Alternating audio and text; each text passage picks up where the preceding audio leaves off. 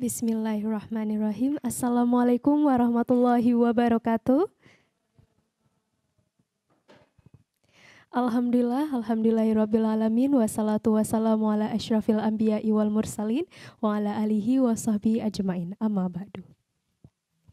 Puji syukur kita panjatkan atas kehadiran Allah Subhanahu wa Ta'ala yang telah memberikan kita kesehatan dan juga kesempatan sehingga dapat berkumpul di ruangan dan di waktu yang berbahagia ini. Tak lupa pula salawat dan salam kita sanjung sajikan ke pangkuan besar Nabi Muhammad SAW yang telah membawa kita dari zaman jahiliyah ke zaman yang penuh dengan ilmu pengetahuan seperti yang kita rasakan pada hari ini. Hadirin yang kami hormati, Bapak dan Ibu sekalian, sebelum kita memasuki acara kita, marilah kita membacakan Al-Fatihah untuk memberkati acara kita pada hari ini. Al-Fatihah.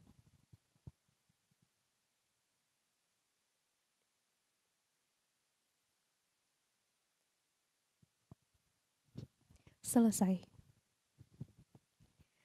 Selamat datang kembali kami ucapkan kepada peserta, hadirin sekalian, peserta onboarding UMKM 2023 yang merupakan UMKM potensial binaan KPWBI Provinsi Aceh yang telah berhadir di ruangan dan juga UMKM potensial binaan KPWBI Lok Semawe yang telah berhadir di via Zoom. Selamat pagi Bapak dan Ibu sekalian, kami ucapkan dan terima kasih telah membersamai pada kami pada hari ketiga ini. Dan hadirin sekalian, pada pagi hari ini kita akan langsung melanjutkan sesi pedalaman materi yang telah kita lalui bersama selama 2 hari dan hari ini kita akan memperdalam kembali mengenai konsep dari digital marketing yang sudah kita pelajari pada hari pertama dan kemudian dan marketing channel salah satunya yaitu adalah marketplace dan juga social e-commerce yang sudah kita pelajari pada hari kedua dan pada hari ini kita akan memperdalam ilmu-ilmu digital marketing mengenai CRM ataupun Customer Relationship Management. Dengan demikian kami pun turut mengundang narasumber yang telah berpengalaman dan juga luar biasa dalam Customer Relationship Management yaitu Mas Ismi Radiatullah Yakut. Selamat pagi Mas. Gimana Mas? Semangat untuk mengajari ibu-ibu sekalian ini? Yang hadir di sini sukses semua bisnisnya. Amin. Semoga dengan pembelajaran hari ini akan terus mendorong UMKM untuk digitalisasi ya Mas. Nah, Mas Ismi Radiatullah Yakut merupakan performance marketing dan juga digital marketing profesional dan bagian dari Luna Studio, benar Mas? Bagian dari Luna Studio, benar Mas? Baik, tanpa memperpanjang waktu lagi, marilah kita langsung saja masuk ke sesi pedalaman materi bersama Mas Ismi. Kepada Mas Ismi kami persilahkan.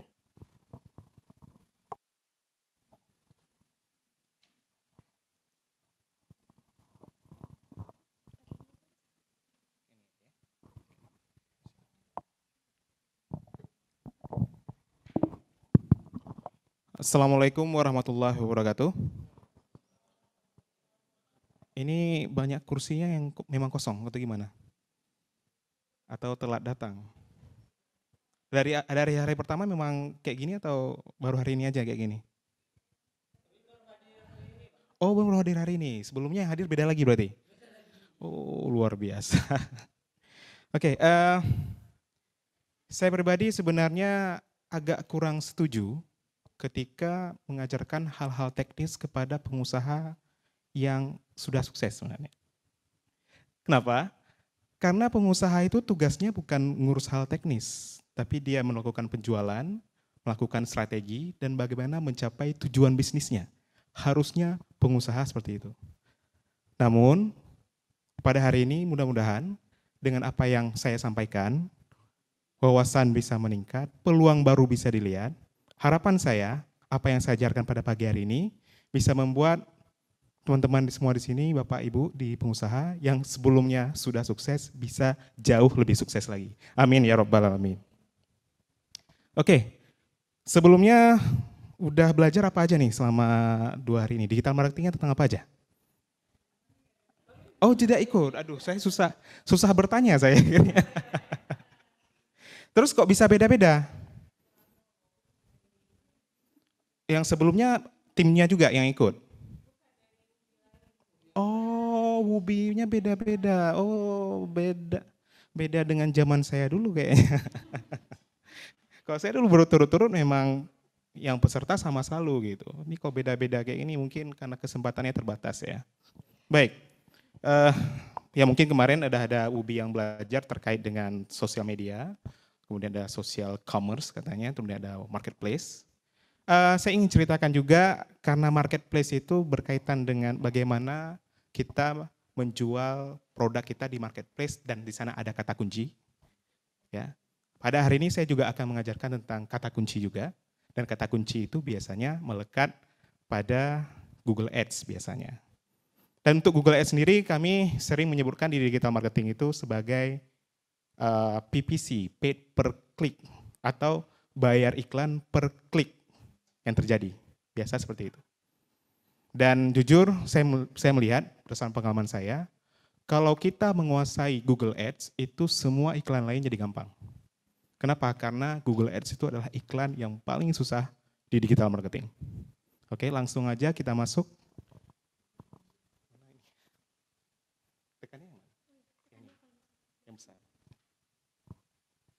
Oke, pada hari ini saya akan menceritakan tentang Google Ads sendiri, temanya ada 6 ya. Pertama, kita melihat dari peluang Google Ads-nya, kenapa sih kita harus pakai Google Ads. Terus yang kedua ada jenis-jenis iklan yang ada dalam Google Ads. Terus yang ketiga, kita akan bertanya kepada teman-teman semua, kira-kira di sini Google Ads-nya mau pilihnya yang mana yang sesuai dengan bisnisnya. Kan nggak mungkin dong semua iklan kita pakai, kita harus pakai sesuai dengan tujuan bisnis kita. Gitu ya. Terus yang keempat, saya akan menceritakan tentang bagaimana melihat kesuksesan iklan. Yang kelima, saya akan ceritakan tentang kapan kita harus rekrut tim marketing sendiri atau kapan kita harus pergi ke agensi. Dan terakhir saya akan cerita juga tentang praktek menggunakan Google Ads. Kalau nanti waktunya cukup, saya juga akan menceritakan sedikit tentang bagaimana menjalankan customer relationship management sebagaimana yang disebutkan oleh MC sebelumnya. Kalau cukup, tapi kalau tidak cukup mungkin kita cukupkan di Google Ads ini aja. Baik, kita bahas dulu yang pertama tentang peluang Google Ads. Di sini saya yakin semuanya pakai Google ya. Ada yang nggak pakai Google atau udah ganti yang lain? Atau pakai ChatGPT, katanya sekarang udah lebih canggih gitu. Ada yang nggak pakai Google? Pakai semua gitu ya. Oke. Yang pertama itu, semuanya pakai Google. Dan itu dibuktikan berdasarkan data, pencarian dengan menggunakan Google di seluruh dunia itu 80%. Hampir 80% berarti kan kalau manusia itu 7 miliar, 80%-nya hampir 5 miliar pakai Google semua. Semua pakai Google. Sementara yang lain paling besar, oke sekarang udah ada nomor 2-nya si Microsoft.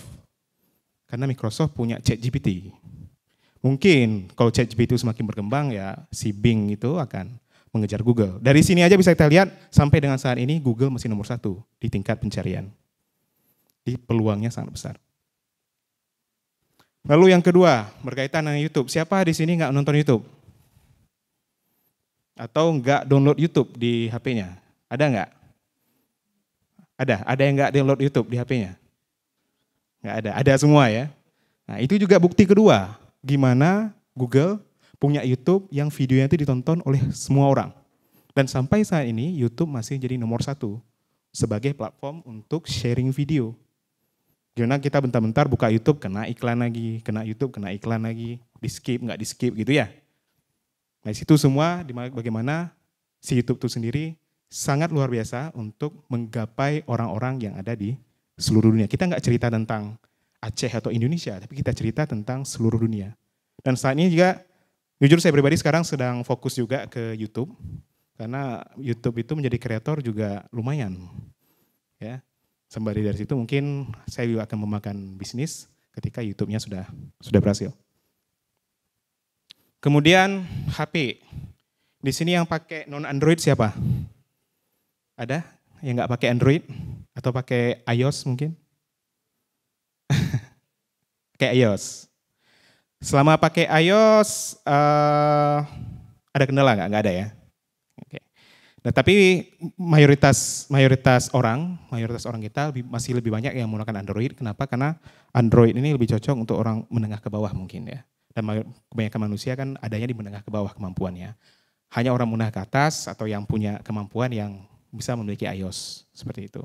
Tapi secara alat saya pikir iOS ini luar biasa karena ekosistemnya bagus antara smartphone-nya, kemudian ada MacBook-nya, itu kalau diintegrasikan bagus sekali. Katanya untuk pekerja yang digital katanya juga iOS itu ataupun dari Apple itu bagus sekali untuk bekerja, gitu ya. Tapi mudah-mudahan mungkin yang lain juga bisa seperti itu. Nah, dari sini aja saya cerita tentang Android-nya. Penggunaan Android di seluruh dunia itu ada 71%. 71%. Besar sekali. Akibatnya apa? Akibatnya adalah dari yang tadi Google, search-nya itu nomor 1, YouTube-nya video nomor 1, kemudian aplikasi yang berkaitan dengan OS itu juga nomor 1. Sehingga dimanapun orang ingin kita gapai, dimanapun lokasinya bisa kita capai dengan pendekatan Google. Dan karena kita cerita tentang marketing itu tentang atensi, tentang bagaimana mencuri perhatian. Ya. Kita mau menang di bisnis ya harus mencuri perhatian konsumen. Siapa yang gagal curi perhatian atau siapa yang gagal caper, ya itu silakan, marketing akan gagal, gitu ya. Nah, karena kita mau curi perhatian, curilah perhatian di tempat yang paling banyak orangnya. Salah satunya ada di Google, maka Google memberikan kesempatan untuk kita untuk menggunakan Google Ads. Sampai di sini ada yang nanya nggak? Cukup jelas? Oke. Kok cukup jelas? Ini ahli marketing dari Amerika, Seth Godin. Dia sudah mengeluarkan buku sampai 18. Beliau juga mantan dari business.com di tahun 2000-an di Amerika, yang kemudian crash saat itu. Bukunya 18, saya kalau misalnya ingin belajar tentang mindset marketing, bisa cek bukunya Seth Godin, cek aja di Google sekarang, Seth Godin bukunya apa aja. Mana yang cocok dengan karakteristik bisnis teman-teman, bisa langsung pesan aja bukunya, nggak apa-apa. Kalau nggak bisa pesan, nonton YouTube-nya juga boleh. Balik lagi ke YouTube kita ya. Oke, sekarang yang kedua kita masuk ke jenis iklan dari Google Ads. Google Ads sendiri iklannya sebenarnya banyak sekali. Kami yang fokus di digital marketing itu per bagian tuh harus ambil sertifikasi. Karena saking komplitnya untuk belajar Google Ads. Tapi untuk teman-teman pengusaha, saya jelaskan yang gambaran besar aja, mudah-mudahan nanti sesuai dengan sesuai dengan pilihan dan karakteristik bisnis teman-teman semua. Dan khusus bagian ini saya minta teman-teman semua untuk memperhatikan dan mendengar, kalau bisa sekalian mencatat, karena nanti setelah ini akan saya tanyakan satu persatu, kira-kira iklan mana yang cocok untuk bisnisnya. Ya, saya akan menanyakan satu persatu. Mohon didengarkan dan dicatat juga ya. Dari yang pertama dulu. Yang pertama namanya ada Google Search Ads. Google Search Ads ini karena search itu pencarian, otomatis kita cerita tentang pencarian Google. Biasanya kalau kita cek di Google, kita cari kata kunci. Saya tuliskan kata kuncinya di situ apa? Hotel termurah di Banda Aceh. Ada Ayani nggak situ? Oh, bukan Ayani yang jualan. Ada platform hotel yang lain kayak Agoda, Trivago, sama nggak kelihatan ya namanya. Di mana di sana semuanya ada tulis bersponsor, ya. Tulisan bersponsor itu menunjukkan kalau mereka sedang menggunakan Google Search Ads. Atau bisa juga nanti mungkin Google Shopping, tapi Google Shopping nggak mungkin. Itu Google Search Ads. Jadi kalau kita pakai tulis hotel, langsung keluarnya itu. Coba bayangkan dari sisi kita, anggaplah orang luar Aceh yang datang kemari pengen nginap.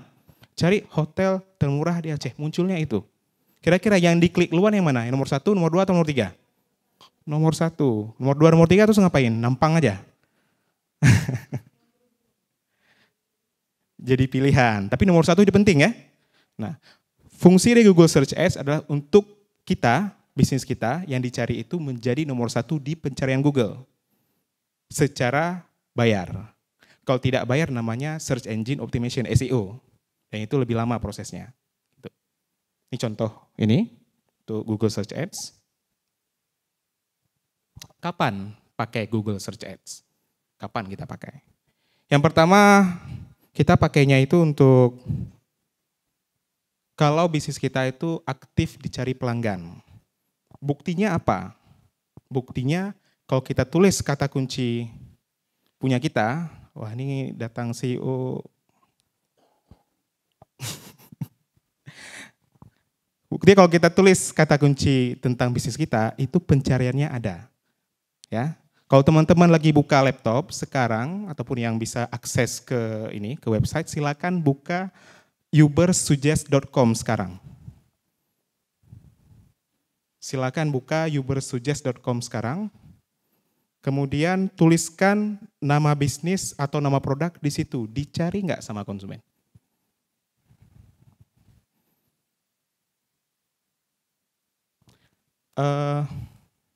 Bisa minta tolong Bang di belakang? Dibukakan website sekarang.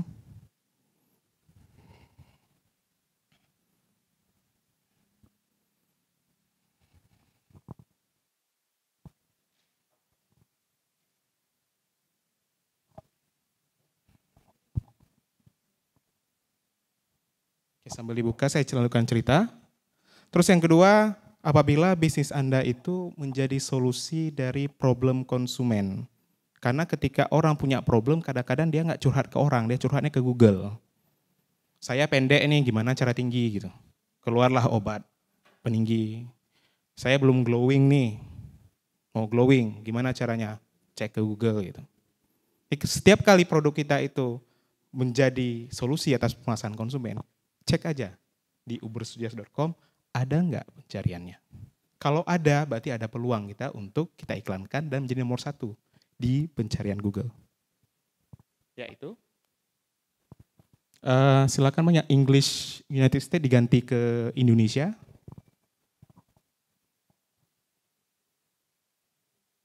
Itu di close aja nggak apa-apa.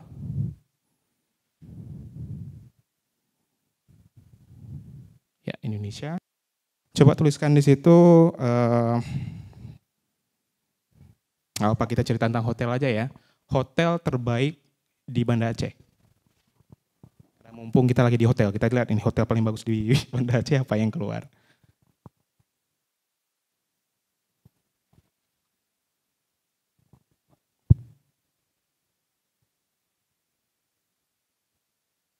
Nah, tool Ubersuggest ini tool yang gratis untuk kita cek kata kunci. Perharinya akun kita bisa cek sekitar 3 kali per hari. Lebih dari itu harus bayar. Ya, kalau mau gratis lagi ada caranya, teman-teman masuk ke Google, nanti Google Ads, kemudian masuk ke tools namanya Google Keyword Planner. Makanya saya minta teman-teman yang punya laptop atau desktop atau tab silakan buka di Google Ads, nanti kita praktekkan sama-sama. Sudah muncul kata kuncinya? Loading ya.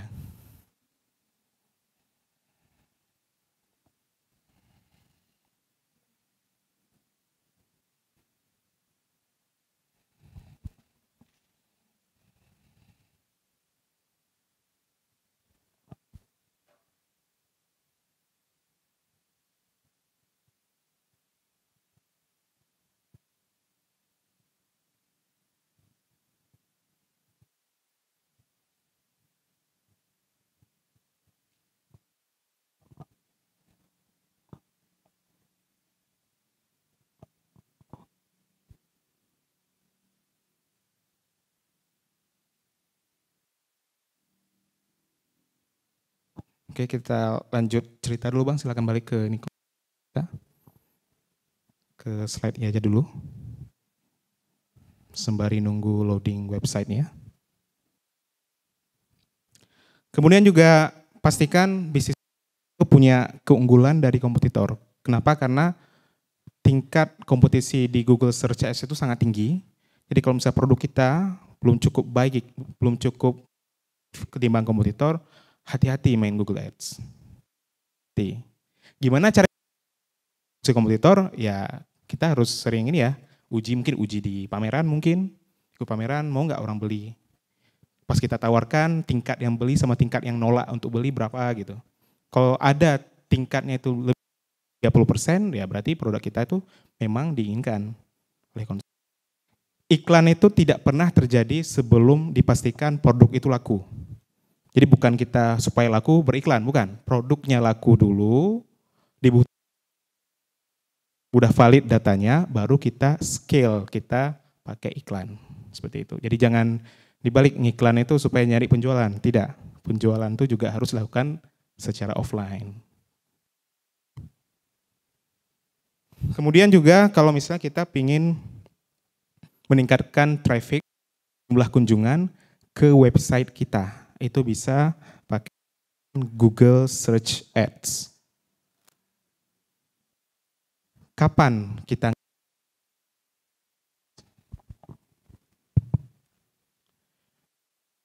kompetisi keyword sangat tinggi. Terus budget yang kita punya juga, budget marketing kita tuh kurang dari 2 juta rupiah per bulan atau kurang dari 1 juta rupiah. Sehingga kita nggak cukup budget iklan.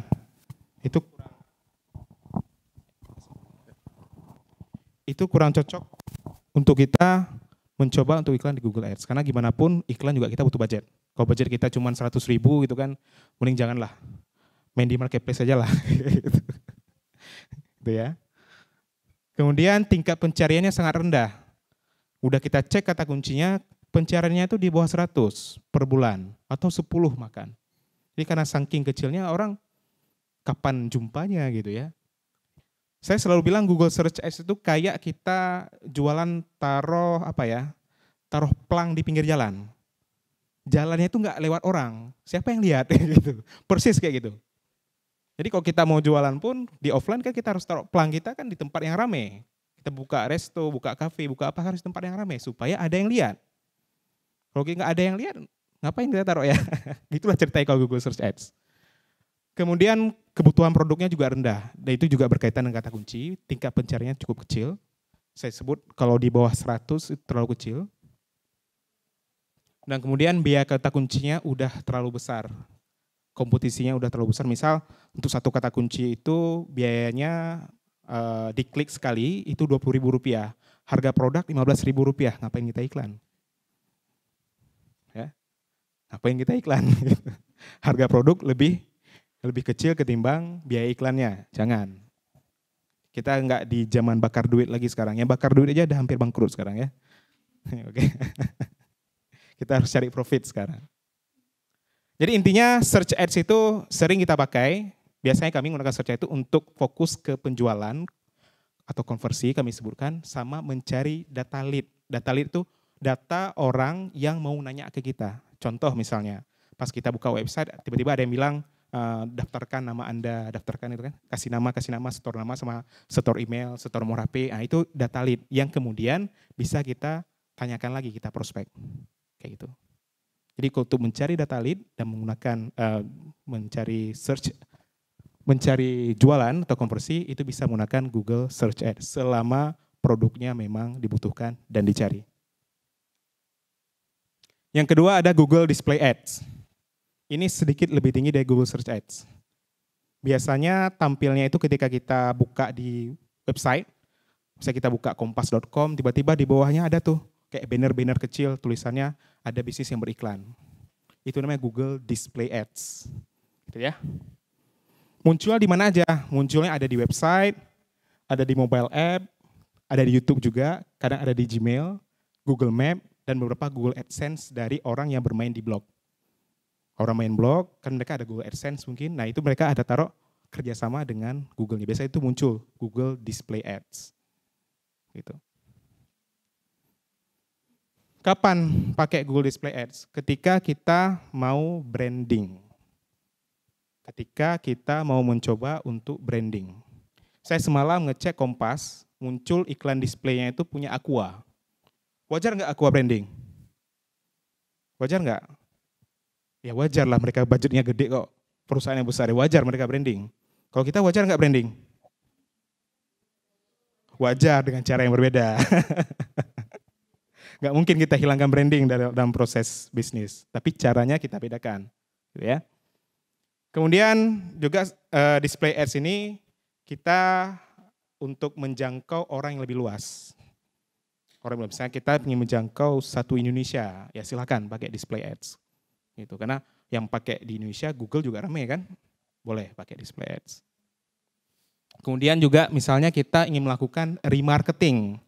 Remarketing ini contohnya gini, Misalkan kita lagi buka website tentang A, tentang layanan A. Terus kita nggak jadi beli, atau udah baca kontennya, udah baca di websitenya, blognya, lama kita baca terus nggak jadi beli, atau nggak jadi melakukan apapun. Kita tinggalkan, kita pindah ke web lain. Pas kita masuk ke web lain, tiba-tiba muncul lagi punya dia, dikejar kita. Nah itu, jadi fungsi remarketing itu untuk kejar konsumen yang nggak jadi ambil aksi sama kita. Nah, ini tempat yang paling cocok kalau kita pingin membuat orang selalu ingat sama kita. Nah, juga kayak orang PDKT ya, mereka kejar terus, di chat terus gitu ya. Udah ditinggalin di chat lagi gitu. Persis kayak itu display ads. Kemudian ketika produk kita itu memang tampilan fisiknya itu estetik, misalnya kayak baju misalnya, misal kayak furnitur ataupun kayak home decor, kayak desain interior, memang tampilannya kalau di foto tuh bagus gitu. Nah itu bisa menggunakan display ads. Lalu yang terakhir, yang paling penting budgetnya harus gede. Karena branding itu nggak murah. Branding dengan iklan itu nggak murah. Kapan kita nggak gunakan display ads? Itu ketika budget kita kecil, ya budget kita kayak cerita tadi mungkin hanya 1 juta per bulan, ya janganlah. Terus yang kedua, audiensnya juga kecil, misalnya kita cuma targetkan 1 provinsi aja. Konsumen kita 1 provinsi, ngapain display ads? Ini 1 Indonesia, kalau udah 1 Indonesia boleh. Kayak produk-produk nasional gitu, itu pakai display ads. Kemudian produk yang pertimbangannya, produk itu ketika sama konsumen pertimbangannya kecil, dia cuma lihat langsung beli gitu. Itu kurang cocok. Kenapa? Karena kalau pertimbangan kecil biasanya harganya juga murah. Ya, kalau misalnya kayak produk-produk bahan dapur, misalnya mau beli kecap, ngapain kita taruh di display ads? Kita pergi aja langsung ke supermarket, ya kan? Tapi kalau misalnya kita jualnya yang seperti apa barang-barang kayak misalnya apa itu yang tempat tidur yang mahal apa namanya? Tempat tidur itu apa namanya? Saya lupa mereknya. Gitulah, saya tempat tidur kan biasanya harganya kan di atas 5 juta, 10 juta gitu kan. Yang bagus-bagus itu kayak spring bed yang bagus-bagus, itu mungkin bisa kita taruh di display ads. Kalau memang jualannya barang-barang yang mahal dan butuh pertimbangan ketika membelinya. Dan juga yang terakhir tampilan produk yang tidak menarik. Jadi kalau tampilan produk kita ketika di foto itu kurang menarik, agak susah kita bermain display. Karena orang nggak akan klik ketika gambarnya kurang bagus atau nggak menarik. Jadi display ads itu cocok untuk branding dan produknya yang agak mahal. Kemudian ada Google Video Ads. Ini kalau kita nonton YouTube nih sering kena iklan biasanya. Ada iklan di depan, ada iklan di tengah, ada iklan di ujung, atau ada iklan yang ketika kita sedang nyari. Jenisnya banyak sekali, saya nggak usah ceritakan semua. Intinya Google Video Ads itu lebih banyak bercerita tentang video. Jenisnya, kapan kita pakai video ads? Yang pertama, ketika memang tampilan produk kita itu bagus dan video kita juga bagus. Terus yang kedua, kita juga ingin melakukan proses branding. Kalau ingin branding, silakan pakai video. Mungkin display aja nggak cukup, kan display kan cuma gambar. Orang sekarang mau cari yang video. Kalau ada yang bergerak, ngapain yang cuma statis gitu. Ya. Terus mau menjangkau pemirsa yang usianya itu mungkin agak muda, milenial, 40 ke bawah. Meskipun 40 ke atas juga saya lihat ayah saya juga nonton YouTube gitu. Ya. Jadi kalau misalnya katakanlah memang produk kita banyak dicari atau dibutuhkan oleh audiens yang muda-muda, milenial. Kalau Z mungkin bagus ke TikTok mungkin ya. Saya nggak tahu antara TikTok YouTube mana yang lebih tinggi. Kalau saya pribadi lebih suka buka YouTube ketimbang buka TikTok. Buka TikTok itu cuma FYP aja yang dilihat, selain FYP nggak dilihat. Gitu. Kemudian budgetnya juga besar. Dari sisi biaya iklan sendiri, yang paling murah tuh biaya iklan dari pencarian, search ads, kemudian naik display ads, baru yang paling mahal tuh video. Video tuh mahal, kita bayarnya tuh per video ditonton. Cost per mile video view namanya. Dan itu sangat mahal. Kalau budgetnya kecil, sayang, baru jalan setengah hari dah habis budgetnya. Uangnya masuk kemana? Uangnya itu, setahu saya, itu 60% masuk ke content creator. Uang iklan itu. 40%-nya itu masuk ke YouTube. Jadi kalau kita beriklan video ini masuknya ya kasih makan si content creator gitu. Maka content creator harus berterima kasih ke orang yang iklan video. Kalau nggak ada yang iklan video mati juga tuh content creator. Kapan tidak pakai Google Video Ads? Itu ketika memang budgetnya kecil, saya sebutkan tadi. Kemudian kebutuhan produknya terlalu spesifik, nggak sampai satu Indonesia yang butuh cuman dikit aja. Kemudian tampilan produk dan videonya tidak menarik, karena video yang menarik pun masih di skip juga. Yang menarik aja masih di skip, apalagi nggak menarik, lebih parah lagi. Kayak kalau ingin buat video, saya selalu tekankan kalau ingin buat video, buatlah video itu yang ada storytellingnya, yang ada unsur ceritanya, nggak hanya sekedar buat video aja, harus ada cerita di situ. Untuk belajar storytelling, tempat paling bagus tuh ada sama ini ya, kalau di Instagram itu namanya Victoria Wong, kalau pernah lihat. Ya, Victoria Wong, kalau pernah lihat. Dia punya Sika Academy kalau nggak salah. Itu Victoria Wong tuh berhasil membantu kawan-kawan di UKM untuk punya follower besar di Instagram karena modal storytellingnya. Meskipun awalnya yang nonton itu nggak jago edit video, nggak jago bikin video, tapi begitu ikut kelas dia, fokus selama 5 bulan, 6 bulan kayak itu, bisa punya follower 100.000 dengan catatan menjalankan apa yang disebut dengan storytelling. Dicatat aja dulu Victoria Wong, kalau misalnya nanti sempat belajar, beli aja kelasnya, murah kok, cuma 200.000. 200.000 untuk investasi, tapi dapat follower 100.000 lumayan ya. Tapi yang penting kerja keras juga. Kemudian misalnya audiensnya nggak suka nonton video, ngapain kita iklan pakai video. Dan yang terakhir, produk yang sama seperti tadi, produk yang pertimbangannya terlalu singkat. Maksudnya orang nggak terlalu banyak menimbang-nimbang untuk beli produknya, itu kurang cocok untuk kita bermain di Google Video Ads. Jadi video ads itu balik lagi kita fokusnya itu ke branding dan video atau produknya itu berkaitan dengan estetik. Gitu ya. Nah, yang selanjutnya ada yang keempat namanya Google Shopping Ads. Google Shopping Ads ini biasanya sering dipakai sama yang punya e-commerce. Tahu nggak beda e-commerce sama marketplace? Ada yang tahu? Ada yang tahu bedanya e-commerce sama marketplace? Kan sering disebut, saya mau jualan marketplace, saya mau jualan di e-commerce. Bedanya apa? Ada yang tahu? E-commerce toko sendiri, buka toko sendiri. Marketplace jualan di mall. Di mall tokonya toko orang, kita sewa toko orang. Ya. Atau kalau misalnya sekarang di Tokopedia, Shopee, kita ada kena ini ya, biaya transaksi ya. Dipotong biaya ini ya, biaya bertransaksi ya, biaya admin ya. Nah, itu yang kita bayar. Tapi kalau misalnya e-commerce ya toko sendiri. Ya. Munculnya seperti itu dan seringnya dia diikuti dengan ada gambar. Kalau Google Search yang tadi, yang saya sebutkan di awal, itu nggak ada gambar, dia cuma teks saja. Cuma teks. Tapi Google Shopping, karena kita e-commerce dan kita jual produk fisik, itu ada gambarnya. Dia memang ngambil gambar, dia minta tolong upload gambar. Kalau nggak upload gambar, nggak kami proses iklannya. Kayak gitu. Itu Google Shopping. Kalau di sini saya ambil contoh, Nike, karena Nike brandnya udah cukup besar dan mereka nggak hanya jual di marketplace, dia juga punya toko sendiri, e-commerce. Maka di sana dituliskan, muncul tuh produk-produknya, beserta harganya, ratingnya, apa-apa yang ada di e-commerce dia dibawa ke depan oleh Google. Termasuk review, rating, itu dibawa ke depan. Itu Google Shopping Ads. Kapan kita pakai Google Shopping Ads? Ketika kita memang jual barangnya fisik. Kalau barangnya jasa nggak bisa, gimana jasa kita? Kayak kita buka otak kita gitu ya. Saya mau jual jasa konsultasi misalnya, gimana kita jualnya? Nggak ada fisiknya. Jadi kalau jasa nggak bisa. Kalau jasa fokusnya ke Google Search, Google pencarian. Gitu. Yang kedua, varian produknya harus banyak. Kayak contoh Nike tadi, itu kan produknya lebih dari ratusan kayaknya. Kalau produk varian cuma 3, nggak, sayang. E-commerce kalau produk cuma 3 sayang kayaknya. Ya, nggak sesuai antara budget dengan apa yang mau dijual kayak gitu. Terus yang ketiga, kalau misalnya produknya mau dijual fokus secara online, produk fisik mau dijual secara online, itu cocok pakai Google Shopping Ads. Kemudian ingin menargetkan audiens yang spesifik. Kenapa? Karena Google Shopping ini dia akan menyesuaikan dengan target pasarnya. Misalnya target pasarnya kita bilang, saya mau orang yang pakai HP seperti ini, nanti tampilkan iklannya seperti ini, itu bisa dengan Google Shopping Ads. Makanya kalau kita targetkan secara spesifik, itu.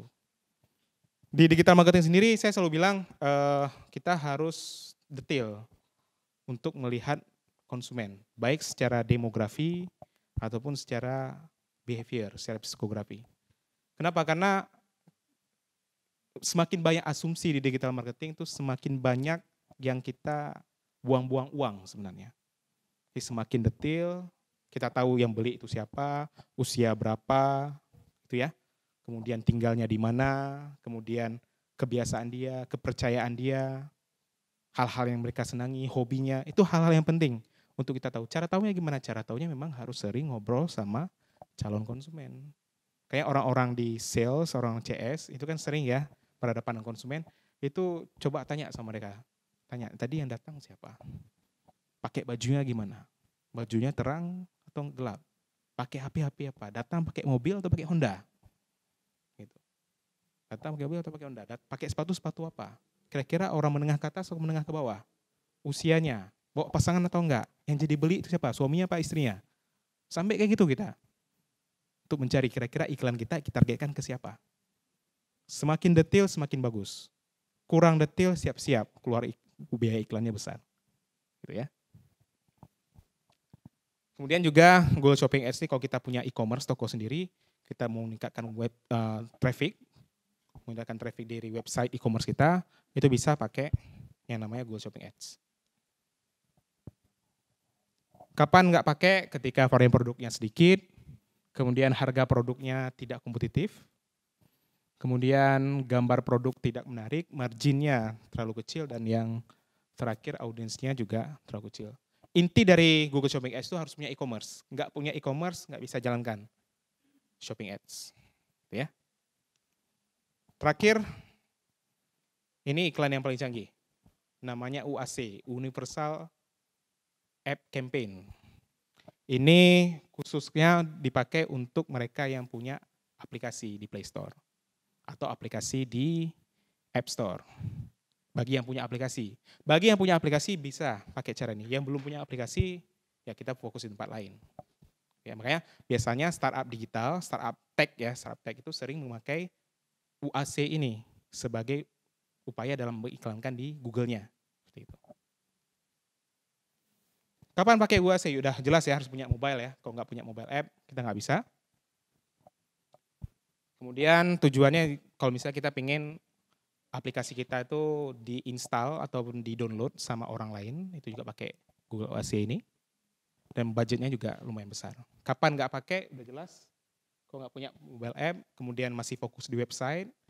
Kalau pakai website, mungkin bisa fokus ke search ads dulu. Kalau misalnya punya e-commerce, bisa fokus ke yang Google Shopping-nya. Kemudian budgetnya kecil, target audience-nya masih kecil, kemudian aplikasi yang dia punya, misalnya ratingnya di bawah 4 gitu kan.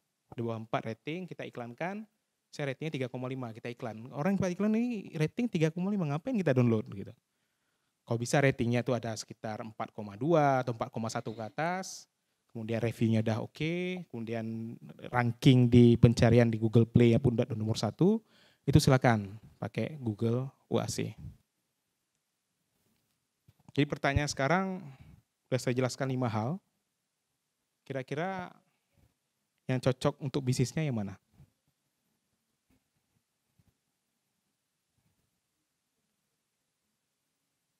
Saya minta tolong untuk perkenalkan, saya caranya gini, mohon perkenalkan diri, nama, sama jenis bisnisnya, terus ceritakan kira-kira yang cocok yang mana, terus alasannya seperti apa. Semua peserta yang hadir, saya minta untuk melakukan ini, supaya kita paham nih menggunakan Google Ads itu cocoknya untuk bisnis saya yang mana. Gitu ya.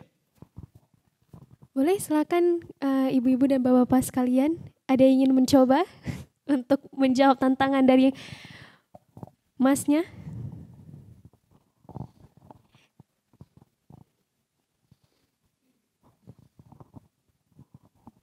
Assalamualaikum warahmatullahi wabarakatuh. Perkenalkan, nama saya Arif. Saya owner daripada Taya. Jadi sedikit berbagi cerita ya. Jadi bisnis saya ini olahan kelapa muda. Olahan kelapa muda. Ya, jadi sejenis produk-produk Thailand. Cuman kalau Thailand kan cuman original. Ya. Jadi kita ada beberapa varian. Ada yang varian jelly, ada yang original juga, ada yang shake. Jadi produk ini yang jadi kendala, ya bukan kendala sebenarnya, tantangan ya. Ya, tantangan. Kalau kendala berarti nggak selesai, nggak bisa kita jual ya. Kendala gitu ya. yang jadi tantangannya produk ini tidak tahan lama. Kalau di suhu ruangan sekitar 4 jam. Tapi kalau di showcase atau kulkas itu bisa tahan 7 hari. Jadi saya kalau untuk digital marketing ini istilahnya kalau untuk menjangkau pasar yang luas tadi, jadi agak-agak segan-segan gitu. Makanya faktor ketahanan produknya kan. Saya karena pernah diliput juga sama teman di YouTube. Jadi alhamdulillah banyak yang lihat, banyak yang nonton. Jadi sampai ada yang minta kirim ke Pontianak.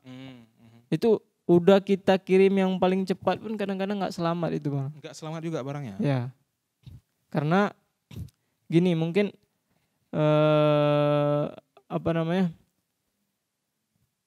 dia kalau misalnya produknya kita kirim, kalau produk saya itu pakai pakai kotak styrofoam ataupun yang es gel itu paling bisa tahan itu 2 kali 24 jam. Setelah itu langsung nggak bisa dikonsumsi lagi? Bisa, cuman rasanya nggak dapat lagi. Apa udah bergas? Udah ya. Ini bergas ya? Biasanya gitu. Yang jadi tantangan itu saya pengen sharing aja sebenarnya.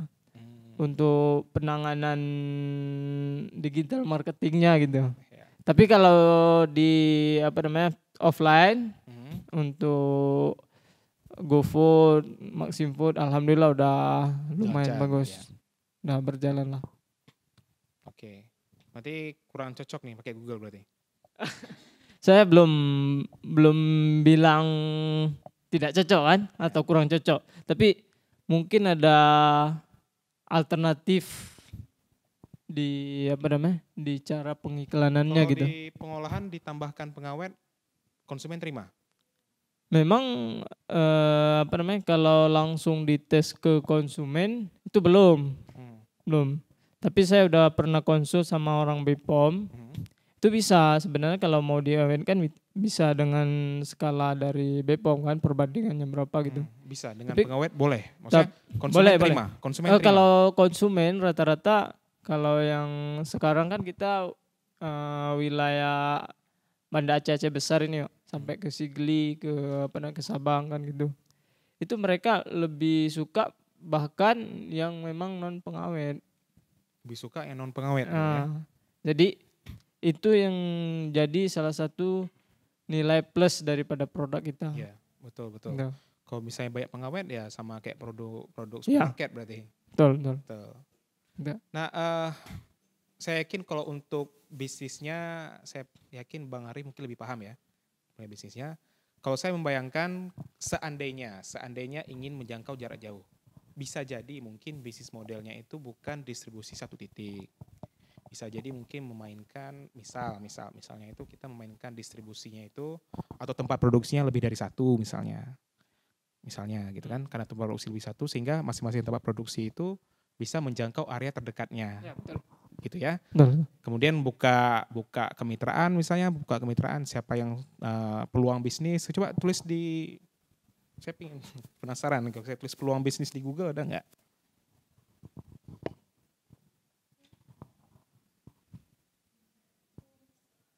Ya, di Uber Suggest ya.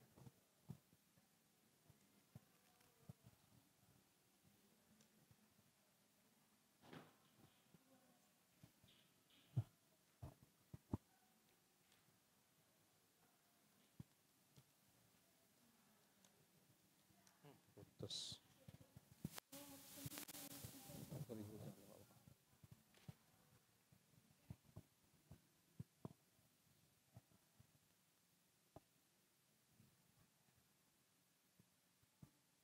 Oke, langsung ke keyword.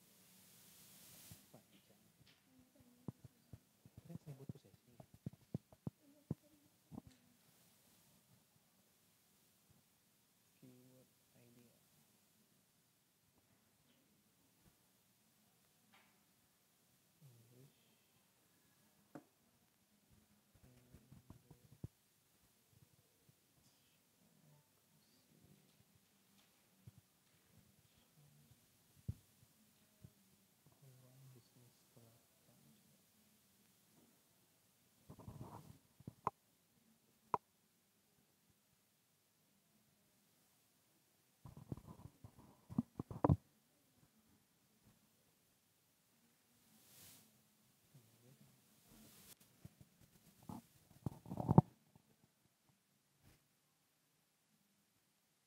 Ada yang nyari. Ada. Kecil, iya. Saya barusan cek tentang peluang bisnis kelapa. Itu pencariannya ada, cuman kecil. Sehingga kalau mau memainkan franchise, misalnya kita berikan peluang bisnis ke orang lain untuk menjual kelapa, nanti cara buatnya, bahan bakunya kita siapkan, bisa jadi mungkin kurang cocok kalau kita pakai Google Search Ads. Mungkin bisa jadi lebih cocok kita mainkan di tempat yang memang push, dia kayak sebar brosur terus. Kalau sebar brosur itu lebih cocoknya main di sosial media. Ya, sosial media misalkan sosial media di Facebook Ads misalnya, atau di Instagram Ads misalnya, atau di TikTok Ads gitu. Itu lebih cocok kalau kita mau push itu ya, mau push marketing. Nah, kalau search ads kurang cocok. Kalau memang budgetnya besar, bisa aja nih kita pilih yang video misalnya. Nah, kalau budgetnya besar, tapi kalau budget kita belum ada, saya rasa lebih bijak kita mainnya di social media ads. Seperti itu. Oke ya.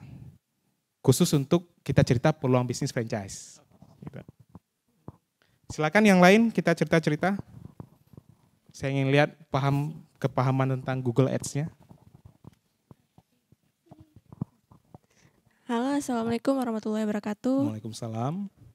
Nama saya Salsabila, brand saya Salsabila Ocha.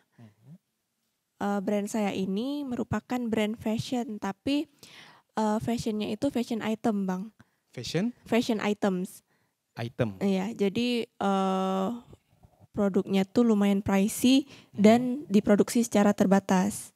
Oke, limited edition. Oke. Ya. Nah, karena kategori usaha saya itu fashion, saya lihatnya itu lebih masuk ke Google Display Ads. Oke. Berdasarkan penjelasan yang telah Abang jelaskan tadi, karena Google Display Ads ini bisa menjangkau lebih banyak daripada Google Search Ads. Betul, ya tadi ya. Ya, apalagi kalau untuk produk fashion kan dia nilai estetiknya tinggi tuh. Betul, kalau untuk di foto segala macam katalog kan. Betul. Itu lebih cocok menurut saya. Betul, saya setuju. Terima kasih. Ya, makasih. Nah, ini cerita tentang fashion ya. Saya juga pernah lihat iklan yang jewelry ya. Jewelry yang perhiasan-perhiasan itu ditaruh di display. Ada sering saya lihat. Makanya cara yang Kak Salsa sebut tadi tepat, benar. Selagi memang budgetnya masuk. Gitu ya. Selagi budgetnya masuk. Oke, selanjutnya siapa lagi? Kalau bisa semuanya ngomong. Karena ini kita cerita ingin memilih. Sebagai pengusaha Anda harus memilih yang mana yang cocok untuk bisnis saya. Kita nggak cerita tentang tolong jalankan. Saya yang tentukan, baru dijalankan. Kayak gitu. Assalamualaikum warahmatullahi wabarakatuh. Waalaikumsalam warahmatullahi wabarakatuh. Nama saya Elvi, saya bagian marketing Indatu di Koko. Kami mungkin kalau Indatu kalau saya lihat kurang cocok ya untuk LS itu ya. Kebetulan kami udah menjalan mitra juga. Kita punya mitra di cabang lah ya, Banda Aceh, di Medan dan di Jakarta gitu. Mungkin saya selain dari marketing Indatu, saya juga punya produk saya sendiri ya, brand sendiri gitu. Mungkin kalau untuk brand saya ini lebih cocok gitu kepada Shopee ya. Google Shopping. Itu lebih cocok di situ karena saya produk makanan dan minuman kesehatan olahan dari daun kelor. Sudah ada e-commerce-nya, Bu? Udah, kita ada masuk di Shopee udah. E-commerce-nya sudah punya? Maksudnya toko sendiri sudah punya? Udah toko punya, online toko sendiri? Online sendiri. Kita kebetulan yang banyak yang jual mitra gitu. Bisa beli di website? Website kita belum, cuma saya lebih arahin kepada mitra. Mungkin kalau saya sendiri kurang saya jalani gitu, mitra yang mengembangkan ini. Karena produk kita lebih cocok ke souvenir, Pak. Souvenir ya? Iya. Kalau souvenir, selagi memang kita membrandkan ke souvenir, maka ke souvenir. Tapi kalau misalnya kita mengarahkan pelan-pelan ke solusi kepada permasalahan konsumen, itu bisa, Bu, dengan pendekatan Google Search sebenarnya. Kayak tadi yang kesehatan ya, kesehatan itu bisa kita kaitkan dengan orang yang lagi nyari permasalahan atas kesehatannya. Segala sesuatu yang kaitan dengan masalah itu bisa kita pakai Google Search. Seperti itu. Kalau untuk yang shopping itu cocoknya untuk yang web, kita bisa langsung beli di website Bu, tanpa harus ke WhatsApp. Kalau masih via WhatsApp kita nggak pakai Google Shopping dulu. Bisa langsung, kalau di ini kan masukkan ke keranjang gitu ya. Bisa masuk ke keranjang, kemudian bayar, transfer, kemudian ada virtual account di sana. Itu baru kita pakai Google Shopping. Seperti itu. Mungkin sedikit ya pingin ininya ada masukan untuk saya gitu. Saya kan merupakan produk inovasi baru juga ya kalau dari olah daun kelor itu. Mungkin untuk promosinya masih kurang. Itu bagaimana ya caranya biar ini lebih banyak yang lebih tahu gitu? Saya perhatikan kalau kelor di marketplace sudah banyak Bu ya. Iya memang kalau kelor umum udah banyak, tapi saya termasuk inovasinya kayak kopi saya inovasikan dengan daun kelor yang bisa manfaat untuk menaikkan berat badan, menetralisirkan berat badan dan untuk stamina gitu. Mungkin ada yang miaknya juga bisa untuk alergi, gatal-gatal gitu. Cuma kan masyarakat belum banyak yang tahu gitu. Itu mungkin ada solusinya. Gitu. Testimoni produknya ada ramai nggak Bu?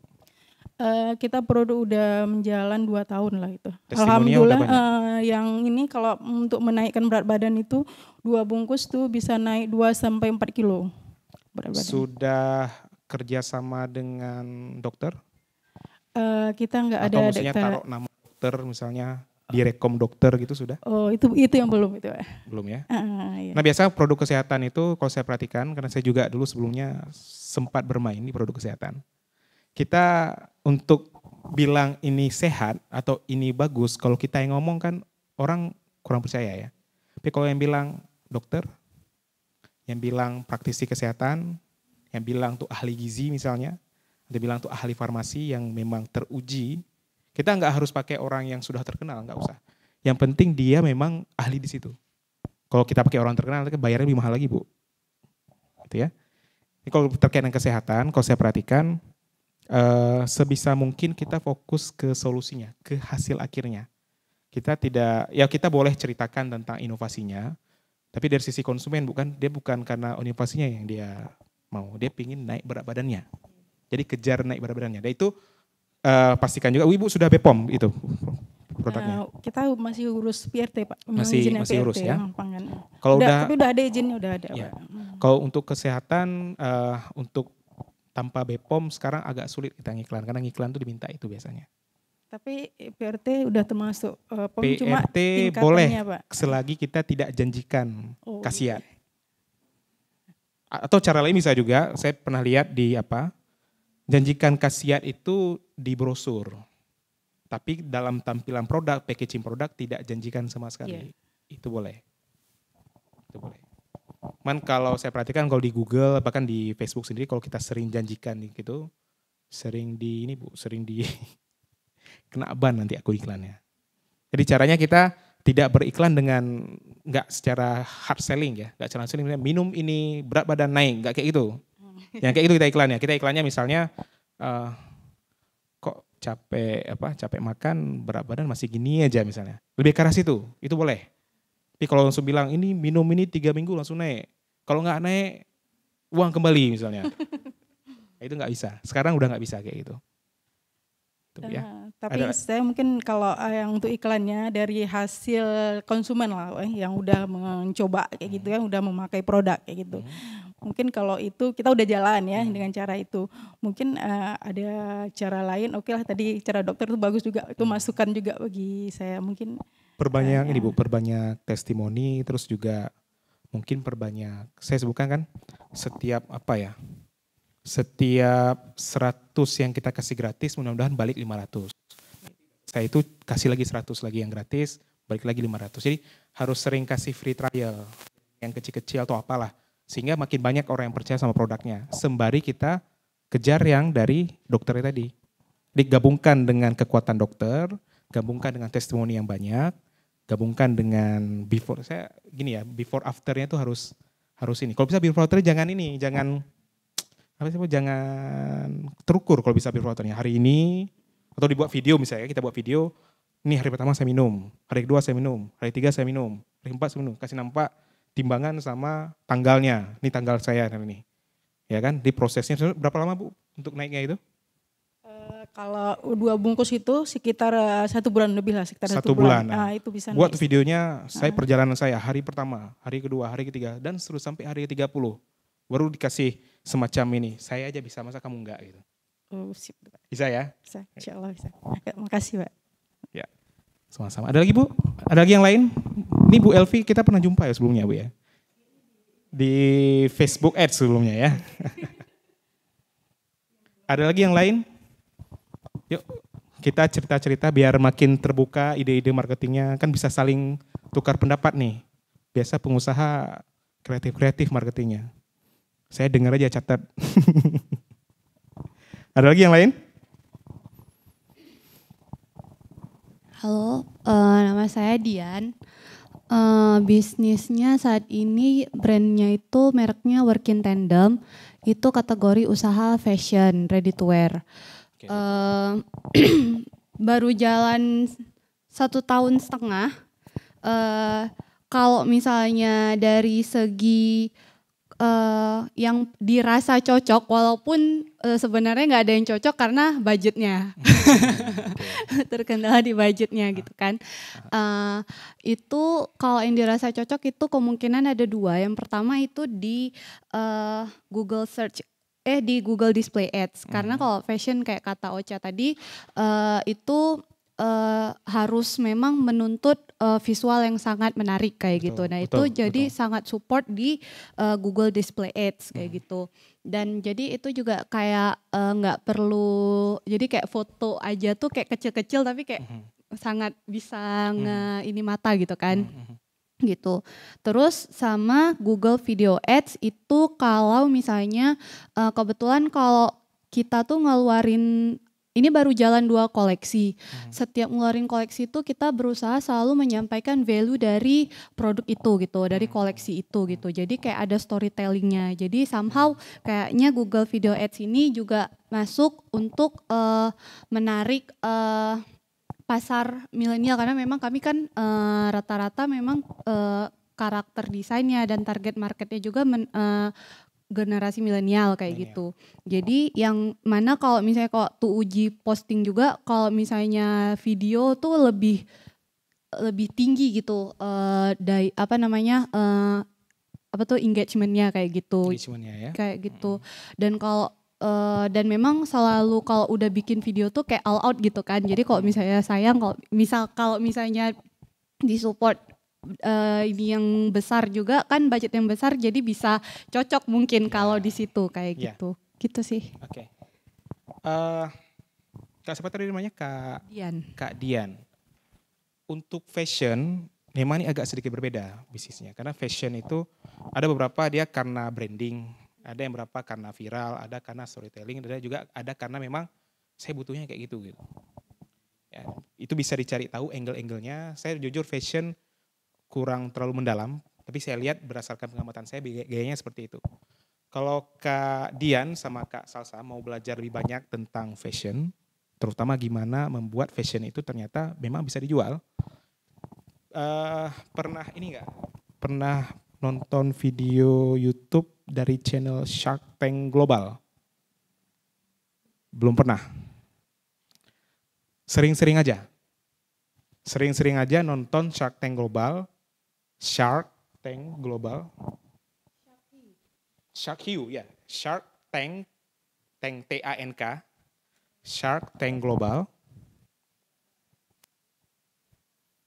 Ambil khusus yang bisnisnya berkaitan dengan fashion. Ya, ambil khusus yang bisnisnya tentang fashion.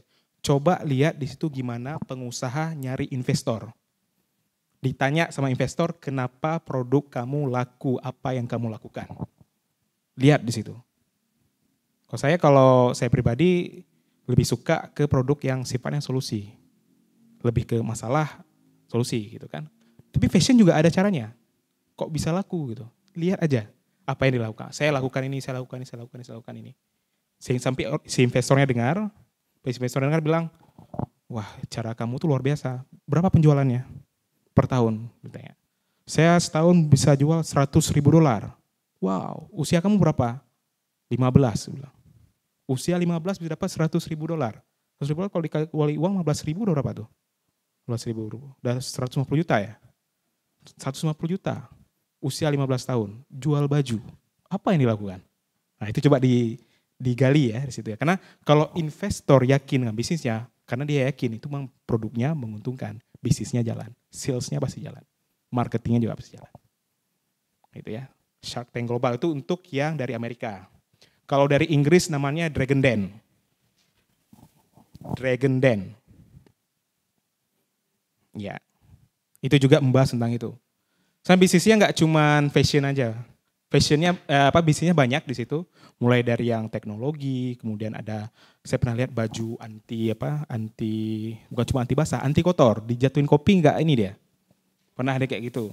Baju anti kotor, kemudian ada yang jual t-shirt juga, terus ada yang jual yang seingat saya yang paling bagus itu yang sampai 5 orang investornya mau semua, saya lupa apa nama produknya. Oke, kalau pengen tahu dengan ide marketing atau ide produk baru, lihat aja di situ. Nanti kerasa feel-nya supaya kita makin inovatif ya untuk mengembangkan produk.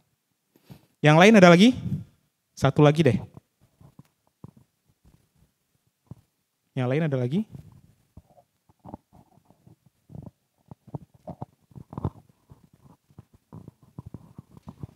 Udah habis semuanya? Bang Wahyu mungkin? Pilih mana Bang? Mau pilih yang mana?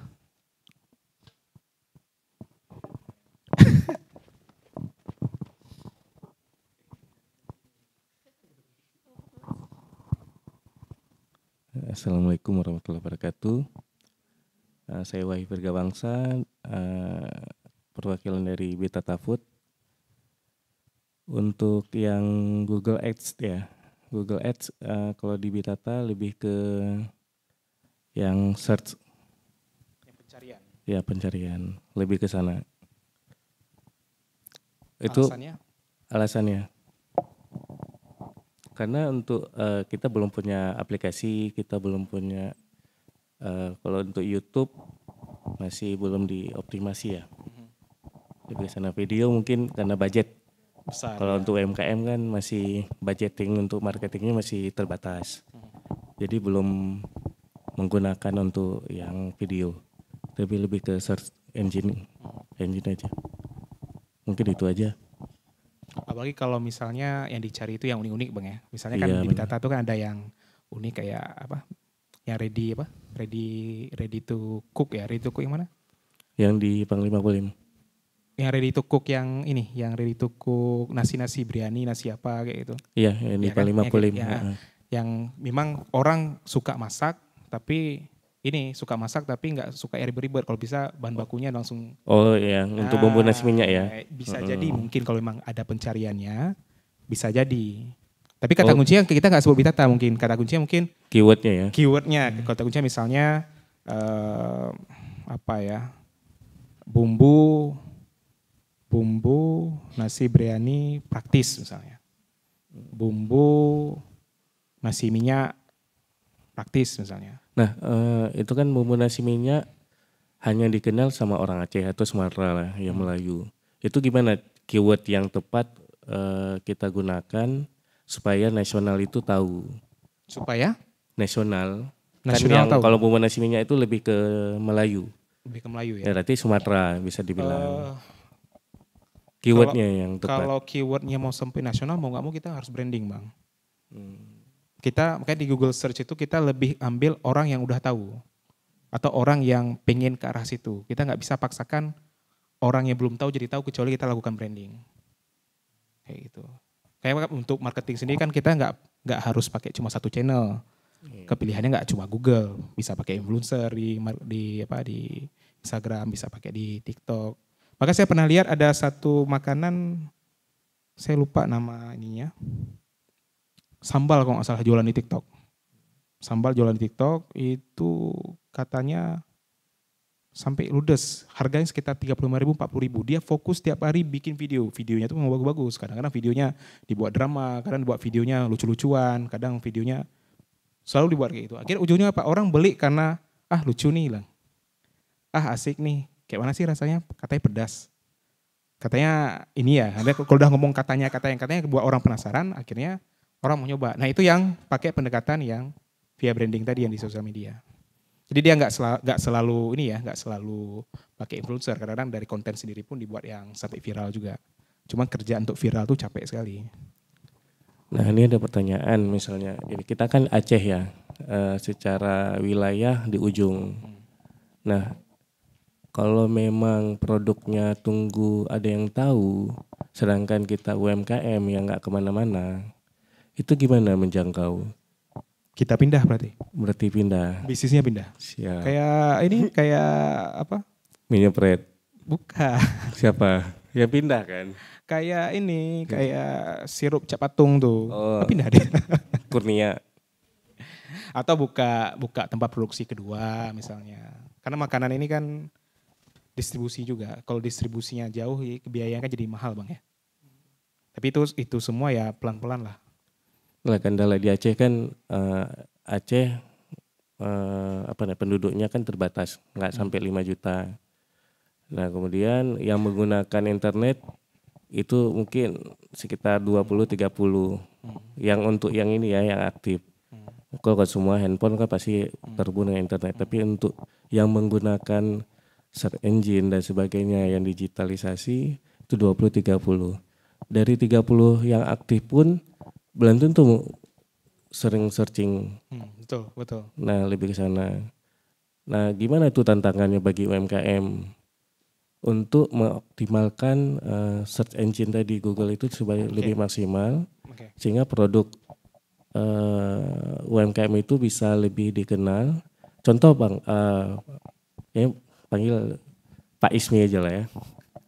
Nah, jadi gini, Bitata itu kan banyak yang bilang kok Bitata aja, di mana-mana ada Bitata.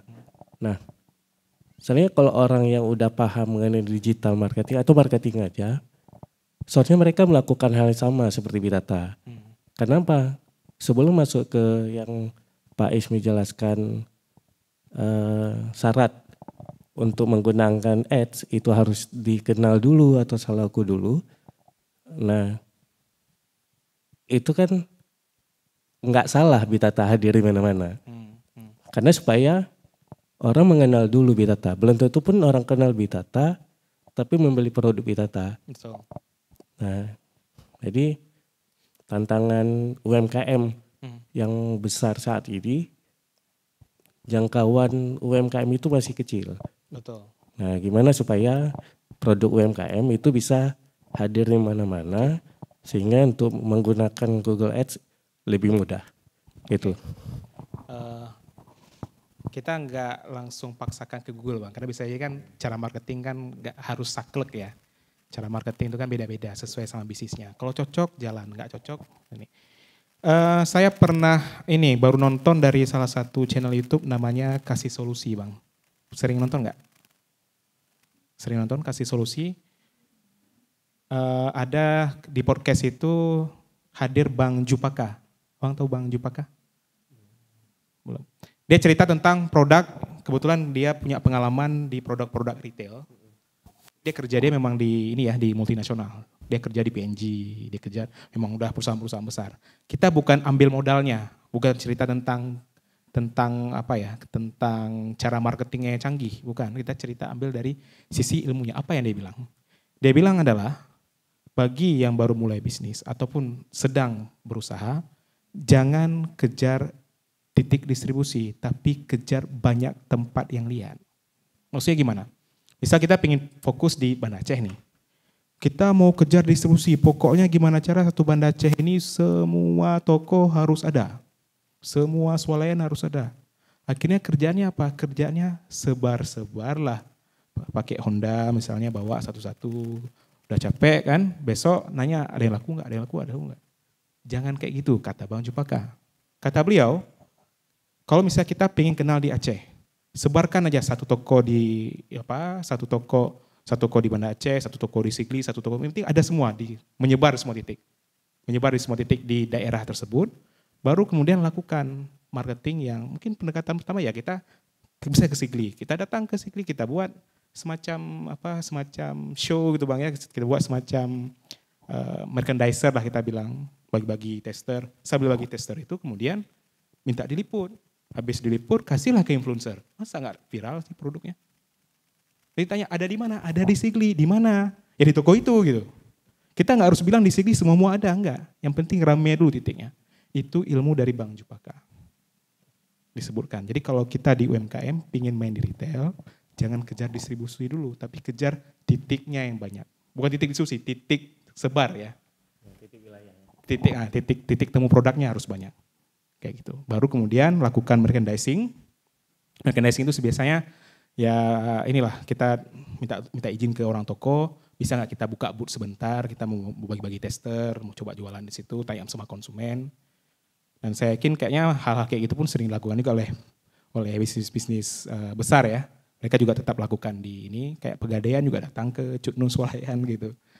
Yang jual-jual mobil juga datang, meskipun produknya mahal ya. Intinya semakin banyak titik itu, karena sekarang udah ada sosial media dan ada digital, kita bisa liput dan taruh di sosial media. Supaya itu makin cepat, ya pakai influencer. Cuman pastikan dulu produknya unik apa enggak. Kan gitu balik lagi tuh Bang ya, produknya unik apa enggak, produknya menarik apa enggak. Kita jangan terlalu cepat mengambil langkah belum unik, belum menarik, belum diinginkan konsumen, belum itu tiba-tiba kita langsung marketing jor-joran, nggak bisa. Marketing itu tugasnya itu cuap-cuap. Marketing tugasnya itu cuap-cuap. Bisnis itu yang tugasnya memastikan produknya bagus apa enggak. Kalau marketingnya nilainya 10, bisnisnya nilainya 0, 10 kali 0 tetap 0 juga hasilnya. Tapi kalau marketing nilainya 10, bisnisnya, produknya dibutuhkan, nilainya juga 10. 10 kali 10 jadi 100. Jadi di bisnis itu nggak bisa serta-merta kita bagus marketing aja, tapi produknya belum diperbaiki. Maka pastikan antara produk sama ini juga sudah. Itu PR-nya besar. PR-nya besar. Saya yakin semua di sini kita merasakan itulah. Dan itulah tantangannya. Kalau cari yang lebih gampang, makanya bergerak di bisnis yang sifatnya solusi. Kalau solusi kita mungkin kita tinggal tawarkan. Kita tawarkan ke orang yang sedang bermasalah. Bahkan juga saya pernah dengar cerita kalau dulu zaman dulu siapa namanya owner Wardah itu, Ibu siapa? Ada yang tahu? Ibu Subakat. Subakat ya, Ibu ini CEO Wardah itu sebelum dia main ke retail, dia ternyata jual produk dia ke salon-salon. Orang ke salon dia bukan butuh ini barangnya Pantene kah, barang enggak. Harganya sama konsumen saya cocok atau enggak. Itu kan lebih ringan ya. Kita bisa tiru gayanya Ibu Subakat itu. Mudah-mudahan nih kalau bisa tiru gaya Subakat nanti bisnisnya juga sebesar Wardah juga. Tapi caranya kayak gitu, start dari B2B. Kalau memang kita kesulitan untuk tembus ke retail. Kalau memang mau masuk ke retail pastikan produknya udah diinginkan, kemudian sebarkan di banyak titik. Bukan distribusi satu tempat, tapi distribusi ke banyak titik. Baru menggunakan pendekatan digital marketing, bisa pakai influencer dan sebagainya, sehingga itu gampang viral. Seperti itu. Kira-kira demikian Bang Wahyu. Sering-sering nonton Kasih Solusi Bang? Bagus soalnya.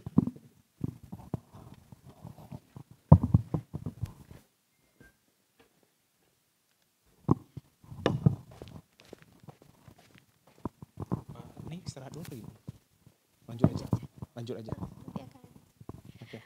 Baik, Mas Ismi, tadi juga udah dijelaskan oleh beberapa peserta kita terkait pemilihan opsi dari CRM tadi itu. Dan juga tadi udah dibuka juga nih sama Mas yang di belakang tentang pertanyaan-pertanyaan ya Mas ya. Dan juga tantangan dan optimasi untuk CRM yang ada, untuk UMKM yang ada di Aceh. Nah, kita juga buka sesi pertanyaan nih yang kalau misalnya UMKM ini tantangannya apa aja sih? Tadi kan udah nih bahas tentang opsi dari pemilihan medianya. Nah, kira-kira dari media saat ini tuh tantangan apa sih yang dihadapi oleh ibu-ibu, bapak-bapak sekalian untuk mengoptimalkan CRM-nya? Nah, boleh nih. Silakan Ibu. Pak. Nah, sebelum kita ke peserta nih Mas, Pocut mau tanya nih. Tadi udah dibuka juga masalah optimalisasi. Nah, tapi yang paling penting dalam CRM itu kan pasti dalam manajemennya, pengelolaannya. Nah, kira-kira pengelolaannya itu gimana sih Mas supaya ketika kita menggunakan media-media tersebut itu tetap bisa sustain dan juga bisa diperbarui nih strateginya gitu. Silakan Mas. kalau kita cerita tentang CRM atau manajemen relasi customer ya, customer relationship management, yang paling utama tuh datanya itu yang utama, datanya itu harus lengkap.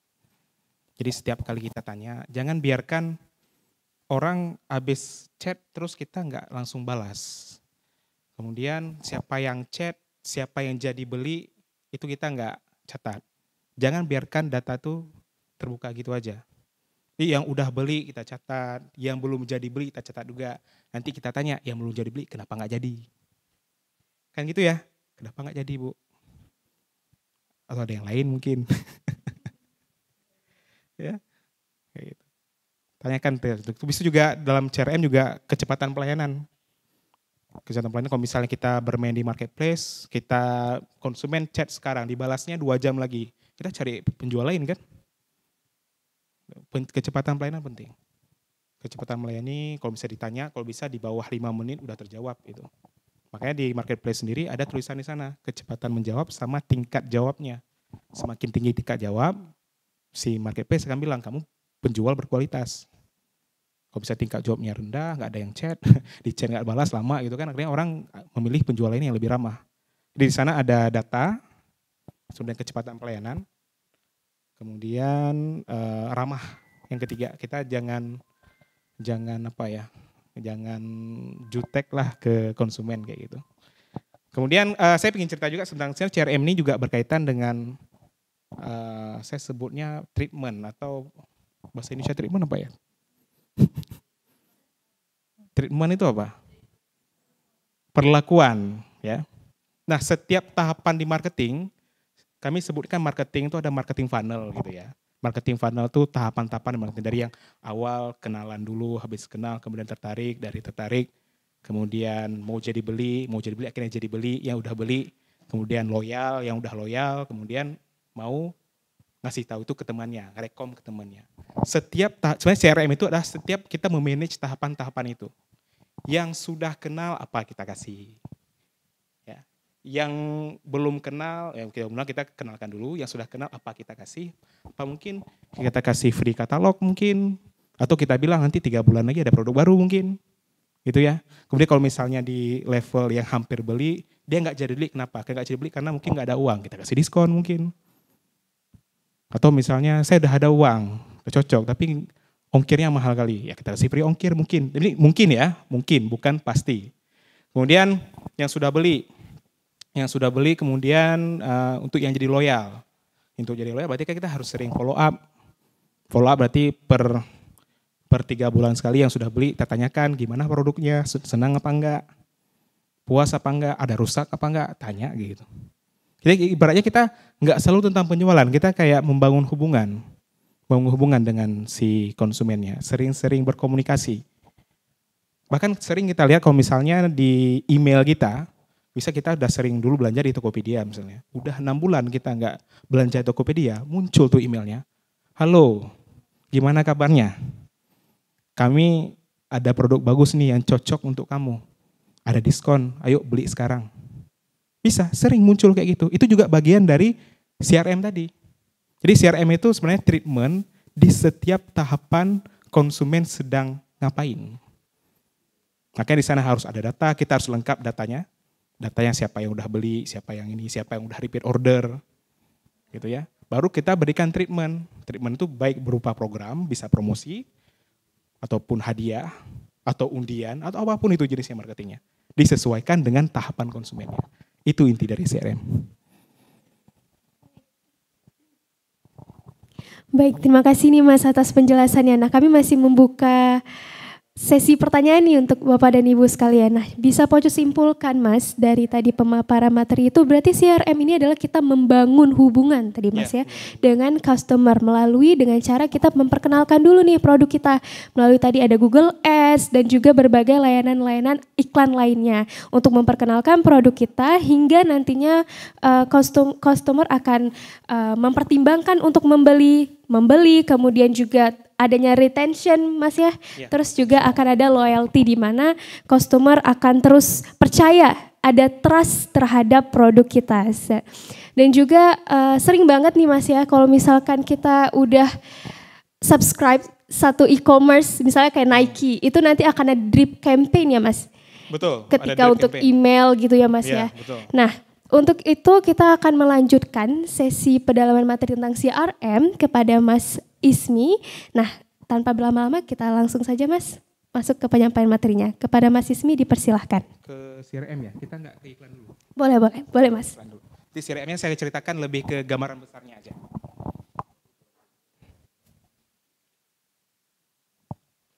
Oke, saya lanjutkan cerita lagi tentang kesuksesan marketing. Kesuksesan marketing itu nggak lepas dari alurnya yang pas.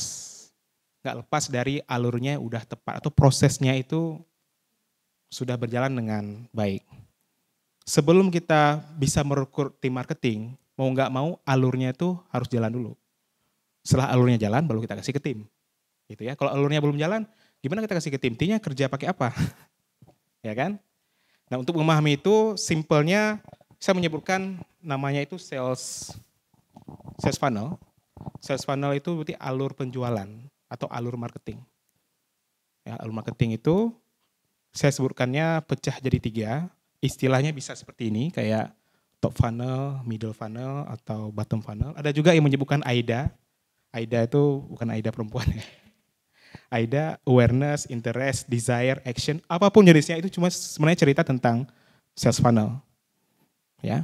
Kemudian sales funnel itu karena bilang ngomong alur marketing, dan ini sebenarnya ada kaitan dengan CRM. CRM itu tugasnya adalah untuk memindahkan orang dari setiap tahapan ke tahapan lain. Misal dari tofu nih, dari tofu pindah ke mofu, itu tugas CRM tuh. Dari mofu pindah ke bofu, itu ada CRM lagi. Kemudian dari bofu beli lagi, repeat order.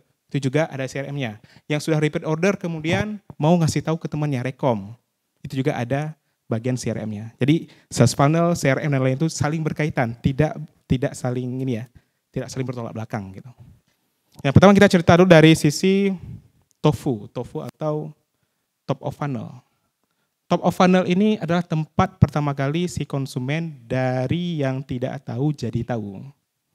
Tidak tahu jadi tahu caranya gimana? Macam-macam. Ada pakai iklan, ada pakai organik, ada pakai offline. Tapi karena kita cerita tentang digital, maka pendekatan yang atasnya adalah bisa pakai Google Ads. Itu juga bagian dari ini top of funnel. Kemudian ada iklan dari TikTok, ada iklan dari Facebook, ada organik Facebook, ada organik Instagram, ada organik itu. Semua organik sosial media itu bagian dari tofu. Selagi memang kita sedang memperkenalkan. Gitu ya. Kemudian ada pakai influencer, ada yang kita bayar influencer, kita paid promote, itu juga bagian dari kita fokus di memperkenalkan. Dan terakhir ada affiliate marketing.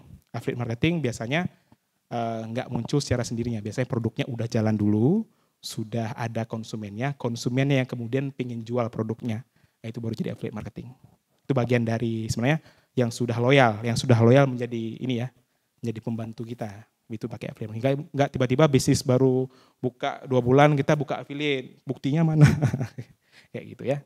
Oke.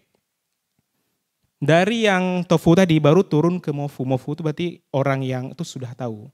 Di sudah tahu ini kita ngapain? Di sudah tahu ini kita lakukan seperti edukasi Bu Elvi ya.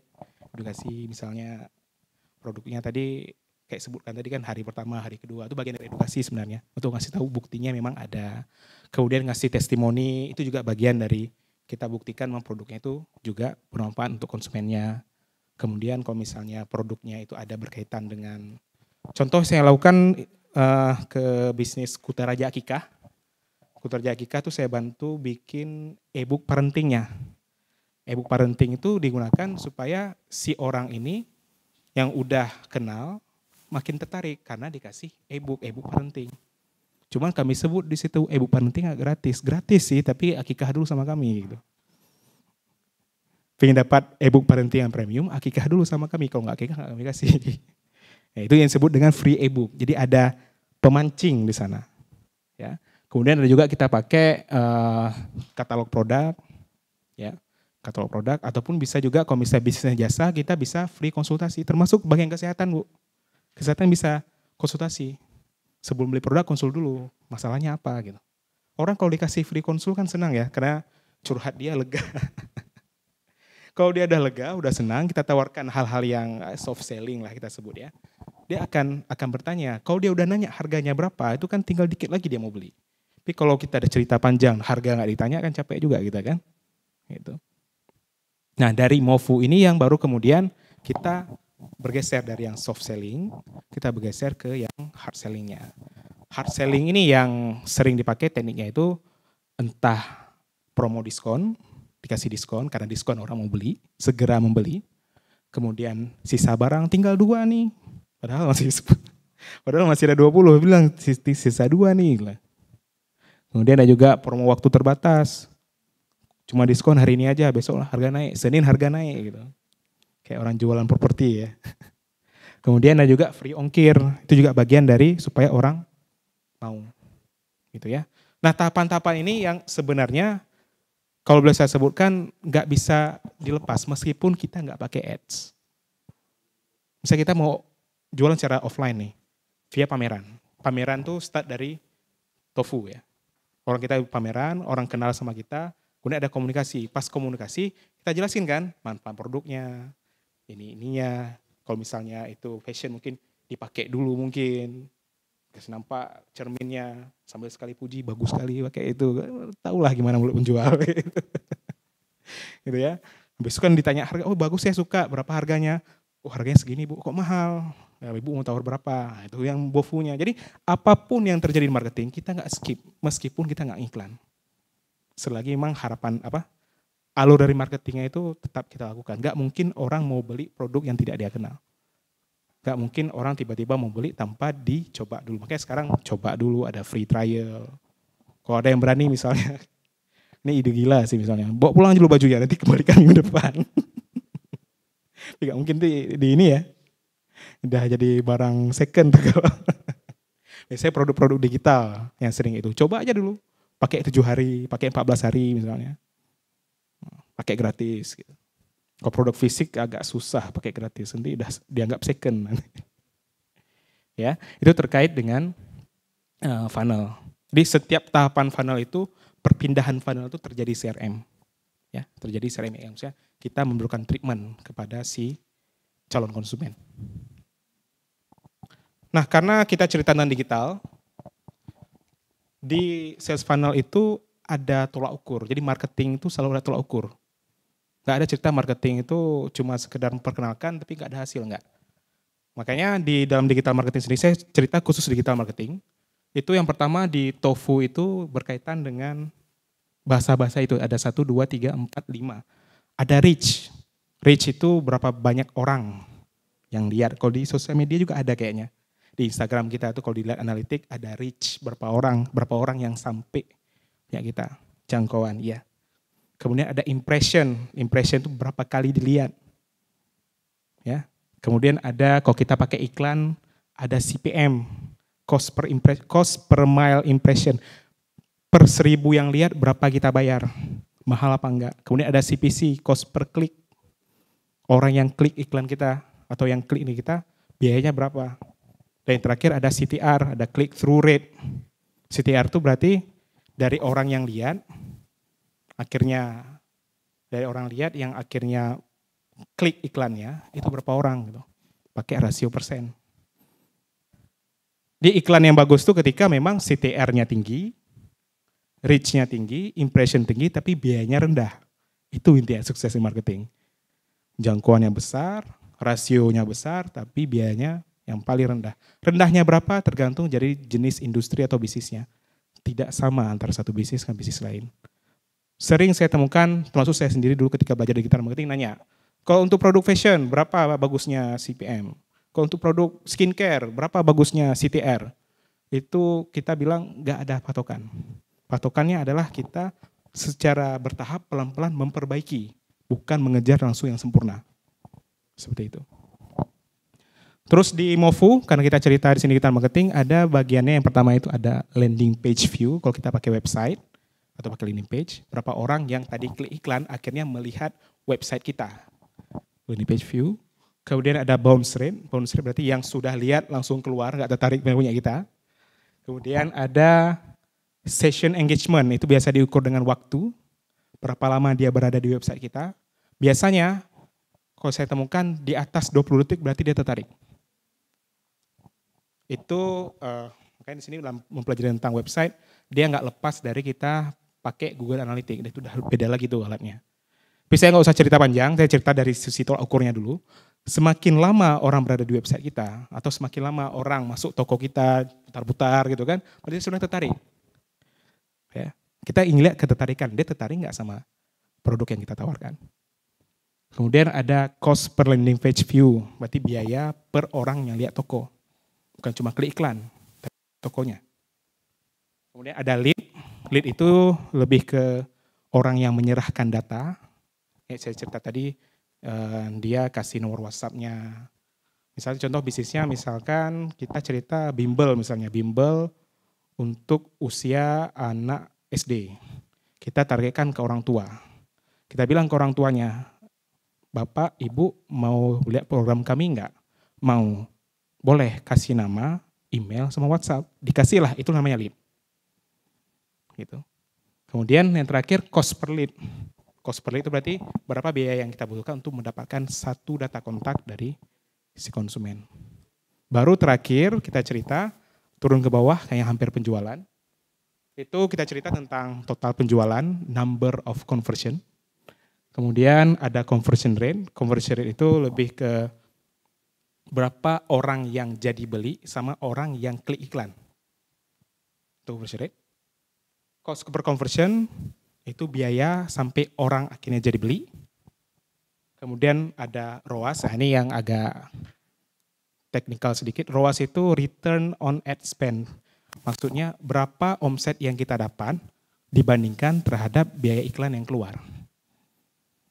Baru terakhir ada ROI, ROI marketing, itu lebih ke profit kotor marketing. Profit kotor marketing dibagi dengan total biaya marketingnya. Sebagai pebisnis yang paling utama itu sebenarnya di ujung.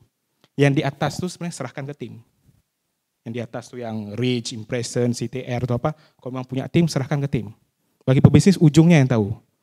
ROI sama ROAS-nya ada nggak? Untung nggak? Kalau nggak untung ngapain? Kayak gitu. Di BKRA situ ya. Nah ini sedikit rumusnya. Conversion rate itu aksi akhir atau total penjualan, total pembeli ya. Total pembeli yang melakukan aksi dibagi dengan jumlah orang yang klik iklan. Kemudian ada cost conversion, itu biaya iklan, dibagi dengan jumlah konversi atau jumlah pembeli yang melakukan pembelian. Kemudian return on ad spend, jumlah omset dari hasil iklan dibagi dengan biaya iklan. Dan terakhir ada ROI, jumlah omset hasil iklan dikurangi total biaya marketing. Mulai dari biaya produksi video misalnya, kita bayar graphic designer misalnya, kita bayar biaya iklan, dan juga termasuk misalnya biaya pendukung iklan, termasuk misalnya kita bayar website, ya kita bayar semua bayar yang berkaitan dengan proses untuk marketing. Itu total biaya marketing, dibagi dengan total biaya. Biasanya, orang-orang di digital marketing pengen dapat angka ROAS itu di antara 5-10. Pengennya. Kenapa? Karena supaya produknya itu untung. Masih ada sisa profit yang dialokasikan untuk operasional yang lain. Kalau ROAS-nya di bawah 5, bisa aja. Cuma nanti mungkin nombok-nombok lah mungkin ya. Gitu. ROI juga sama. ROI juga kalau bisa di atas angka 5. Meskipun setiap bisnis itu beda-beda. Nggak bisa kita bilang semua bisnis marginnya besar, ada juga bisnis margin kecil. Nggak bisa tiba-tiba kita bilang ROAS-nya sampai angka 10, nggak mungkin. ROAS-nya angka 3. Tapi kita harus melakukan upaya marketing lain. Ya, marketing itu hanya dari iklan aja, iklannya nggak cukup. Kalau cuma dari iklan ya siap-siap lah. Boncos. Iklan tuh alat bantu, tapi bukan jalan akhir. Iklan hanya alat bantu, bukan jalan akhir. Jalan akhirnya balik lagi cerita di CRM. Kita hubungan dengan konsumen. Ada sedikit studi kasus di sini. Mungkin yang bawa laptop bisa buka Excel, bisa lebih cepat hitungnya. Di sana ada bisnis daging Pak Joko. Biaya iklannya di bulan itu 10 juta rupiah. Total yang klik iklan itu ada 2.000. Total konsumennya 400. Total penjualan hasil iklan 60 juta rupiah. Biaya website 80.000 per bulan. Upah pengiklan, kita bayar orang iklan ya, 3 juta rupiah. Kemudian biaya video itu sekitar 1 juta rupiah. Jadi video pun harus bayar karena yang lakukan orang lain. Gitu. Pertanyaannya ada 5. Berapa conversion rate, berapa cost per conversion, berapa ROAS, berapa ROI marketing. Kemudian pertanyaan terakhir, apakah Pak Joko untung dari hasil marketingnya? Ada yang mau nyoba? Yang mau nyoba, saya kasih free konsul digital marketing deh.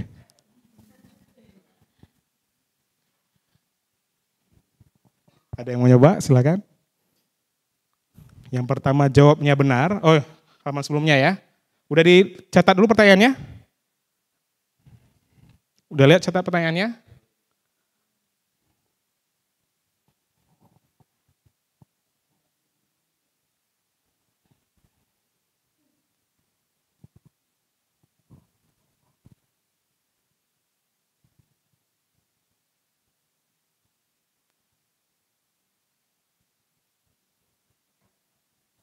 Ini kayak studi kelayakan ya Mas ya?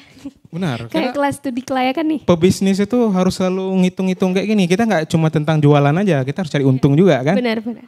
Yap. Sudah dicatat? Soalnya kalau sudah saya balik ke halaman sebelumnya untuk lihat rumus. Ini rumusnya. Bagi yang pertama jawab dan jawabannya benar, saya kasih free konsultasi digital marketing, gratis, 1 sesi. Hah? 1 SKS. Per bulan nombok kita Bang.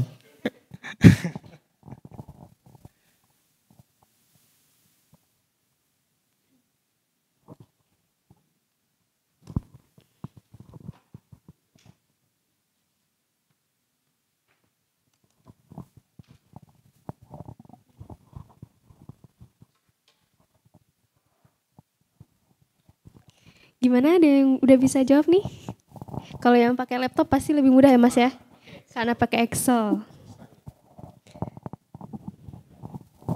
Kalau gini tuh ngelihatnya kayak lagi ujian gitu Mas.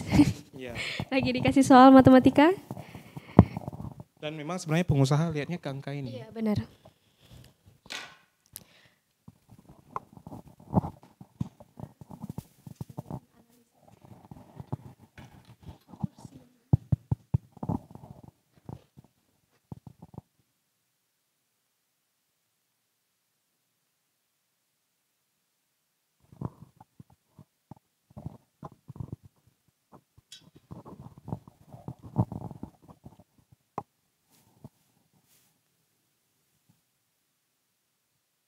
Putus internet caranya gimana?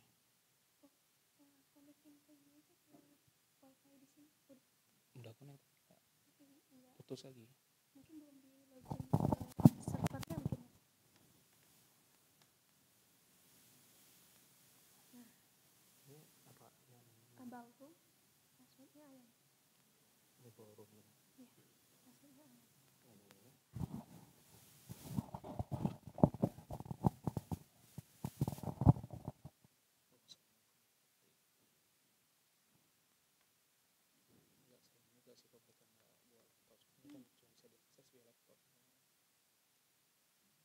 Ini kalau project yang jawab dapat juga kan? Ya. Tinggal jawab. Nggak diambil sama peserta ya, sama MC ya. Diambil sama MC.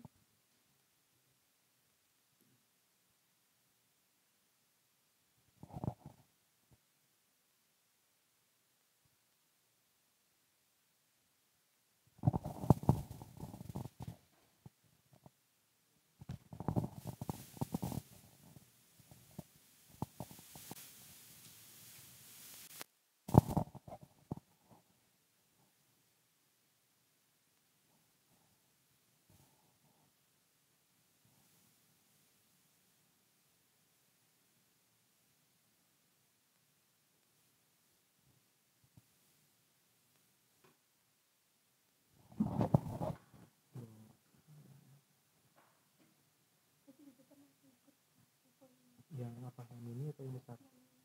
Oh yang ini. Seminggu aja dapat ini ya.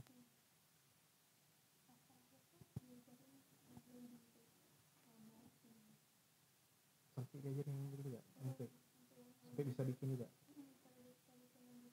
Bisa bikin.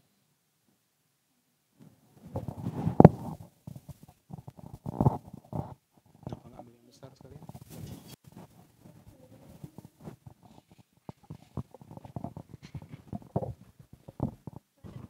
Semoga dapat ya konsultasinya. Malah kita yang konsul. Mau pengen konsul nih. Conversion rate-nya 0,2. Terus itu dapat dari 400 per 2000. Terus CPC-nya 25.000. Cost per kliknya karena dapatnya dari mana ya tadi? 60 juta bagi 400. Salah. 10 juta bagi 400, sorry. Terus ROAS-nya 6. 60 juta per 10 juta, terus sama ROI-nya 3,2 gitu. Nah, benar semua. Pertanyaan terakhir. Si bapaknya untung apa enggak, yang belum ketahuan sebenarnya dia ada biaya lainnya enggak operasionalnya, jadi enggak bisa jawab. Kalau dari marketing aja untung. Okay. Supaya untung beneran ngapain? Harus ngecek juga OPEX-nya gimana. Ya. Jawabannya benar. Dapat. Jawaban benar dari Kak Farhaniza. Beliau sudah MBA, jadi pertanyaan kayak ini gampang gitu. Malah saya yang pergi konsul biasanya. Oke. Nah, cerita tentang dia untung apa enggak itu balik lagi ke bagian akhir. Yang saya sebutkan dengan istilah ini. Disebutkan dengan istilah lifetime value. Konsumennya beli lagi enggak? Kalau konsumennya cuma beli sekali, yang tadi itu lama-lama enggak akan untung. Kenapa? Pertama, biaya gaji semakin naik, biaya iklan semakin naik, harga barang enggak bisa naik. Enggak gampang naikkan harga barang, konsumen lari. Ya kan? Mending si konsumennya yang sudah ada, yang sudah beli lagi. Beli lagi dan beli lagi. Saya nggak tahu nih di sini ada yang pakai Tupperware nggak? Ada baca berita Tupperware katanya mau bangkrut gitu? Ada yang bilang katanya Tupperware bangkrut karena barangnya nggak rusak-rusak, jadi nggak dibeli lagi. Terlalu tahan lama, katanya warisan Indatu katanya. Dari nenek ke ibu, ibu ke anak gitu. 3 generasi, nggak rusak-rusak. Akhirnya, kalau hilang dimarahin karena harganya mahal. Jadi ada masalah juga, kalau tahan lama terlalu lama, dia nggak beli lagi jadi masalah untuk kita. Ya.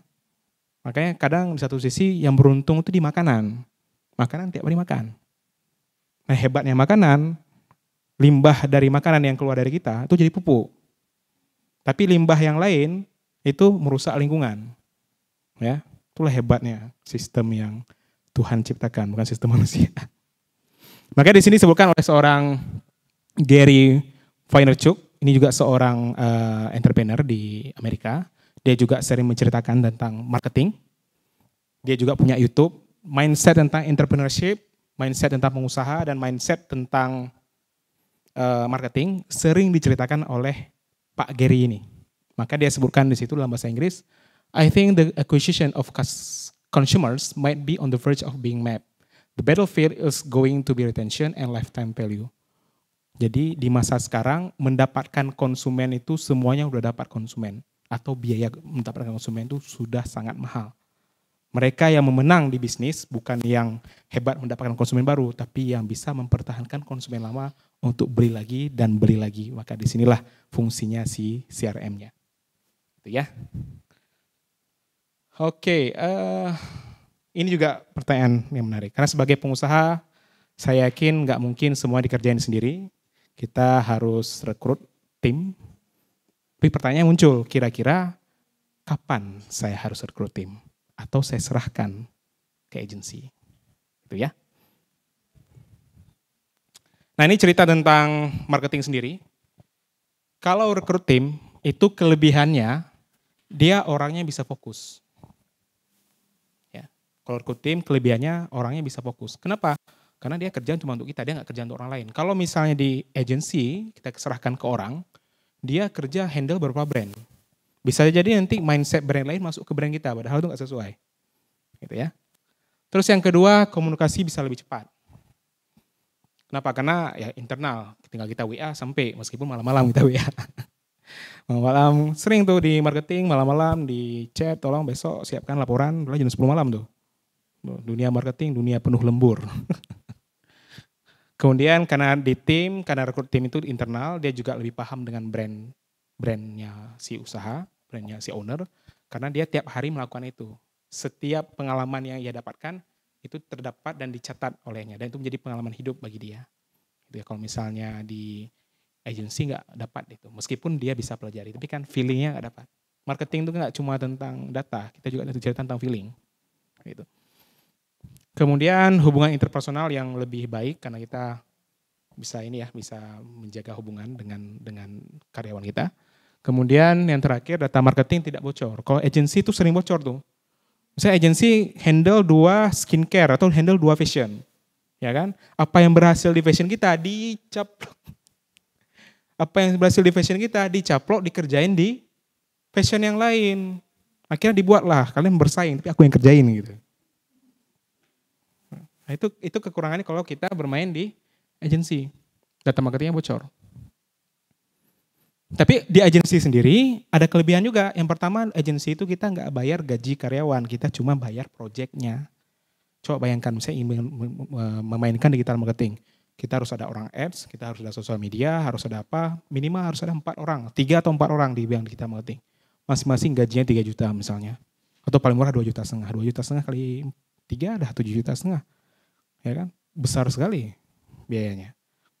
Syukur-syukur kalau ownernya mau belajar digital marketing. Syukur-syukur. Nah, pertanyaannya, jago digital marketing atau jalanin bisnis? Hah? Mau jalanin bisnis atau belajar digital marketing? Belajar digital marketing gak jalanin bisnis nanti. Nah, inilah tantangan di bisnis owner itu luar biasa. Di satu sisi dia mungkin belum cukup profesional untuk hire orang. Tapi di sisi lain dia harus jalan marketingnya. Nah itulah yang saya hadapi dulu. Mati-matian saya pelajaran digital marketing. Akhirnya jago digital marketing, bisnisnya gak jalan. Gitu ya. Kelebihan agensi yang lain tuh skill marketingnya lebih beragam karena kita bisa minta SEO-nya, kita bisa minta Google Ads-nya, kita bisa minta Facebook Ads-nya, bisa kita minta call-nya, yang KOL, Key Opinion atau influencer. Apa yang kita mau di agensi ada, nggak ada di agensi itu tinggal cari agensi lain. Dan harganya pasti bersaing karena digital marketing sekarang bukan ilmu yang ini ya, bukan ilmu yang asing. Hampir semua orang, kan saya sendiri yang review. Ya, Revoyu sudah ikut dan MC pun udah ikut Revoyu juga. Jadi digital marketing ini bukan hal yang aneh, bukan alien lagi lah. Siapapun bisa untuk belajar digital marketing. Tinggal expertise-nya expert apa enggak, ahli apa enggak, kayak gitu. Intinya rekrut tim atau agensi itu balik lagi ke posisi kita seperti ini ya. Misalkan bisnis kita itu umum atau spesifik. Kalau umum bisa jadi kita cari agensi yang umum. Misalnya apa? Agensi yang serba bisa. Kalau spesifik yang ahli sekali. Biasanya keahlian yang paling tinggi itu kalau di digital marketing di 2 ya, di PPC, di Google Ads sama SEO. Karena di semua digital marketing yang paling susah itu 2 itu. Google Ads sama SEO. Itu belajarnya mati-matian. Tadi ya saya sebut iklan Google ada 5 ya, itu sertifikasinya ada 5 juga. Google Search Certification, Google Video Certification, Shopping Certification. Saya yang belajar digital marketingnya belum sempat ambil itu sertifikasi itu. Karena saking sulitnya.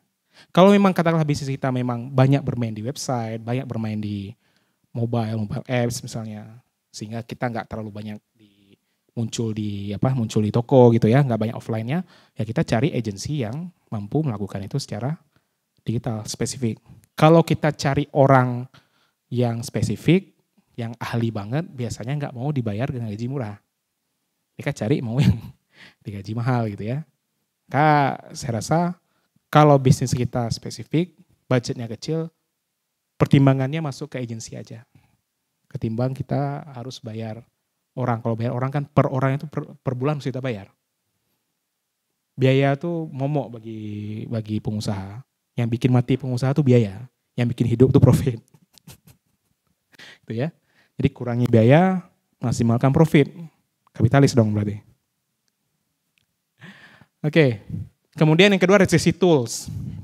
Tools juga berkaitan dengan spesifiknya. Untuk sukses di digital marketing, ada beberapa kita harus invest di beberapa tools. Seperti contoh misal kita mau bermain di SEO misalnya. Kita mau sukses di SEO, di search engine-nya Google. Kita harus beli itu SEMrush, ada Ahrefs, terus kemudian apa. Itu biaya per bulannya aja 2 juta rupiah. Belum kita bilang marketing kita berhasil. Belum marketing berhasil kita harus keluar biaya 2 juta rupiah. Tapi kalau kita bayar agensi, kita nggak bayar itu karena toolsnya ada di mereka. Mereka pakai skala ekonomi karena ngehandle beberapa konsumen sekaligus, makanya bisa murah per konsumennya. Sementara kita kalau rekrut semua kita bayar. Toolsnya kita bayar, karyawannya kita bayar, iklannya keluar lagi. Ya budget kita gede ya nggak apa-apa. Kemudian budgetnya juga. Kalau budgetnya besar, boleh tim internal karena ujung-ujungnya kan kita pengen bisnis kita kan kita yang handle. Semuanya kita yang kelola, kita yang kontrol. Tapi kalau misalnya budget kita kecil, balik lagi cerita saya, tuh sarankan masuk ke agensi aja. Agensi murah kok. Harusnya kalau datang Bang Suhil, ada yang kenal Bang Suhil di sini? Kira ada yang udah kenal ya. Ada Bang Suhil, dia juga punya agensi. Agensi konten ada, agensi apa. Kalau saya fokusnya di iklan. Kalau yang lain saya nggak ambil karena yang lain agak melelahkan untuk dikerjakan. Kemudian hasilnya mau jangka pendek atau jangka panjang. Kalau hasilnya jangka pendek, mending ke agensi. Kenapa? Kalau hire orang, kita rekrut lagi, kita wawancara, bisa apa enggak. Sudah bisa, nanti kita coba dulu selama 3 bulan. Dalam 3 bulan bisa nggak dia kerja. Ternyata dia nggak bisa kerja, ngapain tadi? Banyak sekali tantangan yang dihadapi oleh si pengusaha ketika ingin kejar jangka pendek. Sehingga untuk mempercepat proses itu, kalau memang lagi kejar jangka pendek, mending ke agensi aja.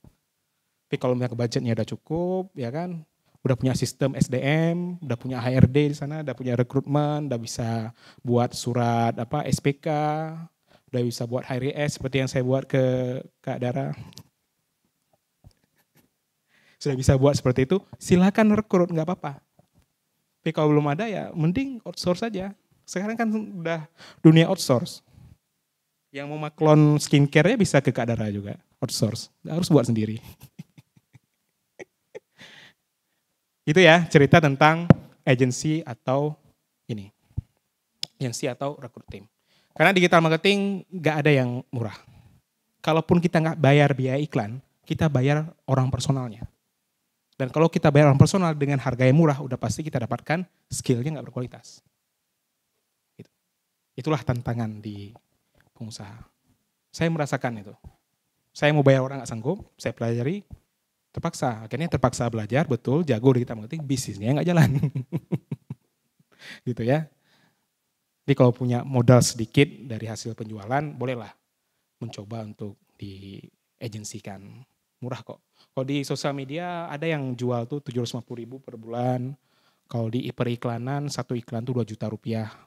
Bayarnya itu udah konsul, eksekusi, optimasi sampai melaporkan hasil. Itu 2 juta rupiah per bulan.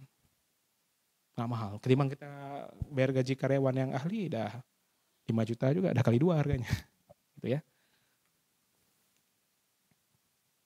Yang bisa di-outsource sekarang hampir semua bagian di marketing bisa di-outsource.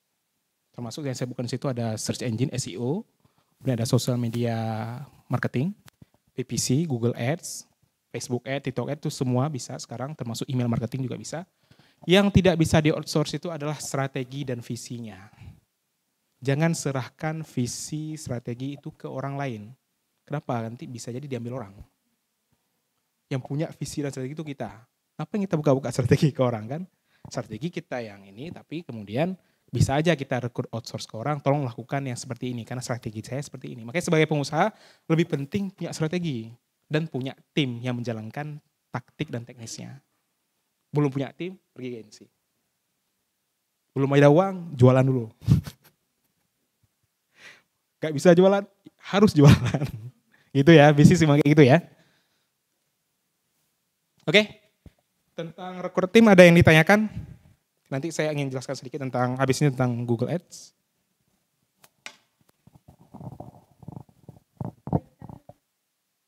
Baik, kami mempersilahkan kepada Bapak Ibu sekalian untuk bertanya tentang rekrut tim yang sudah dijelaskan tadi sama Mas Ismi. Silahkan Bapak Ibu. Oke, mungkin kita langsung saja Mas masuk ke praktek Google Ads-nya. Pada Mas Ismi dipersilahkan. Ada Bu Elvi, silahkan Bu Elvi. Oke Bu, silahkan Bu. Assalamualaikum warahmatullahi wabarakatuh. Saya mungkin gini ya, untuk produk saya tertarik untuk memakai dengan sistem agensi tadi Pak ya. Cuma kalau yang kita di Aceh ini apa udah ada Pak yang ini? Sudah ada Bu. Sudah ada. Tapi saya sebutkan hidup segan mati tak mau. Cuman saya juga ada pengalaman dari kawan yang UMKM yang produk fashion juga Pak ya. Dia memakai agensi itu dengan Selebgram dulu untuk mengiklanin produk dia.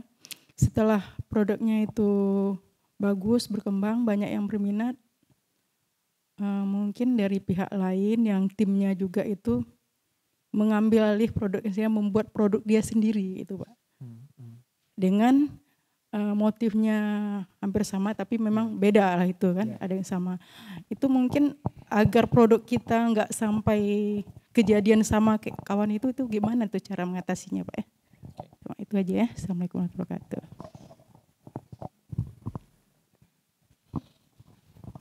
Prinsip yang pertama Bu, kita nggak bisa hambat rezeki orang. Ya, prinsip pertama kayak gitu. Kita nggak bisa hambat. Kalau memang dia mau berkembang sendiri, ya silahkan. Tapi pendekatan kedua, ini saya nggak cerita marketingnya Bu ya, saya cerita dari sisi SDM sekarang. Jadi saya harus buka ilmu SDM sekarang. Kita nggak marketing lagi. Di dalam perusahaan-perusahaan besar biasanya ada disebut kontrak di situ Bu. Ada kontrak. Kalau keluar dari sini, resign dari sini, nggak boleh bikin bisnis jenis selama 5 tahun. Bisnis jenis dari tempat kerja selama 5 tahun. Kalau lakukan itu, saya tuntut. Kami akan tuntut. Itu cara pertama. Makanya ketika kita rekrut karyawan, kalau bisa kita ada surat tertulis. Jangan cuman, ya besok datang silakan. Yang kayak gitu. Karena saya sering menemukan UMKM kurang suka tertulis. Ada beberapa yang sudah tertulis, tapi ada juga yang nggak mau tertulis. Pokoknya datang aja. Nanti kalau misalnya nggak cocok, ya silakan pulang aja, nggak usah datang lagi. Nggak kayak gitu bahasanya kalau kita di merekrut karyawan. Sebisa mungkin tertulis. Kenapa? Karena di agama kita pun, ayat paling panjang tuh ayat suruh catat. Ayat paling panjang di dalam Al-Quran itu ayat suruh catat. Apabila terjadi perjanjian antara dua belah pihak, catat dan harus ada saksinya.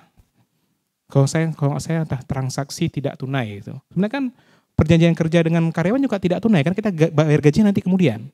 Kenapa kita tidak mencatat? Kenapa tidak kita jalankan Islam? Katanya kita syariah, tapi nggak syariah kok. Marah saya ini. Kalau pengen syariah, buat surat perjanjian kerja. Dan tulis di sana, kalau buka bisnis yang sama, kalau misalnya kita katakanlah 5 tahun terlalu kejam, 2 tahun lah. 2 tahun ketika kamu keluar dari sini, nggak boleh buka bisnis sejenis dengan.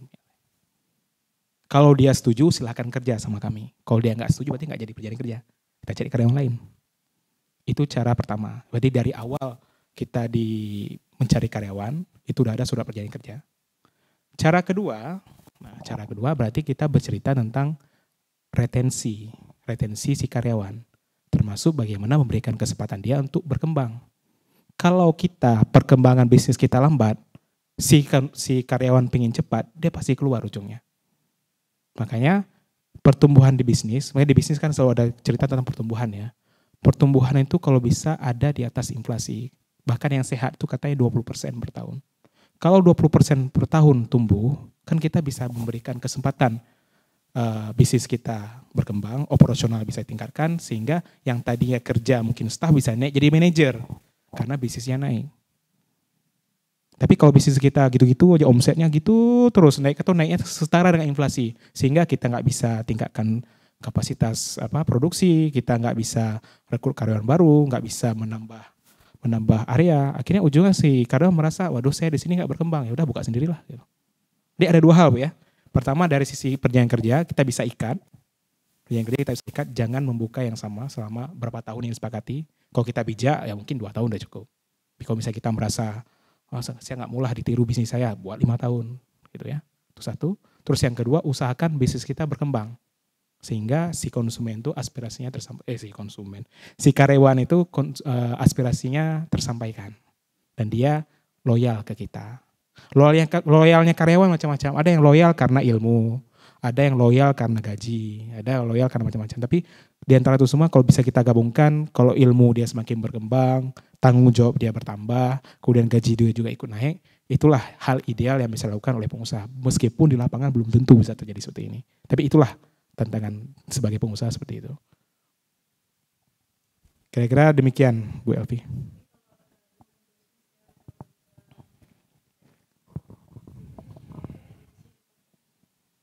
Bisnis apa Bu?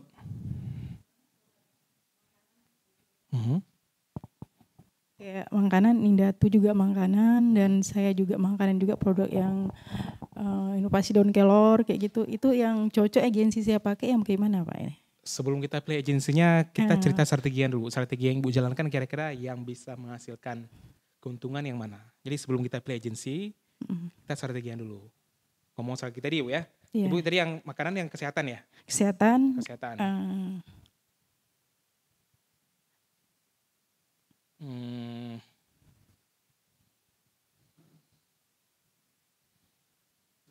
Balik ke budgetnya juga Bu. Budgetnya kira-kira yang bersedia untuk di ini berapa gitu? Biasanya kalau agensi kan ada gambarannya ya.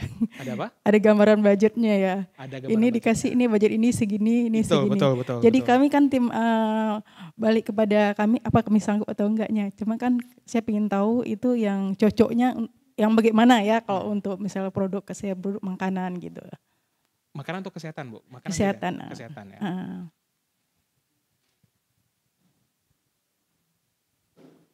Bisa yang nggak tahan lama dan bisa tahan lama juga, ada yang tahan lama.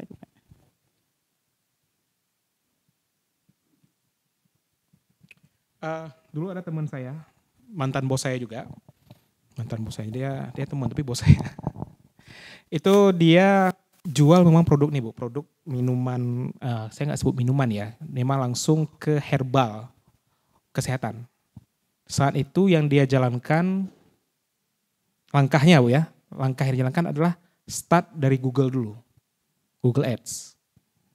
Start dari Google Ads, ada hasil, pindah SEO, ada hasil lagi, ada uang lagi. Kita kan jualan terus tuh, jualan, ada hasil lagi, baru loncat ke social media ads dengan catatan data konsumen udah lebih dari 500 orang. Sembari secara internal itu organik dari sisi sosmed tetap diberlakukan dan offline-nya juga ada. Jadi kalau start dari produk kesehatan yang gampangnya dari Google dulu. Jadi cari agensi yang Google dulu dengan catatan produknya sudah oke juga Bu. Harus terbukti, jangan sebut testimoninya oke, tapi ketika hasilnya nggak sesuai, nanti kan kecewa konsumen. Kecewa konsumen, taruh testimoni, nggak sesuai sama testimoni, dikasih ke orang lain. Viral itu. Atau di komen di Instagramnya kita. Apa tuh janjinya kayak gini, hasilnya nggak ada. Gitu kan? Itu nggak boleh terjadi. Jadi kita pastikan produknya sudah oke, baru start dari Google dulu. Karena kita cerita tentang produknya yang dibutuhkan. Sembari itu, ini udah ngomong strategi Bu ya, sembari itu supaya branding yang tetap ada, sosial media tetap dijalankan. Tapi kalau memang katalah sosial media itu belum bisa, dari Google dulu nggak apa-apa. Gitu.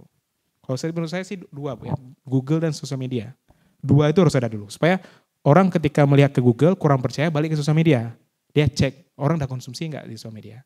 Makanya itu produk kesehatan itu bukan produk yang, saya sebutkan bukan produk yang biaya marketing rendah Bu. Teman saya itu ketika menjalankan bisnis itu, yang herbal itu, dia langsung tarik uang 300 juta dari bisnis sebelumnya untuk startup bisnis itu. 300 juta itu ngapain? Gak semua tentang bikin produk, tapi memang untuk menyiapkan tim marketing. Gitu. Kayak saya boleh bilang kalau di produk-produk kesehatan itu karena ini ya, karena memang satu barangnya mahal, yang kedua juga kita mungkin harus kerja sama dokter mungkin. Kita harus bahkan dulu saya pernah lihat ada produk namanya suhu atau apalah, saya lupa. Pernah waktu itu sebelum pandemi. Dia sop ini kalau nggak salah, sop ikan Jepang kalau nggak salah. Itu masuk ke iklannya luar biasa, iklan di Google ada iklannya ada Pak. Luar biasa banyak iklannya. Tapi kalau memang mau start dari cerita kawan saya, dia start dari situ Bu. Start dari website, fokus di website, fokus di ini. Kalau misalnya katakanlah ada peluang untuk masuk marketplace, tapi marketplace sekarang juga ada agak ketat Bu. Kalau misalnya kita bikin berkasiat ditolak sama marketplace. Itu dia capeknya kita. Kalau zaman dulu Mang, si bos saya tuh gampang, mau ngiklan mau tuh gampang, karena dulu nggak dilarang-larang sama si marketplace, sama Google. Sekarang lebih inilah, harus lebih soft mainnya. Tapi kalau misalnya kita Ibu mau cerita minimal kali Bu ya, minimal kali itu antara sosial media marketplace itu coba dijalankan. Kenapa? Karena yang paling mungkin terjadi penjualan kan marketplace dulu ya, disesuaikan dengan kata kunci yang dicari, itu satu. Kemudian sembari marketplace yang ada, bangun sosial medianya supaya apa yang sudah terjadi, yang sudah diyakini sama konsumen itu tersebut di sosial media, dan itu bisa menggaungkan proses dari digital marketing, baru kemudian loncat ke Google Ads. Kalau kawan saya karena cukup modal langsung loncat Google Ads Bu. Kayak gitu. Kalau modalnya yang tingkat tinggi lah berarti Pak ya, nggak ada yang untuk standar UMKM. Standar mudah gitu. Saya nggak jumpa, karena produk kesehatan itu bukan produk yang orang udah apa saya sebut ya, udah skeptis. Orang sudah skeptis sekarang kalau terhadap produk kesehatan yang overclaim, karena banyak yang jual overclaim, bilangnya A, nyatanya B, kan akhirnya kan konsumen-konsumen itu kita berikan yang lain, dia bilang ini kan sama kayak yang sebelumnya gitu. Itu tantangannya. Semakin orang nggak percaya, semakin besar biaya marketingnya. Gitu. Tapi kalau mau start yang lebih murah lagi Bu ya, coba Ibu buka di Instagram sekarang, Umi Sehat. Pernah buka? Belum pernah. Ada bawa HP nggak sekarang? Coba buka sekarang di HP, kalau nggak salah saya nama ininya Umi Sehat. Itu kalau bisa dibilang cara paling murah, itulah cara paling murah untuk marketing. Bikin konten, tapi capek bikinnya, 6 bulan. Belum tentu selama 6 bulan itu ada penjualan.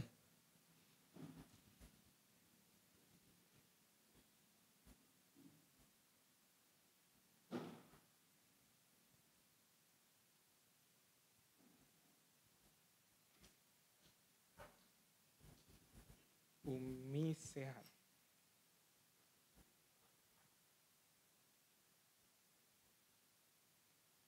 Umi Sehat. Ada nih, Umi Sehat, followernya, mana ya? Nah, Umi Sehat, M-nya 1. Followernya 214.000. Dia start dari konten Bu. Dia start dari konten, itu boleh dibilang memang dia nggak jual produk sendiri dulu. Jadi cara dia adalah dia bikin konten, rame di tempat dia. Jadi bikin kolam dulu ya, udah rame di tempat dia, baru dia jual produk orang lain dulu. Jadi dia jadi reseller atau kalau misalnya reseller nggak bayar dropship ya. Nah, reseller sama dropship dulu. Ketika reseller dropship udah oke, dia bangun hubungan sama audiensnya sudah oke, dah sering nanya, kamu nggak bikin produk sendiri, bikinlah PO. Ketika bikin PO, udah banyak yang ini, makin viral, sampai konten gak berhenti. Cuman kurang cara ini apa? Kita tidak bisa menciptakan penjualan dari hari pertama. Terjadi penjualan pas kapan? Ketika orang sudah percaya sama konten kita. Ketika follower mungkin udah sekitar 5 ribuan, 10 ribuan. Dan konten dia pun kebanyakan edukasi ini, terkait dengan jamu-jamu sehat di Indonesia. Gitu. Ya start dari konten. Jadi kalau kita mau fokus dengan budget kecil, start dari konten dulu. Cuma siap-siap, nggak ada penjualan di hari pertama. Gitu. Ini memang nggak ada cara yang, banyak orang bilang cara mudah berbisnis, nggak ada cara mudah berbisnis, semuanya menantang. Kak Dara juga merasakan tuh ya.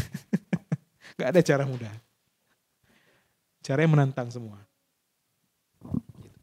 Mungkin memang harus kayak gitu Pak, kalau semua produk yang baru dan inovasi baru. Betul.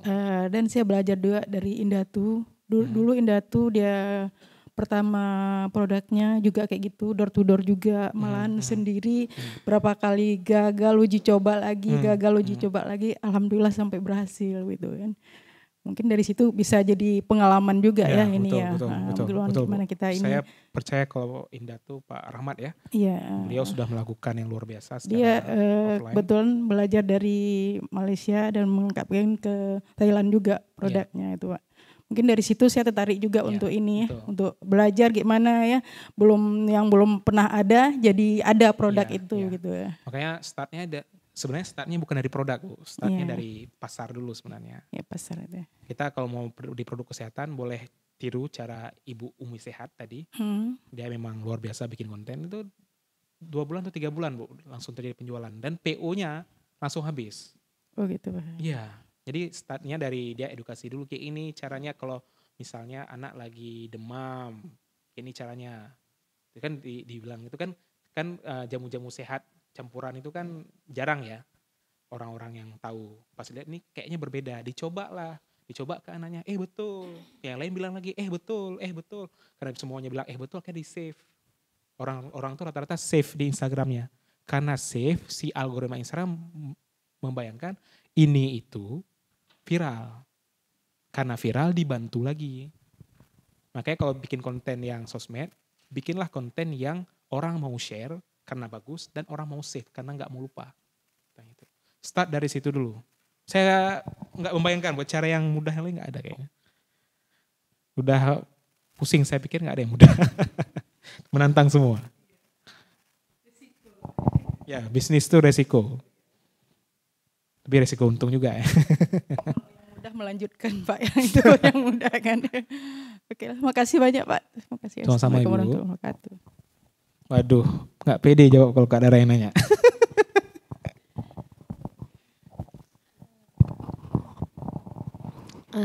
Bang Ismi, ini mau nanya terkait yang tadi ya.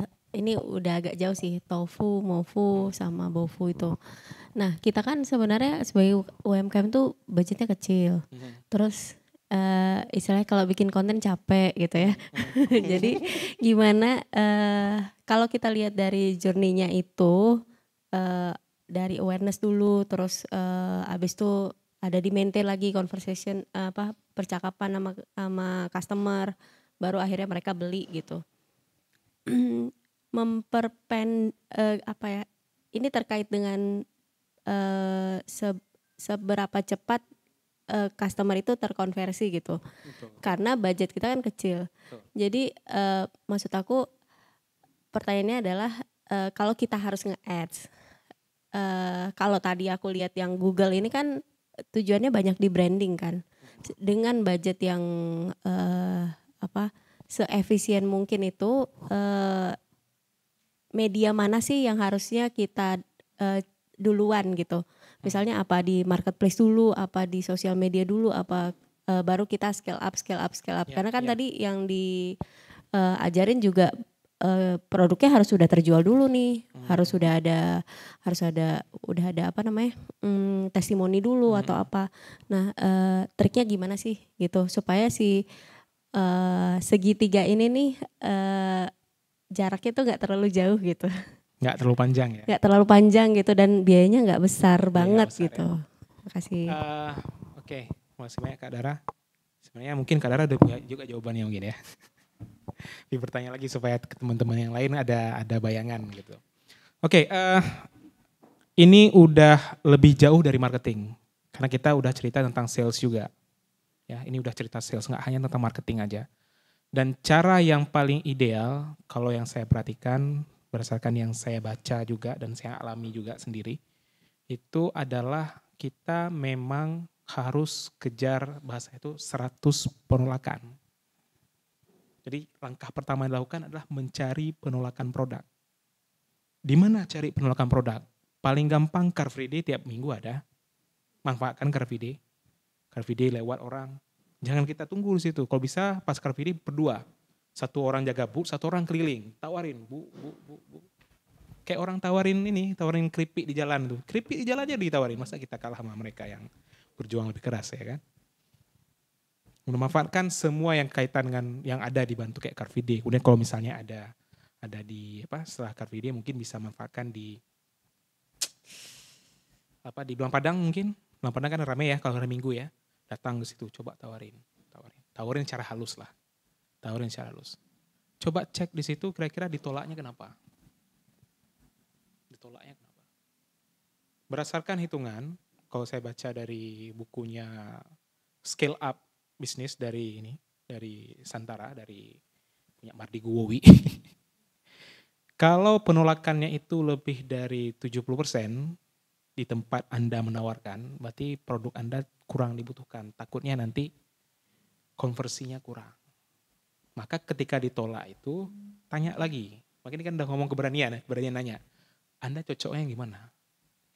Bisa ditolak karena harga, bisa ditolak karena nggak butuh, bisa ditolak macam-macam penolakan itu. Tanya terus. Kayak kalau bisa nanyanya sambil halus lah, jangan langsung kita paksa jualan. Kalau kita jualan juga orang kayak gini kan. Tawarin aja kalau misalnya kayak gini, atau bisa manfaatkan teman-teman. Kalau bisa teman-teman minta testimoninya jujur. Kalau saya tawarkan kayak gini, harga kayak ini, kamu mau beli nggak? Kalau misalnya kayak makanan misalnya, kita tawarkan ke kawan kita, ada 200 kawan, 300 kawan. Pun demikian kita kasih gratis gitu kan biaya juga ya. Biaya juga kita kasih gratis itu. Atau kasih tester kan ada biaya juga. Tawarkan, nanti tanyakan ke mereka, kalau misalnya saya launching produk ini, kamu mau beli di harga berapa? Tapi semakin banyak kita berhadapan sama calon konsumen, semakin banyak ditolak, semakin banyak kita merevisi atas penolakan itu, berarti kan produk kita akan semakin bagus. Ketika udah bagus, udah makin fit, barulah kita cerita, start paling gampangnya marketplace dulu. Karena di situ tempat yang ini. Dan budget iklan marketplace nggak terlalu besar, nggak sebesar Google Ads juga. Kalau marketplace sudah berhasil, ketika memang mau memainkan yang push marketing, boleh pakai influencer. Biasanya kalau fashion disuruh ke influencer. Kalau fashion, skincare juga kayaknya disuruh ke influencer. Gitu. Baru produk-produk yang sifatnya dibutuhkan, solusi atas problem, boleh pakai Google Ads. Tapi kan enak ya kalau kita jualan, kan kita udah jualan duluan ke offline-nya. Maka jadikan offline itu sebagai upaya untuk mendatangkan testimoni. Kalau ditolak, tawarin lagi. Orang yang jualan di pinggir jalan tolak, masih tawarin juga kayak kita besoknya. Gak peduli itu mereka sama ini. Dan setiap kali ada promosi gratis dari pemerintah, misalnya ada pameran gratis, pameran di mana, manfaatkan. Tapi jangan jadikan pameran itu sebagai tempat jualan. Sebenarnya, tapi cari data. Jangan kita menggantungkan hidup dari pameran. Gantungkan hidup kita tetap di bisnis, cari profit, tapi untuk bisa mendapatkan traction ya, traksi awal itu. Pergi ke pameran-pameran itu, manfaatkan untuk cari data. Makanya kalau bisa berangkat berdua. Satu jaga booth, yang kedua keliling. Keliling, tawarin tuh. Yang lagi duduk, tawarin, Bu, Pak, Bu, kita ada produk ini. Bu, mau nggak ini?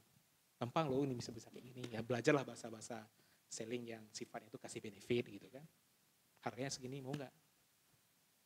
Jangankan UMKM, bahkan produk kayak Kalbe Pharma aja masih buka booth ya di ZA. Saya datangin tuh ke marketingnya. Saya datangin bertanya, kakak jualan ini berapa targetnya? Ini jualan atau marketing nih? Ya promosi sekaligus jualan juga. Oh di rumah sakit, terus yang jual apa? Ada tester? Ada. Tiru lakukan itu. Tiru yang dilakukan oleh si Kalbe Pharma. Mereka perusahaan besar, mereka bisa beriklan besar-besaran, tapi mereka tetap lakukan di offline-nya. Datang ke tempat yang memang kemungkinan audiensnya tinggi, kemungkinan calon konsumen tinggi. Dia tawarkan produk diabetes, semua orang sakit, kan cocok. Dikasih tester, jelasin itu, kasih brosur. Jadi mix ya, kalau bisa dibilang jawabannya tidak jawaban kaku, Kak. Paling gampangnya filosofinya kita ambil, cari penolakan. Cari 100 penolakan, semakin banyak ditolak, semakin kita perbaiki, semakin cepat produk kita itu dekat dengan kebutuhan konsumen. Kira-kira gitu Kak Dara. Ada yang lain? Kalau ngomong tolak-tolak konsumen sebenarnya Bang Wahyu lebih jago sebenarnya. Bang Wahyu parfum menjadi jual, laku ya kan, Oriflame. Dulu yang ngajarin saya sales tuh Bang Wahyu. Ya Bang? Enggak juga, rendah Bang Wahyu. Baik, berarti kita langsung masuk ke materi selanjutnya Mas, yang praktek Google Ads Mas ya. Oke, kepada Mas Ismi dipersilahkan.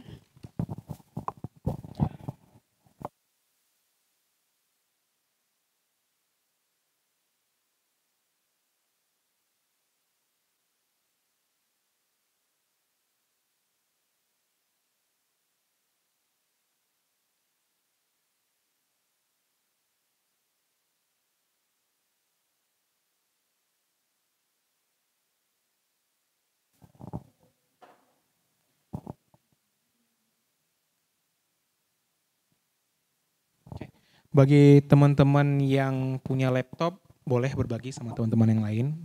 1 laptop bertiga, boleh. Biar gampang sama praktek juga.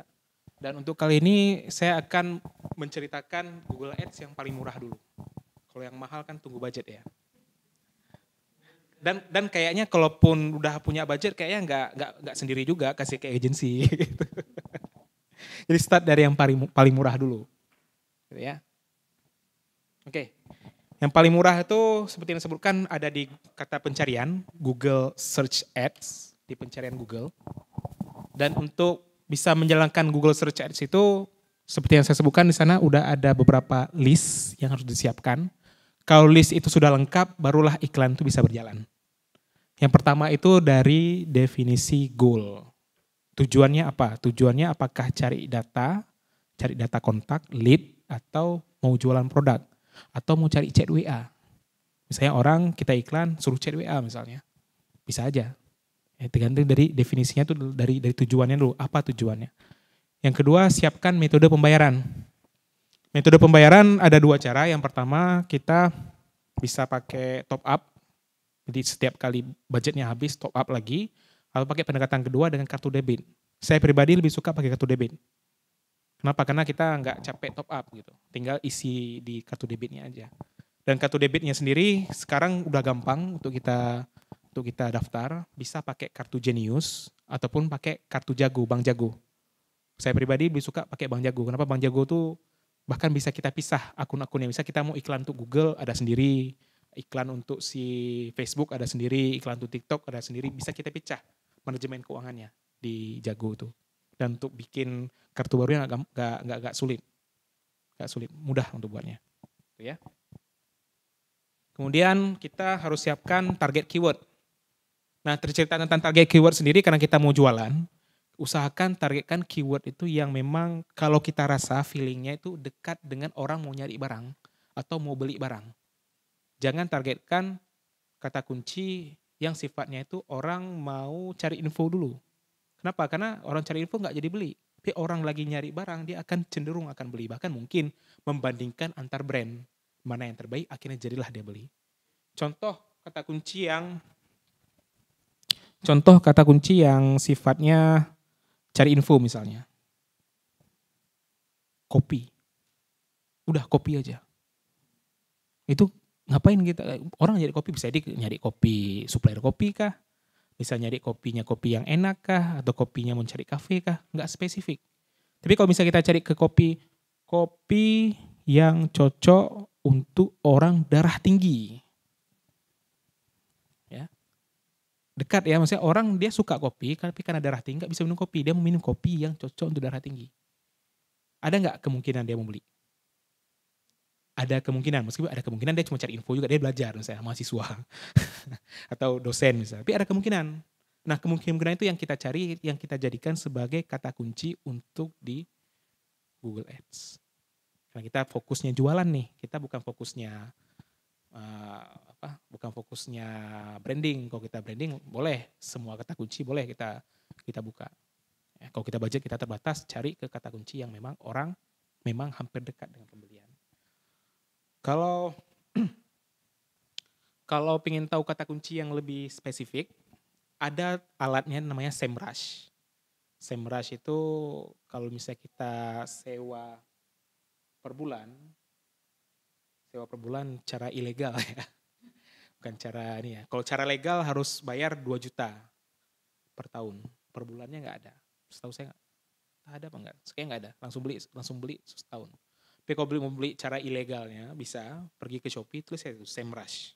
Buka di Shopee SEMrush muncul nanti yang jual satu tuh ada 99.000, ada jual 125.000 tapi per bulan aja. Tujuannya apa? Tujuan untuk kita cari kata kunci yang intensinya itu ada di pembelian. Makanya kata kunci itu dipisah. Ada yang sifatnya informasi, ada yang sifatnya navigasi, ada yang sifatnya komersial, ada yang sifatnya transaksional. Kita lebih enak bermain di yang komersil sama transaksional, yang sifatnya itu orang hampir dekat dengan pembelian. Gitu ya. Contoh yang pernah saya lakukan itu pernah saya bikin Google Ads untuk catering di Banda Aceh. Saya cek tuh di SEMrush. Catering di Banda Aceh itu munculnya komersil. Komersil artinya apa? Orang membandingkan catering. Orang mau di catering ngapain? Mau masak sendiri kan enggak? Dengan catering dia mau pilih mana yang terbaik, mana yang lebih enak, mana yang mungkin lebih cocok harganya. Jika kita beriklan di yang komersil dan transaksional, itu kemungkinan untuk terjadi konversi lebih tinggi. Kemungkinan, bukan pasti. Gitu ya. Kemudian setelah target kata kunci, kita masuk ke ad group namanya. Ad group itu boleh saya sebut sebagai kata kunci kelompok. Jadi satu kelompok kata kunci itu digabungkan satu tempat. Yang berbeda makna ditempatkan di tempat yang lain. Contohnya gimana? Contohnya misalnya catering di Banda Aceh. Berarti dia nyari catering yang ada di Banda Aceh. Satu lagi dia bilang catering di Sigli. Mungkin nggak catering di Sigli sama Banda Aceh disambung? Digabung jadi satu. Nggak mungkin. Dari tempatnya udah beda. Nah itu contoh dibilang kata kunci yang digabungkan. Gabungkan kalau dia satu tema. Kalau dia nggak satu tema, dipisahkan. Dipisahkan ad groupnya. Itu disebut dengan ad group. Terus yang selanjutnya ada conversion tag. Ini sangat teknis. Saya cerita yang ini aja. Intinya ini adalah tempat untuk kita melihat hasil iklan kita. Iklan kita terjadi nggak? Gitu ya. Iklan kita terjadi nggak konversinya, dan itu pakai Google Tag Manager. Saya agak susah memberikan contoh karena laptop saya di sini. Di sana bisa buka Google Tag Manager, Kak Pocut?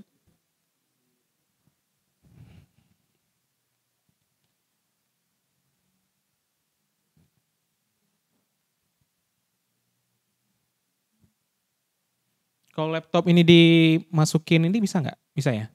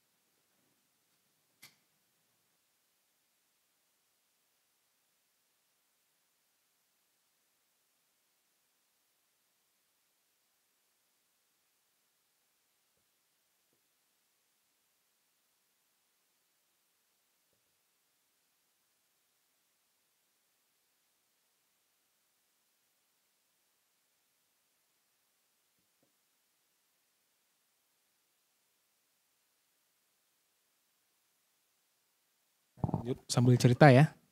Kemudian ada bid strategi juga. Bid strategi ini berkaitan dengan gimana kita pengen Google itu menyampaikan ini kita. Apakah banyak klik ataukah banyak penjualan. Jadi bid itu lelang ya. Lelang tuh kita mau lelangnya kayak gimana gitu. Intinya kayak gitu. Kemudian ada conversion logic. Conversion logic itu kita pengen konversinya seperti apa.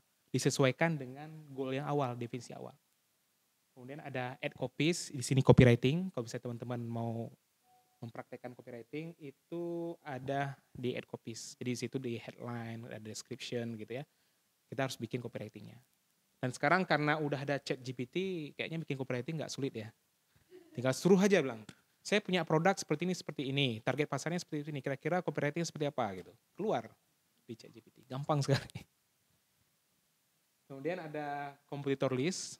Di competitor list ini pilihannya 2. Yang pertama kita bisa jalankan iklan dulu, baru kemudian lihat kompetitor.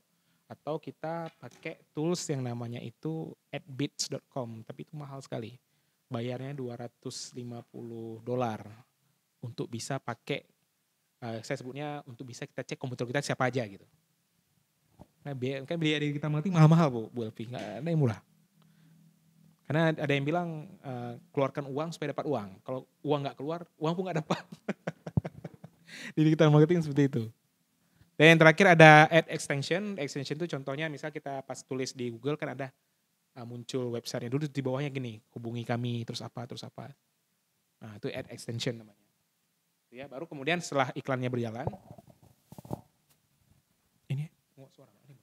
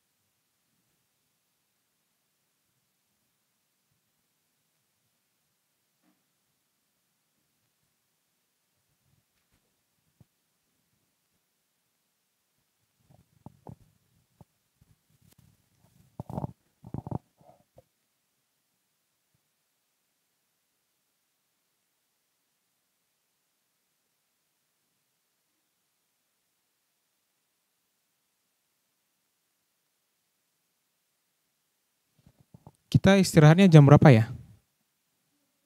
12.30. Sholat Jumatnya di Masjid Raya.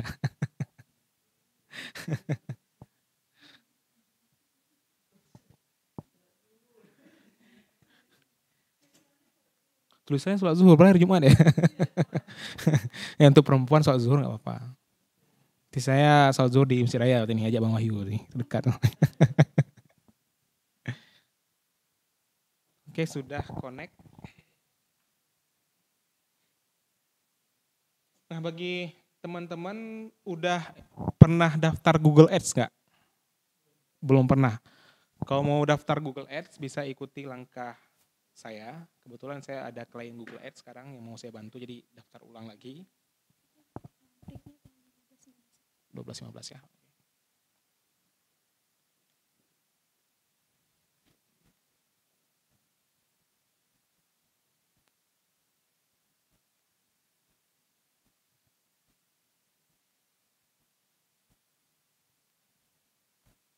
Tuliskan di ini Google Ads, gini,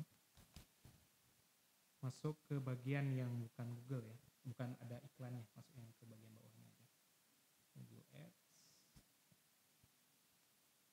kemudian login, pilih yang email bisnisnya.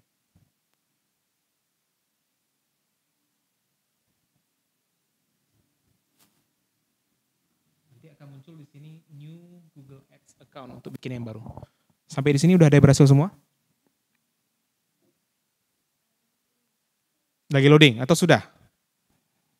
Kalau di HP agak susah Bu di akses, harus via ini memang, via desktop. Ya, sign in.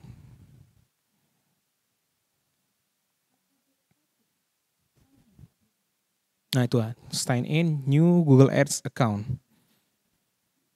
Login dulu emailnya. Bisa kak? Oh, kak sudah pakai.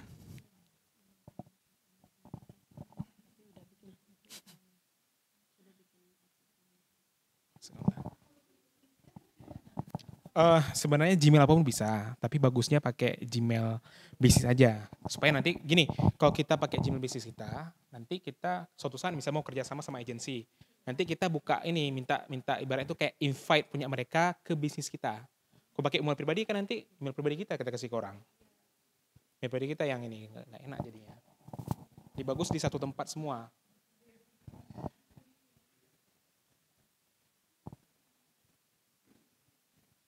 Bisa? Sudah sampai situ ya. Tapi sebenarnya gini kak, kakak pilih yang ini, yang udah pilih yang paling bawah nggak tadi? Yang apa? Pakai mode expert gitu, expert mode namanya. Jadi kita nggak bikin gede campaign dulu. Yang ads Google lah, jangan yang sponsor.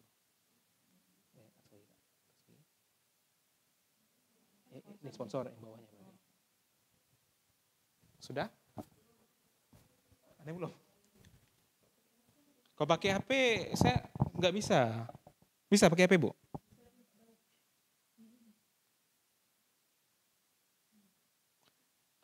HP saya itu bukan dashboardnya tuh lebar. Pakai HP agak susah untuk ini ya. Tuh ya.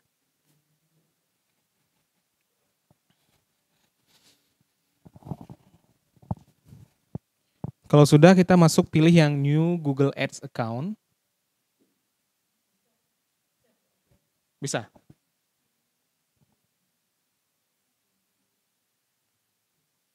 Ini. Pas new Google Ads account ini nggak usah pilih yang atas, langsung pilih yang bawah aja. Switch to expert mode. Ini. Tekan yang itu, switch to expert mode. Ini bukan yang ini ya. Saya yang ini.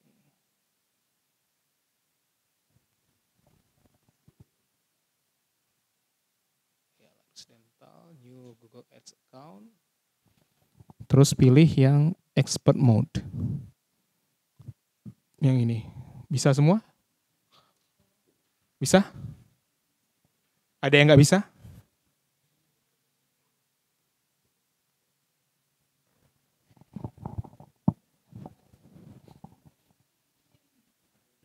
Ya, langsung bisa kayak gitu, betul. Bisa, Bang?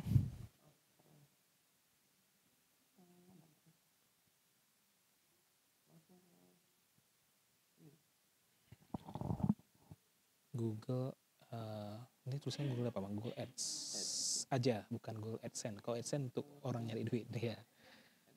Iya, Ads aja, bukan AdSense, beda. Google, pilih yang bawah, jangan yang sponsor. Itu sponsor nanti agak sulit. Ya, itu.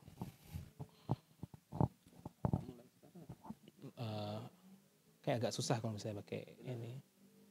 Bagian ini lebih gampang tuh lihatnya. Di sini ada pilihan. Coba tuliskan mulai sekarang. Ada keluar expert mode nggak?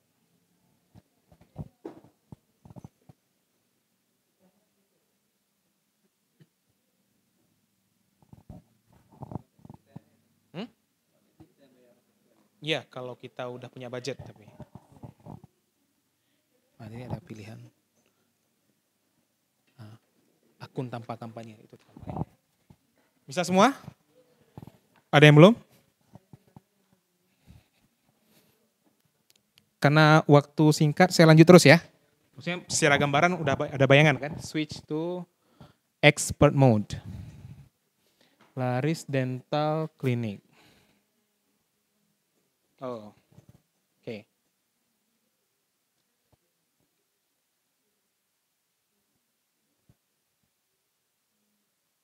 Ya. Oke.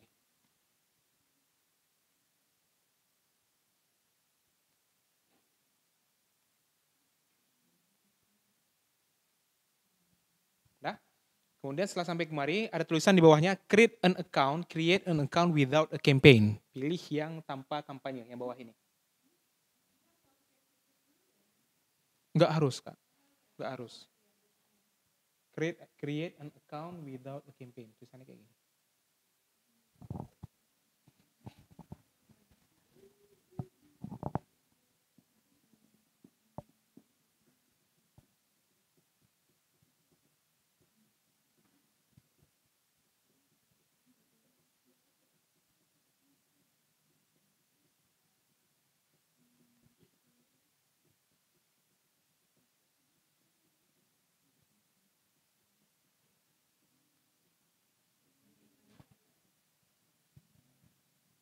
Oke, saya lanjutkan. Buat akun tanpa kampanye. Hasilnya nanti kalau gini kita tekan.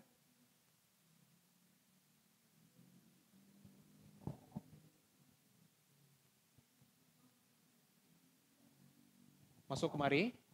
Ada di Indonesia, GMT plus 7 karena kita di Aceh ya, WIB. Menggunakan currency Indonesian rupiah, kita pakai rupiah. Kemudian ini boleh iya, boleh enggak. Bagusnya iya aja, yes send me. Supaya nanti kalau ada updatean terbaru Google Ads ataupun ada policy baru Google Ads kita bisa baca duluan. Seperti itu. Kemudian submit.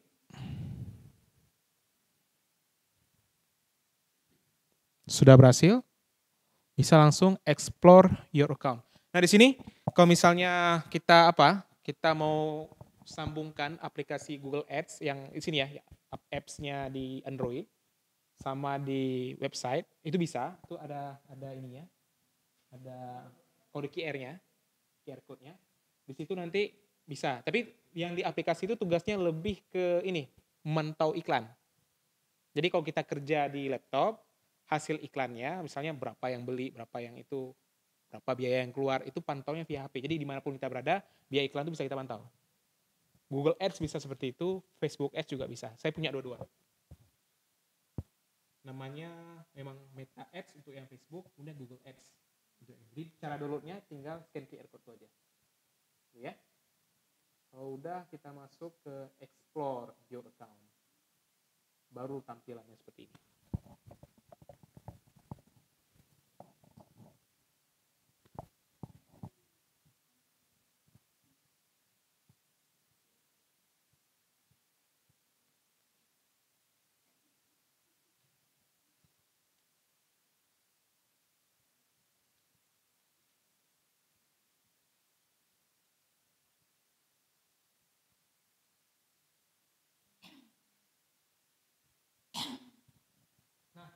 Terkait dengan Google Search, itu kita bisa pilih 3 hal. Yang pertama ada sales di sana, ada lead, dan ada website traffic. Jadi kalau kita tekan campaign baru, yang muncul duluan ini dulu. Kalau kita fokus ke jualan, biasanya kita pilih yang sales. Kalau kita fokusnya pingin si konsumen nanya info ke kita, pilih yang leads. Website traffic nggak saya sarankan. Ngapain kita buang uang cuman dia nggak beli gitu. Gitu ya. Itu. Udah metode pembayaran, ya metode pembayaran bisa lihat di sini. Metode pembayaran di bagian tools, kemudian billing, kemudian setting. Nah, nanti di sini bisa kita tambahkan kartu debit kita. Ini masih punya ini nih. Ini punya orang. Bukan ini ya. Terus ini setting di sini.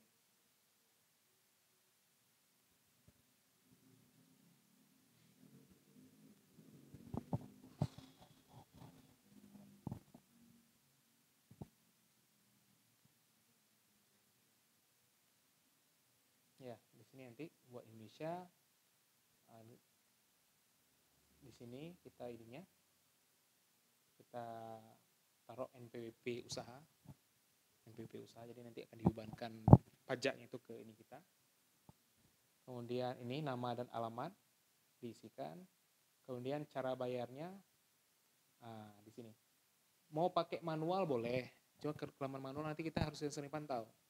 Lebih gampang pakai kartu debit. Di sini tambahkan kartu debit, nanti kita tambahkan ke kartu si ini.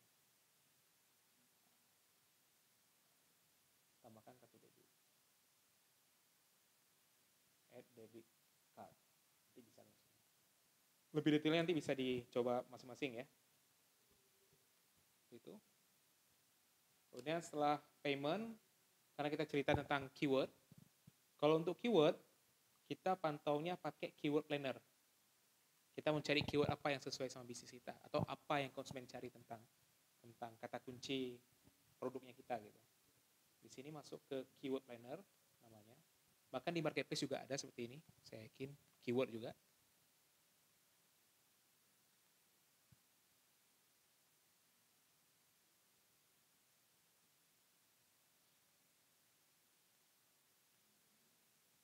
Pilih discover new keyword. Nah, di situ silahkan tuliskan kata kunci sebanyak 10 terkait dengan bisnis yang kita punya. Kemudian tekan get result untuk cari ide kata kunci yang lain. Tulis 1 bisa, tapi kalau bisa 10. 10 kata kunci yang terkait dengan bisnis yang kita miliki.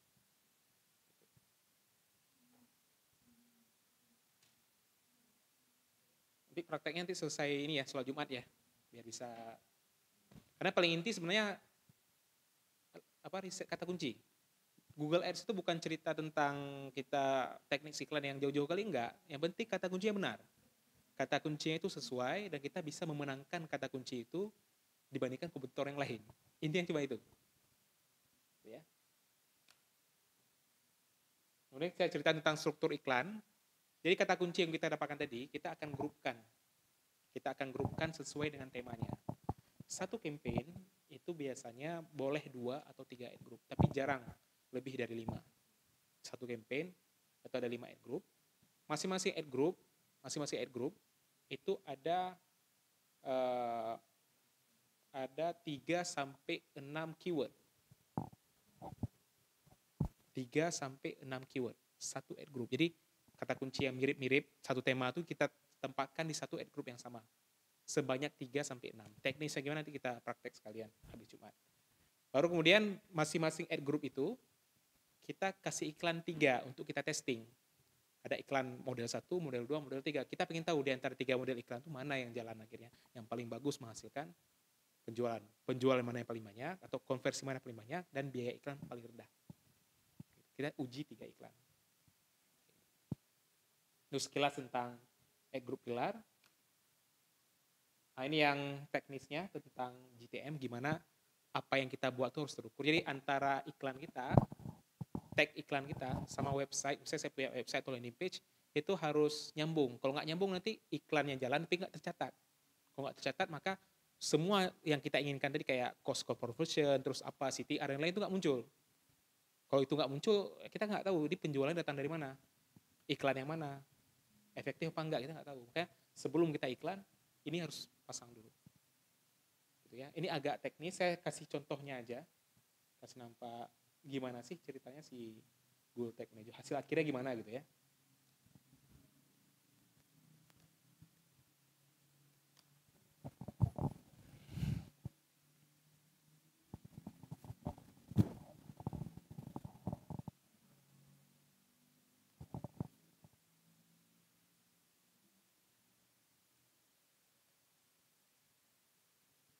Nih, hasil akhirnya nanti jadi kayak gini. Saya tekan connect. Sekarang coba asumsikan seolah-olah kita sedang mencari konveksi. Muncul iklan. Setelah muncul iklan akan masuk ke website atau landing page kita. Ini kita buat seolah-olah kita klik iklan ya, masuk kemari. Kita tulis di situ. Kini telah hadir konveksi terbesar dan terlengkap nomor 1 di Aceh. Menerima jasa pembuatan semua model baju pria dan wanita, kualitas bergaransi, harga terjangkau, mirip harga Bandung. Karena Bandung yang paling bagus konveksi ya katanya. minta katalog harga, tekan ini. Kita menginginkan supaya orang tekan. Tulis nama Anda, siapa nama Anda?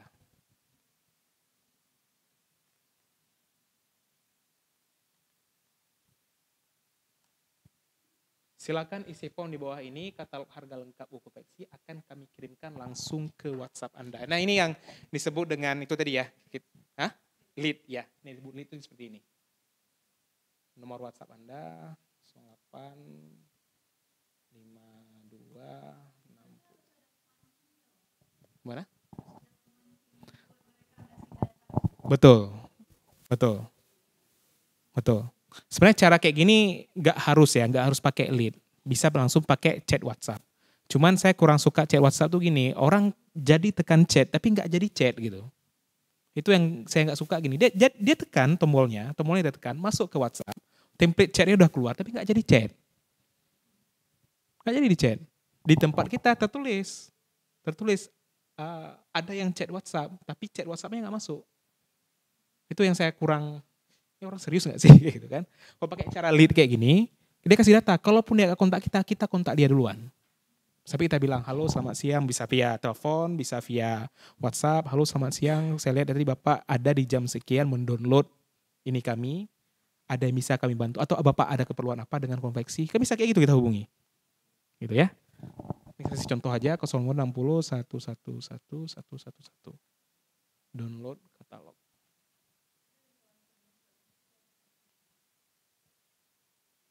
Sebenarnya bisa langsung download, tapi kita nggak kasih dulu. Nah, terima kasih. Ada nggak nih keluar downloadnya nih? Nah, start download. Anggaplah download gitu ya. Nah, start download. Keluar downloadnya. Oke, terima kasih. Tuh kan. Nanti tertulis di sini. Katalog konveksi itu otomatis download oleh gadget Anda. Anda bisa mengeceknya di file manager. Jika Anda tidak menemukan katalog tersebut di HP atau laptop, silahkan hubungi customer service kami di nomor. Kita kasih lagi nomornya tuh. Tapi katalog udah masuk. Diceklah katalognya. Ini kan kayak pemancing ya. Dibuka katalog. Open. Muncul katalognya. Katalog konveksi. Apa aja yang ada, cerita. Ini kan cuma pemanis saja gitu. Tapi setelah itu 1 jam atau 2 jam kita bakal hubungi. Selamat siang Bapak, Ibu. Kita bisa cek nama ya, cek nama. Kalau namanya laki-laki, Bapak kita hubungi. Kalau misalnya perempuan, tanyakan ada yang bisa kami bantu. Kebetulan kalau konveksi kayak produk ini kita nggak perlu telepon. Kalau kita jasa harus telepon, karena jasa nggak bisa lihat fisik ya. Nah, kalau jasa harus telepon.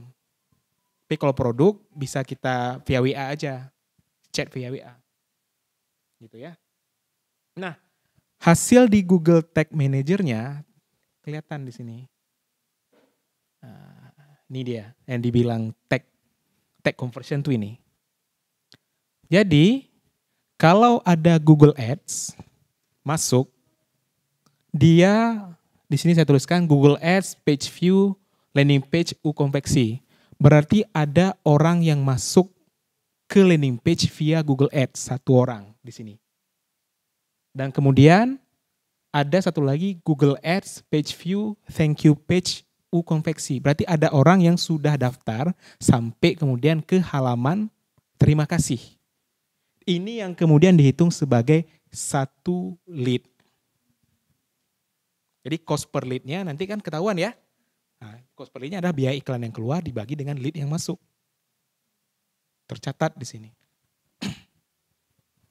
Sebelum ini tercatat, sebelum ini berjalan dengan lancar, kita nggak bisa iklan. Jangan. Bahaya nanti. Itu ya. Oke, itu cerita sedikit tentang lead.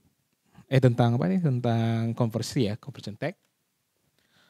Kemudian ada bid strategi ada macam-macam di sana. Ada maximize click, ada maximize conversion value, target impression share, manual CPC. Tapi kalau kita baru beriklan untuk campaign yang baru, karena kita belum ada data sebelumnya, itu kita pakai maximize click dulu. Kita memaksa Google untuk dapatkan klik sebanyak-banyaknya dengan budget yang kita punya yang tidak kita batasi. Jadi sengaja kita paksakan, Google tolong dong saya ingin tampil di atas, terserah deh berapa biayanya. Gitu ya. Cuman kalau misalnya katakanlah landing page kita nggak bagus, kecepatannya jelek, antara apa yang ditawarkan di keyword sama yang ditawarkan di landing page nggak sama, Google akan menilai itu rendah. Semakin rendah kualitas itu, maka biaya iklan kita akan semakin besar. Tapi semakin bagus kualitasnya, antara landing page, kecepatan, kemudian apa itu, Google akan menilai itu semakin tinggi. Semakin tinggi, semakin murah biaya iklan. Jadi bidding kita bisa bidding di harga bawah. Nggak harus selalu bidding di harga atas. Itu bijaksana Google kayak gitu. Dan Google bukan siapa bayar paling tinggi, enggak. Dia cari siapa yang bayar paling tinggi plus siapa yang paling berkualitas. Dia gabungkan dua hal itu. Itu ya.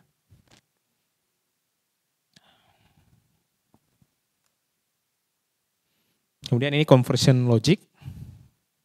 Conversion logic itu berkaitan dengan tujuan tadi. Kalau misalnya kita kampanyenya penjualan ya yang kita ukur ya berapa banyak pembelian. Kalau misalnya lead, yang lead kayak tadi berapa banyak yang mendaftar akun baru di website pakai sign up gitu. Dia bergantung dari tujuan iklan kita. Conversion logicnya seperti itu. Nah, ini ad copies seperti ini. Ad copies itu ada berkaitan dengan headline. Kita siapkan headline dari 15, kemudian deskripsi maksimalnya ada 4. Kalau bisa diisi semua. Kemudian display path ini nanti pas tampilan ini ya, tampilan website kita pas di iklan. Seperti itu. Itu kita juga harus ini. Yang berkaitan dengan copywriting di sini. Kemudian kompetitor tuh bisa dilihat ketika kita udah jalankan iklan. Ada auction insight, nanti bisa saya tunjukkan nanti setelah Jumat. Dan yang terakhir ad extension. Itu tadi yang macam-macam tambahan supaya orang makin percaya sama kita. Contohnya nanti akan saya tunjukkan setelah Jumat. Nanti setelah Jumat kita juga bakal praktek dikit tentang bagaimana mengaitkan atau memberikan satu tema yang sama terhadap keyword yang kita pilih. Gitu ya.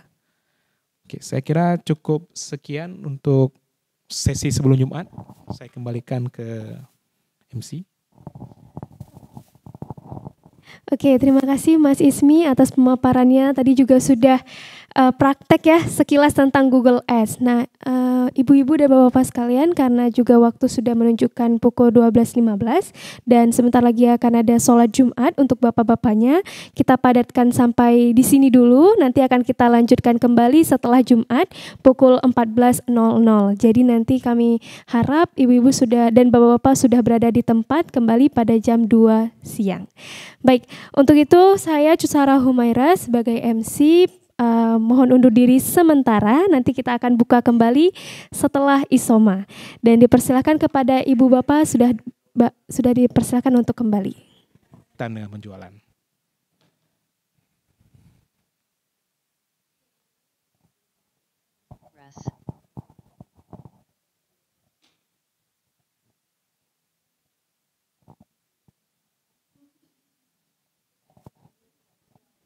Jadi kerjaannya Google Ads yang keyword, yang search itu setiap hari kayak gini, kata kunci, dan kata kunci. Jadi mabuk kita lihat Excelnya. Sampai mabuk kita. Nggak buka nih Bang, Google Ads-nya. Coba tes buka di HP, bisa juga kayaknya.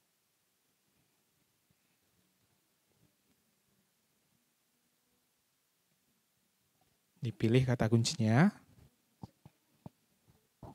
Pisahkan antara dua yang kemungkinan beli sama lagi kemungkinan tidak beli. Seperti itu. Iya. Masuk kalau kita download masuk ke ini. Bimbel Jakarta. Di atas. Itu tadi udah new campaign. Kita nggak ke new. Ini kan langsung smart campaign ya. Kita tadi di keyword planner-nya sih. Harus connect ke email dulu. Tadi kakak pakai laptop bisa tapi kan?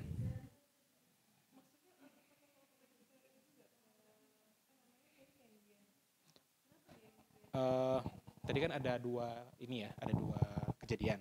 Yang pertama pilihnya yang expert. Setelah yang kedua pilih yang tanpa campaign. Memang ada pilihannya tadi.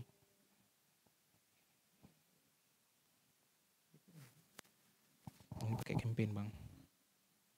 Coba.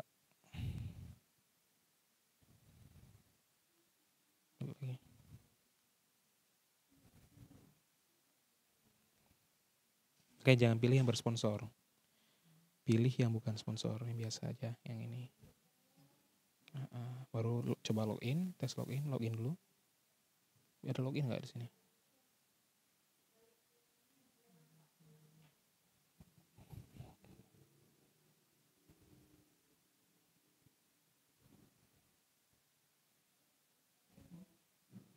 Login dulu.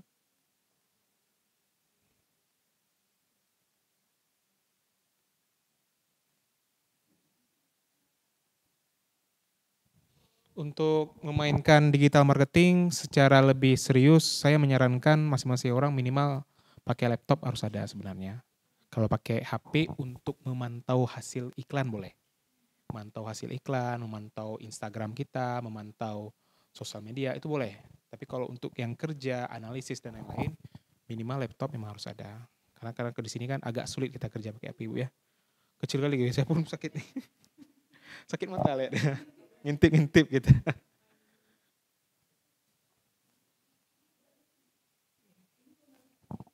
Apa tulisannya? Langsung campaign ya?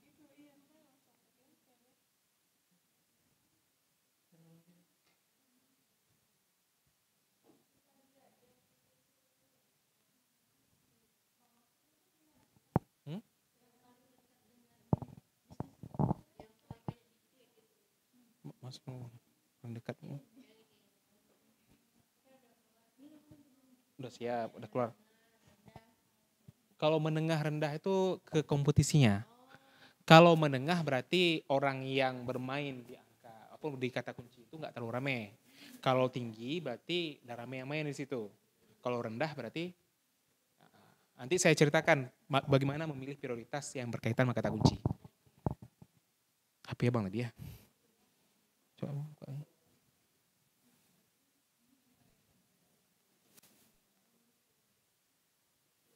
Beda tampilannya antara dengan ini ya. Kalau laptop nggak kayak gitu tampilannya.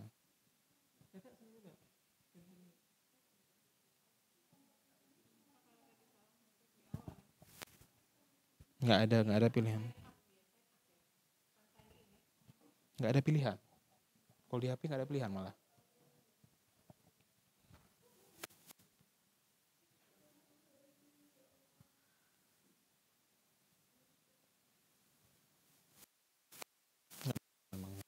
Biasanya memang ada tulisan di situ expert mode atau expert itu kan ahli gitu ya, ada tulisan pilih cara ahli itu. Memang ada ini yang bisa ditekan nih.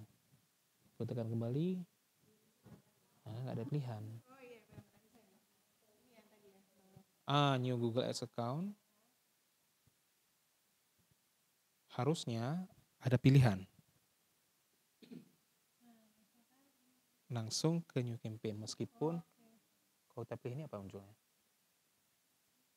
Nggak ada pilihan. Nggak ada pilihan kok. Ya, kalau via HP langsung diarahkan langsung ke campaign. Makanya saya lebih gampang kita install itu via ini ya, via laptop.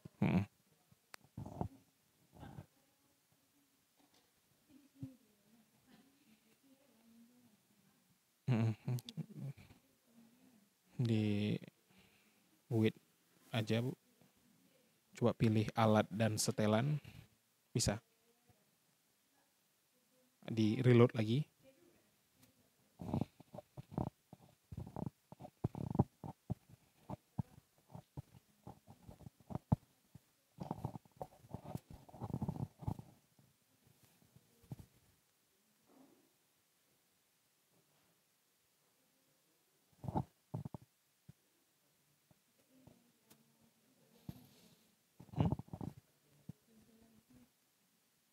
Ini kan masuk ke alat dan setelan bukan? Nanti ada pilihan tuh, ada keyword planner tulisannya. Tuh. Ini kalau misalnya apa untuk ini Bu ya. Misalnya ada kesempatan Bapak, memang kita kadang-kadang perlu upgrade laptop juga Bu ya. Karena ini kan masih yang Atom kan. Mungkin kalau bisa pakai yang Windows 7 yang zaman dulu lancar, tapi begitu pakai yang sekarang kan aplikasi makin berat-berat semua nih. Maka termasuk browser ada berat. Makanya dia ini kalau sekarang usia laptop ada berapa Bu sekarang? Udah lama kali kan. Udah legend lah kita bilang. kalau memang ada kesempatan ini Bu, ada kesempatan untuk kita tukar second yang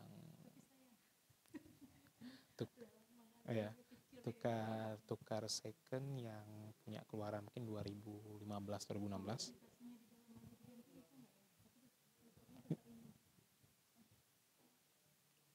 Ini pakai apa? Pakai Chrome ya?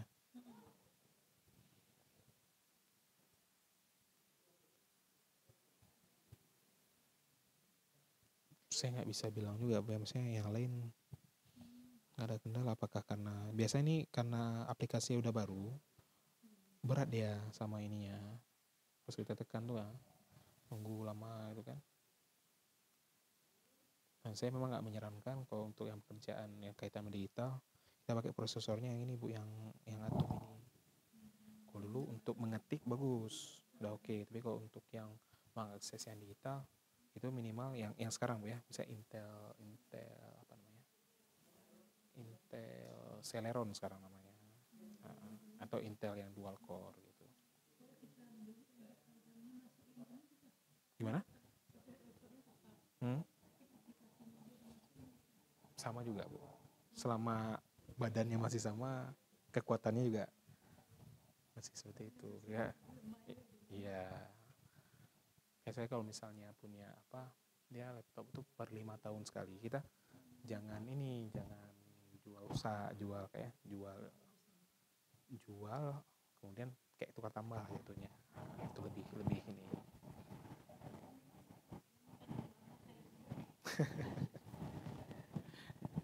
jadi kenangan ya.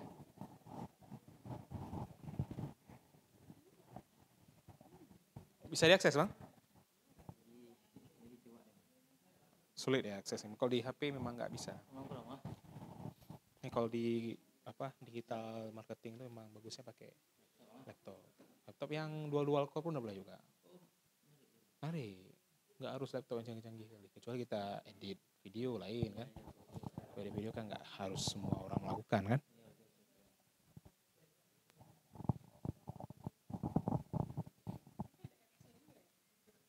Ada. Bisa kan.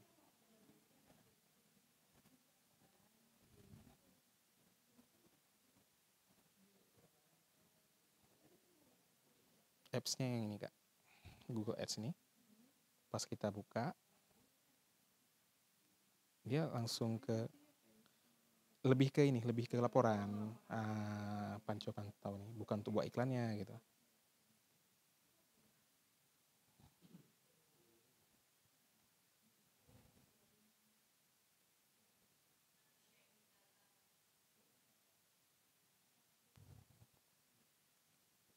Langsung lebih ke ini ya, lebih ke kliknya report yang berkaitan sama tadi kayak saya sebutkan impression, CTR. Ya. Makanya kalau ada kayak gini kan kita bisa bisa lagi kemana cek gitu. Jadi sebagai owner bisnis pun bisa pantau kerjaan digital marketing meskipun kita nggak buka laptop gitu.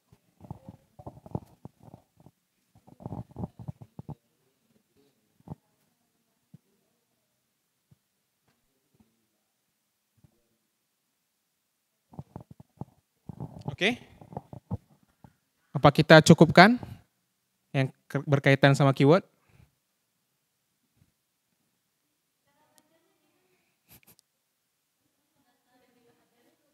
Oke, ini saya cerita dulu ya.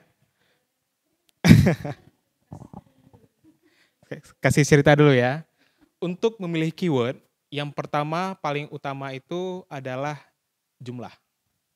Yang paling utama adalah jumlah pencarian. Iya, jumlah search. Kalau situ bahasanya apa keluar? Monthly search ya. Yang utama itu dulu, nomor 1. Baru yang nomor 2, kita cerita tentang kompetisi. Setelah kompetisi, baru kita cerita tentang bid. Ada bid di situ, ada low bid, ada high bid. Gitu ya. Kalau kita memang budgetnya kuat, mau bermain di high yang itu tadi, high kompetisi, low monthly search-nya juga tinggi, ya silahkan, nggak apa-apa. Tapi kalau budget kita tidak sekuat kompetitor, kita pilih yang masih agak oke, Keywordnya dulu, keyword itu monthly search-nya masih agak oke. Kemudian kompetisinya medium. Kemudian biaya bidnya antara low sama high-nya itu masih sanggup dalam hitungan kita. Kayak gitu. Gimana? Ya, dalam bahasa itu bid rupiah di situ tuh, kalau yang low berarti yang paling kecil terjadi di angka itu. Yang paling besar di high-nya. Udah. Kemudian pas kita mau mainkan di situ, biasanya kalau saya tambah yang high bagi 2 plus 10%. Untuk ngebit kata kuncinya. Low plus high bagi 2, berarti average ya, rata-rata plus 10%.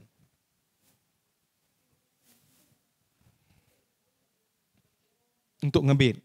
Nggak dapat, tambah lagi 10%. Nggak dapat, jangan tambah-tambah terus. Jangan-jangan punya kita mungkin kata kuncinya kurang iklan kita, mungkin website landing page kita kurang oke. Jadi nggak semuanya berkaitan dengan uang. Facebook kan tadi. Tuh ya. Ada yang tanyakan? Saya mau cerita tentang kata kunci. Kata kunci itu ada berapa, kalau di digital marketing atau di SEO, itu ada 4 kalau nggak salah. Yang pertama informational. Informational itu yang berkaitan dengan mencari info. Ya, atau nanya info. Belum berkaitan dengan pembelian. Contoh, info itu misalnya ya, yang info itu misalnya kita mau bahas sholat tahajud misalnya. Cara sholat tahajud. Kira-kira orang nyari info cara sholat tahajud, pengen beli buku, pengen belajar tahajud, pun nyari info sebenarnya. Nyari info, itu informational. Itu satu. Terus yang kedua ada yang dengan navigational. Navigasi. Navigational itu kata kuncinya biasanya berkaitan dengan halaman tertentu. Misalnya kita ingin cari spesifik ke halaman tertentu, itu navigational. Ya. Kemudian ada lagi komersial. Kalau komersial itu udah bahas brand. Sepatu Nike misalnya. Orangnya sepatu Nike nyari info apa mau nyari ini? Mau banding-banding sepatu? Nyari sepatu banding-banding, udah sebut brand dia. Itu komersial. Dan satu lagi ada namanya transaksional. Transaksional itu berarti orang nyari kata kunci itu biasanya akan melakukan satu aksi.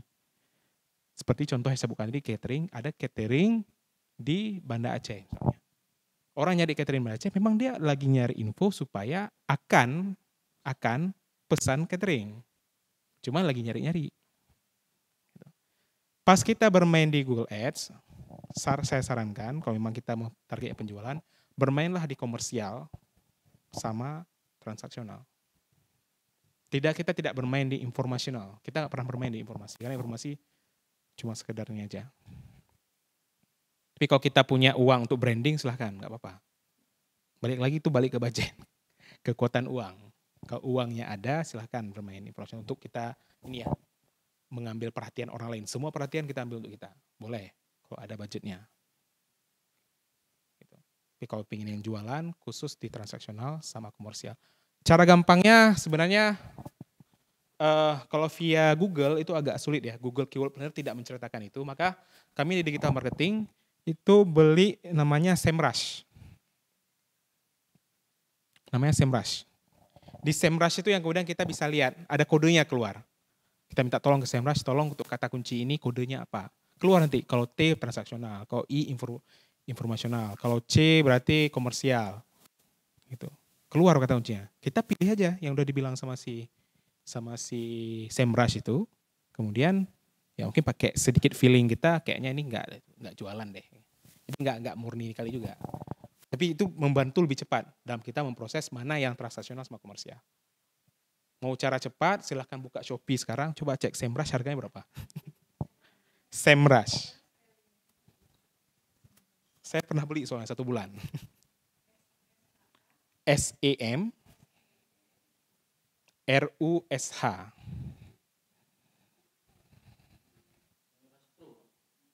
Iya, iya. Berapa harganya situ? 200. Ya, ada yang 119.000 dan 120.000. Ini cara ilegal ya. Kalau cara legalnya ya beli yang resmi. Kalau resmi sampai 1.800.000 juga harganya. Sampai 2 juta. Kayak gitu. Tapi kalau mau coba-coba, mau cek kata kunci ya sekedar aja lah. Enggak apa-apa kan keluarin 100.000 untuk tahu gitu kan. Ilmu. Cuman pastikan juga sebelum kita memang terjun ke sana, sebenarnya kita cek juga yang kata kunci berkaitan sama bisnis kita. Kalau memang katakanlah banyak, silahkan beli SEMrush. Kalau nggak banyak, nggak usah juga. Memang nggak cocok dengan Google Ads. Google Search Ads, Google pencarian. Saya bilang banyak itu ketika konsisten per kata kunci itu selalu di atas 100.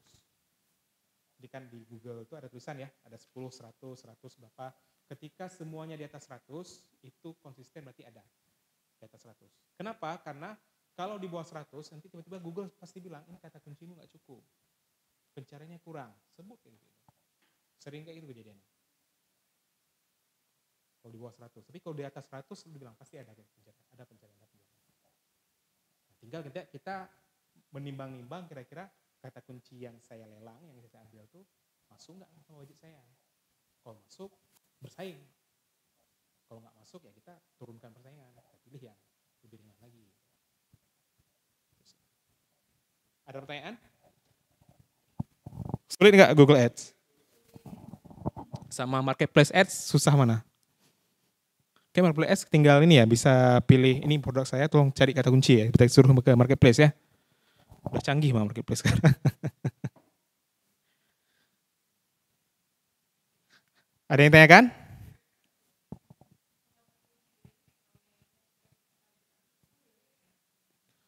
Tidak selalu. Tidak selalu. Dan hashtag Instagram kan sering kita pakai lebih ke campaign. Maksudnya untuk membantu campaign kita tuh reach-nya lebih jauh ketika orang mencari hashtag yang sama. Gitu kan. Cuman untuk yang itu saya bilang nggak sama. Bahkan beda platform aja kebiasaan orang berbeda. Dan kalau nanti katakanlah TikTok jadi keluarin iklan search-nya, TikTok Search Ads, mungkin hashtag itu relevan di TikTok. Mungkin ada kita nyari hashtag yang kemudian kita iklankan. Bisa jadi. Saya juga belum pelajari detail yang bagian itu. Karena TikTok kan terus berkembang ya. Per setahun sekali atau per 6 bulan sekali dia update lagi iklannya. Dan sekarang katanya mau di-ban di Amerika. Karena terlalu cepat mengganggu bisnis orang Amerika, mau di-ban di Amerika. Ada lagi ya kan?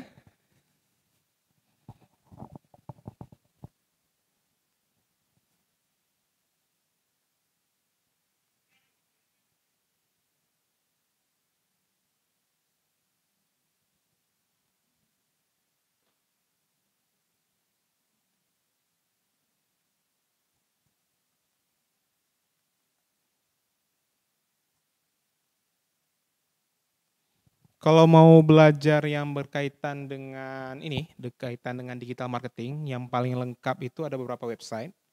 Yang pertama ada HubSpot. Ini HubSpot. Itu satu. Belajar digital marketing. Terus yang kedua ada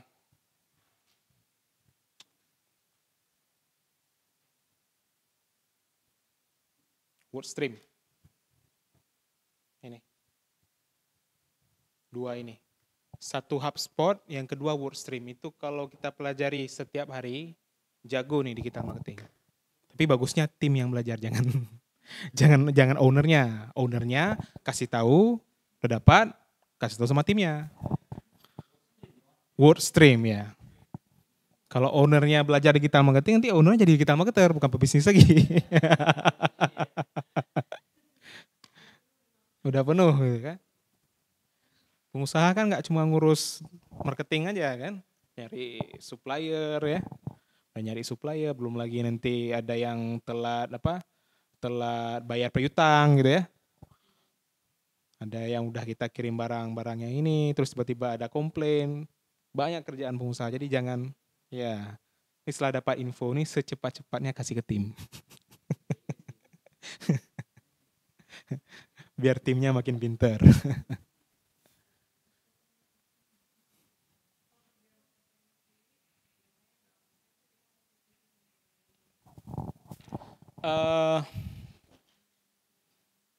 Saya nggak berani pastikan angka ini ya, angka saya bilang angka apa ya?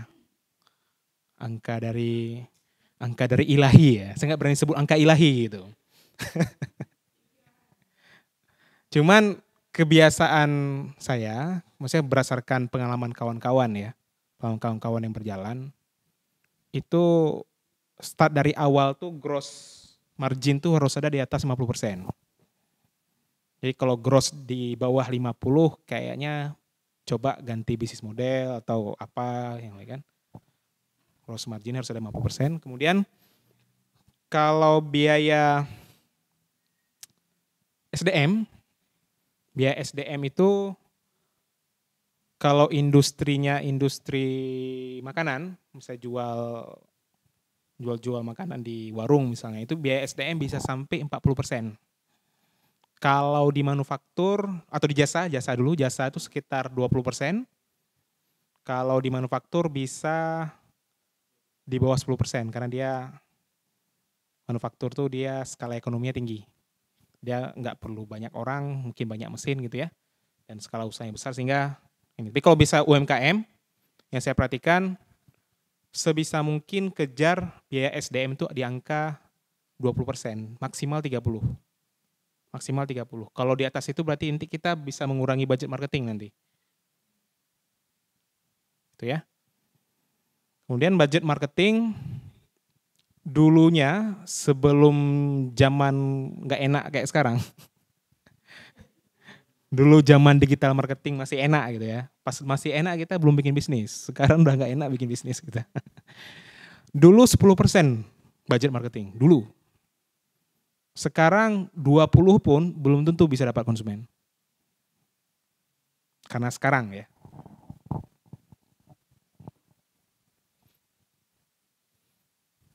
Coba tuh tadi kita HPP berapa persen? Habis HPP ada SDM, habis SDM ada overhead yang lain, kemudian ada biaya marketing. Berapa sisa profit untuk si ownernya?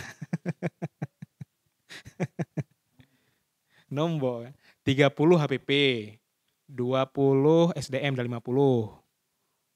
Overhead lain 10, 60. Biaya marketing 20, 80, sisanya 20%. Owner bisnis 20% profit per tahun, udah oke? Belum.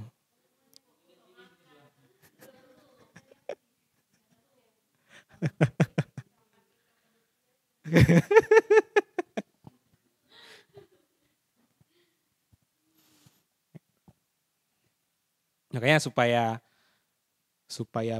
penjualannya makin oke, profitnya itu kita jangan bergantung dengan biaya marketing. Di saat biaya marketing kita harus dapat penjualan, di saat biaya marketing tidak keluar, penjualan juga tetap terjadi. Makanya itu yang kemudian kita bahas di bagian CRM. Ya. Saya sebut CRM itu sebenarnya itu kayak kita ngegas mobil sama ngerem. Ngegas mobil mempercepat orang mau beli, ngerem memperlambat orang supaya keluar toko. Intinya itu. Saya langsung ambil ke studi kasus. Studi kasus CRM dari bisnis ini. Ada yang tahu Red Doors? Tahu ya. Platform ini ya. Platform untuk pesan ini ya, pesan hotel ya. Gitu. Nah, CRM itu kita meninjau dari pertama, kayak sebutnya touch point ya, atau di titik-titik di mana konsumen berkomunikasi dengan kita. Dari pertama dia belum kenal kita sampai dia loyal ataupun nggak jadi pakai kita lagi. Semua titik itu dibahas. Makanya CRM itu berdekatan dengan customer journey atau sales funnel tadi. Berdekatan dia. Coba kita lihat di sini di bagian Red Doors. Ya. untuk mendapatkan konsumen atau untuk membuat orang jadi tahu, si Red Doors ini melakukan pendekatan social media ads yang nanti suruh download aplikasi. Kemudian pakai Google Ads, suruh download aplikasi. Kemudian pakai social media organik juga, kan nggak mungkin kita iklan aja. Harus ada social media organik supaya brandingnya tetap dapat. Sama pakai blog, berarti dia main SEO. 4 itu dia mainkan tujuannya supaya orang mau download aplikasi.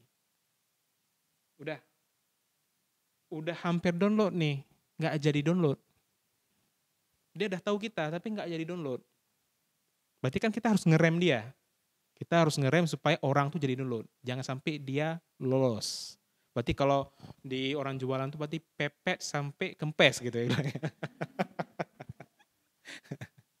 Pepet sampai kempes. Makanya di sana si Red Door melakukan pendekatan retargeting ads with promo first time offer.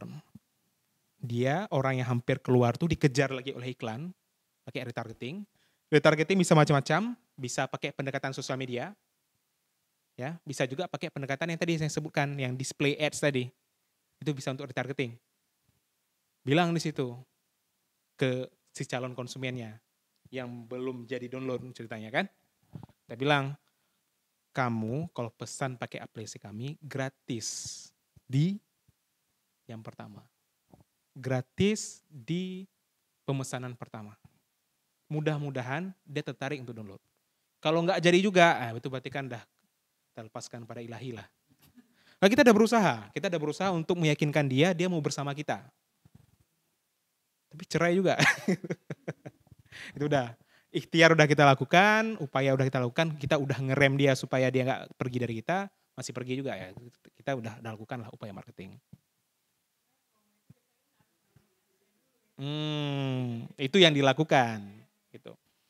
Kalau nggak mau juga, nah itu jadi PR bagi kita. Bisa jadi mungkin produk kita mungkin nggak market fit dengan keinginan konsumen. Tapi kalau market fit saya yakin pastilah. Kecuali ada kompetitor yang lebih baik mungkin.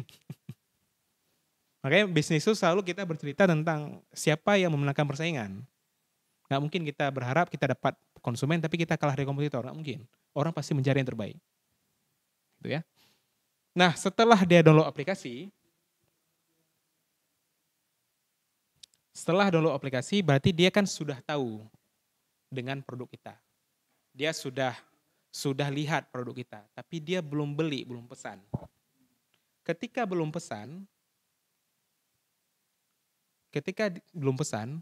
kita minta tolong nih sama si aplikasinya, tolong dong yang belum pesan juga itu, kasih notif, ingatin lagi, kamu belum ambil promo loh.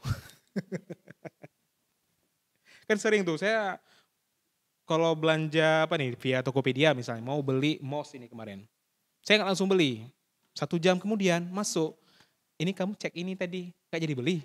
Ada yang lupa nih. Nah itu, upaya-upaya itu CRM. Dan ketika hal seperti itu bisa dibuat otomatisasi, maksudnya nggak harus kita yang kirim ya, tapi langsung sistem, itulah yang disebut dengan teknologi CRM. Nggak semuanya harus kita lakukan. Kalau kita UMKM boleh manual, WhatsApp lagi. Ada yang lupa nih. Gitu ya. Colek lagi ya. Kita bilang di sini, kebetulan di sini dibuat 20% diskon untuk transaksi pertama.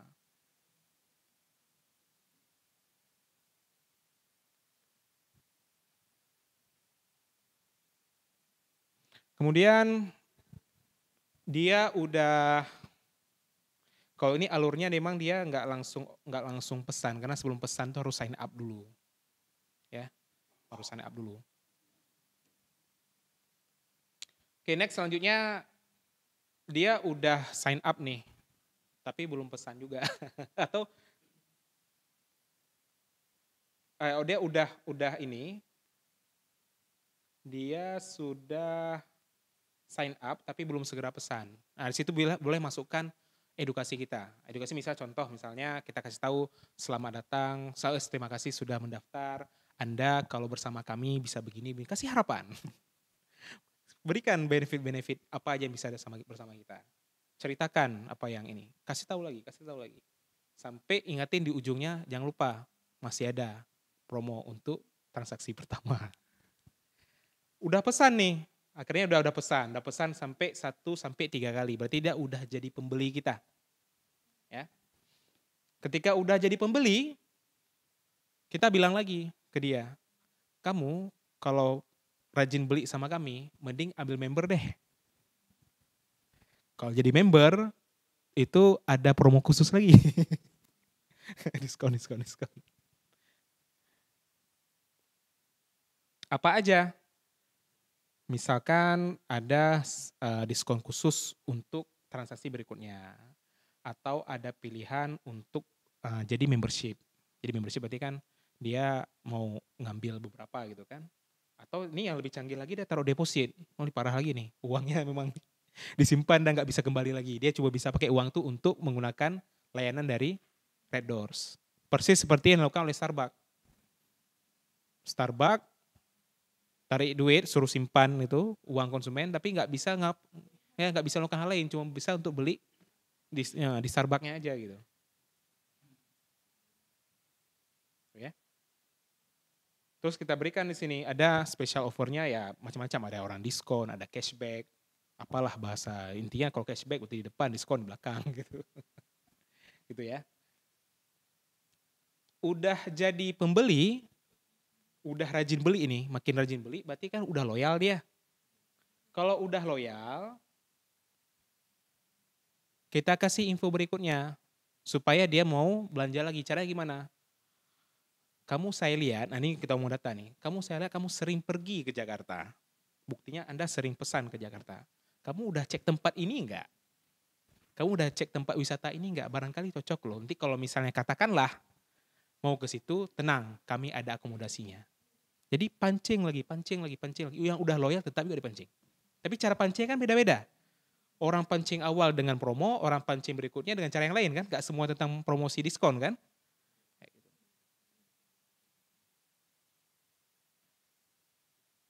Baru yang loyal terakhir itu kita berikan kesempatan. Kesempatannya apa? Kalau kamu ajak teman kamu dapat bonus tambahan. Ya. Terus konsumen itu ya macam-macam lah. Konsumen itu ada yang mungkin awalnya dia suka, kemudian mungkin udah lupa, udah macam-macam, mungkin ada layanan lain. Sehingga dia akan selalu terdistraksi dengan berbagai layanan, dari berbagai penawaran dari berbagai bisnis. Gitu ya. Sehingga ada kemungkinan di masa-masa mungkin dia udah jarang sama kita. Udah renggang lah kita bilang. Buktinya apa? Buktinya mungkin aplikasi nggak pernah dibuka lagi. Buktinya dia nggak pernah belanja lagi selama 6 bulan terakhir. Nah itu pun kita hubungi juga. Halo, apa kabar? Ya, persis gitu. Halo, apa kabar? Udah apa? Udah jalan kemana aja tahun ini? Gitu ya. Khusus untuk kamu, kalau misalnya bulan ini mau nggak transaksi, kasih diskon deh. Kayak gitu. Jadi setiap tahapan-tahapan itu dari awal, dari belum kenal, kemudian sudah kenal, sudah beli, sudah loyal, hampir renggang, hampir cerai gitu ya. Itu ada komunikasinya ke konsumen. Dan kita di situ ada program-programnya. Program itulah yang kita berikan si konsumen, ketika itu di-manage, itu disebut dengan CRM. Kira-kira UMKM, Bapak Ibu di sini udah melakukan sampai gimana pepetnya? Sampai dia beli, setelah beli pepet lagi gak? Nah, coba pepet lagi lah. Halo, apa kabar?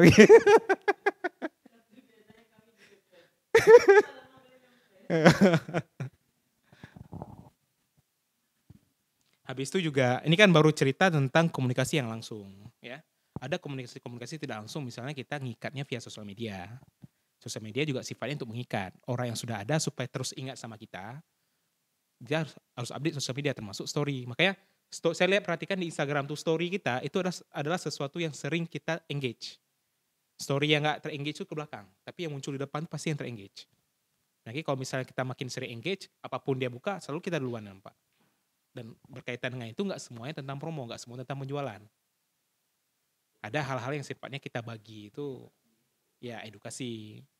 Atau kalau misalnya ada banyak cara ini tuh. Kalau misalnya mau lihat ada istilah itu loyalty program. Ada tuh loyalty program. Ada yang kalau zaman dulu tuh kita beli susu anak itu ya. Ibu saya beli susu itu kalau beli 20 kali nanti bisa jalan-jalan kemana. Tapi diundi dulu gitu kan. Itu bagian dari loyalty program sebenarnya. Membuat orang mau belanja dalam waktu tertentu sehingga profit kita pun meningkat. Nah, gitu. Cuman itulah makanya ketika kita buat itu sebisa mungkin itu jangan terlalu kelihatan kayak jualan. Nah kalau kita nampak kali jual kan orang jadi malas juga. Jadi usahakan main cantik lah di situ, soft selling lah. Ya. Oke sampai dengan di sini udah paham nggak? Maksudnya CRM itu gunanya apa? Udah paham ya? Udah. Ada pertanyaan tentang CRM?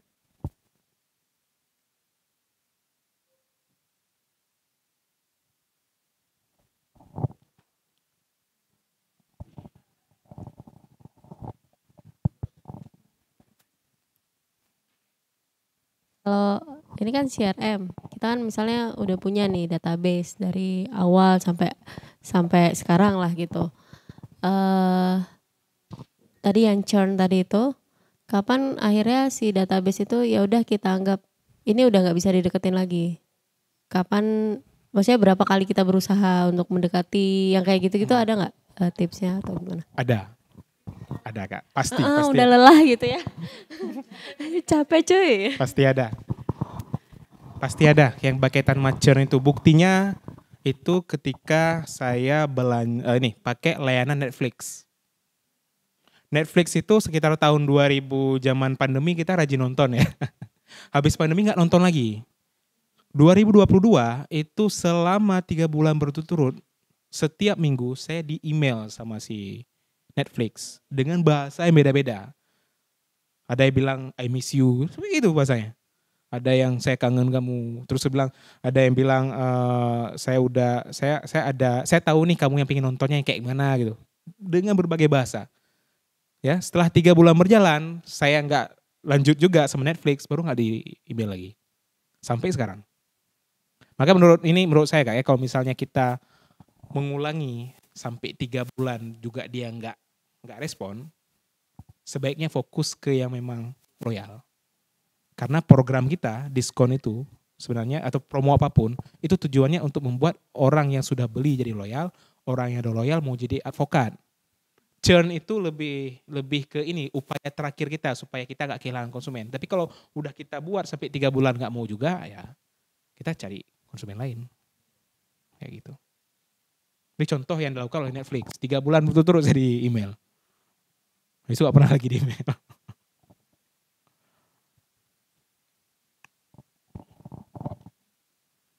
Ada yang bertanya lagi? Silakan. Ini kan menarik nih CRM ini Bang ya. Kalau kita mau aplikasikan ini di usaha kita, UMKM kita, untuk yang pegang ini dia harus sendiri fokus ke sini atau bisa multi talent gitu? Bagus pertanyaannya. Ya, makasih Bang. Bagusnya multi talent. Ya, tapi yang multi talent itu ownernya.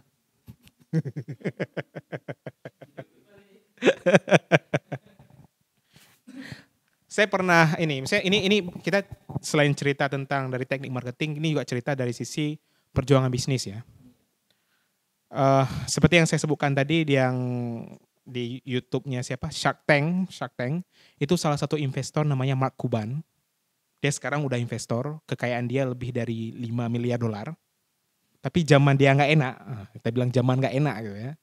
Bilang sama dia, saya 7 tahun berturut-turut saya kerja setiap hari lebih dari 12 jam tanpa jeda. Apa yang dilakukan? Persis kayak abang sebut tadi. Siapa yang lakukan?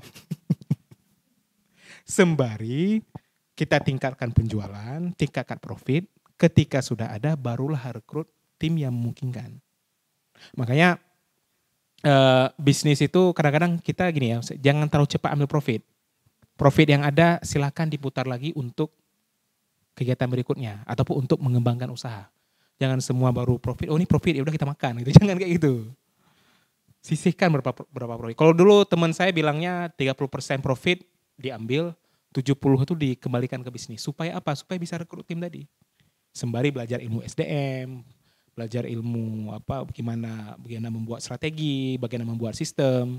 Yang ujung-ujungnya itu sehingga ada tim yang menghandle. Tapi sebelum ada tim, memang kayak itu kejadiannya. 7 tahun. Setiap hari bekerja, lebih dari 12 jam, tanpa liburan. Dan itu kenyataan. Dibilang sama dia, saya nggak bisa. Kalau nggak bisa, dia udah bilang si Mark Cuban ya, kalau Anda nggak bisa ya udah nggak usah jadi pengusaha aja lah. Kejam memang. Tapi itulah kenyataan yang dihadapi. Gitu Bang ya. Mengeri Bang usaha Bang. Saya udah rasakan. Ini setengah-setengah mundur nih, setengah mundur setengah maju nih. Pasrah nggak mau, maju nggak bisa gitu kan. Tapi ya tetap bertahan gitu.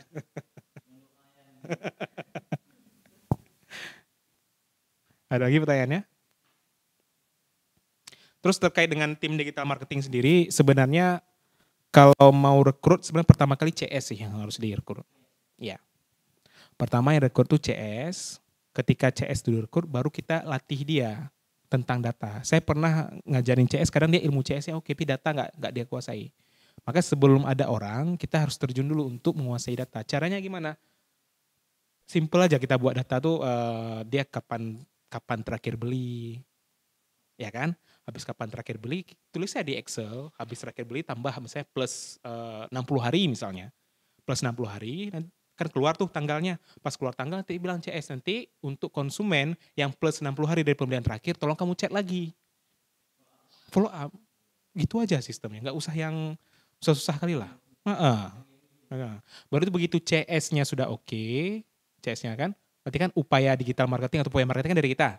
CS sudah oke, udah lancar penjualannya, baru kita bahas meningkatkan traffic. Meningkatkan traffic itulah pakai pendekatan ya entah iklan, entah influencer, entah Google Ads atau apa gitu. Jadi tahapan-tahapan itu start dari CS dulu. Bahkan marketplace kan CS juga dulu ya. Ada Tokopedia harus ada CS-nya dulu, yang jawab chatnya gitu. Kalau chatnya dari kita nggak robot, kita yang jawab.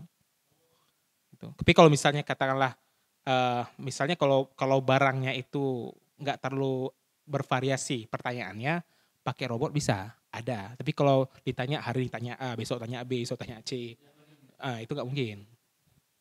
Ada teman saya dia content creator, mungkin kawan-kawan kenal juga di sini, namanya Zulpan Afdillah, YouTuber. Kenal, tahu ya? Dia chat WhatsApp-nya robot. Karena dia jual buku. Buku cuma tanya, kan dia udah jelaskan semua manfaat buku di konten dia. Si konsumennya cuma nanya ini harga berapa, dikirimnya dari mana, bisa COD apa enggak. Pertanyaan sama selalu, enggak pernah berbeda.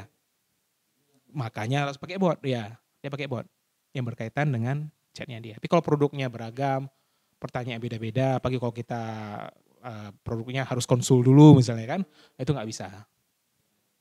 Kayak gitu. Sampai mungkin nanti AI-nya kalau udah canggih, kita beli AI aja.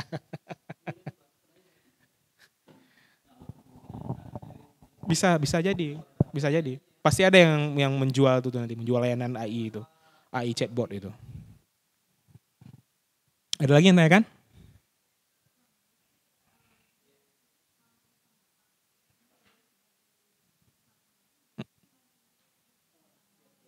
Cek apa? Ya, untuk pengecekan kata kunci.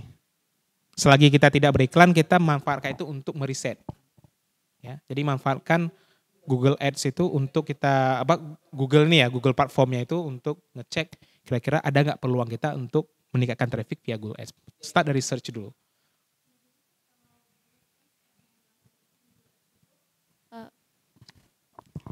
Google Ads itu kan dari segi biaya itu tinggi gitu kan.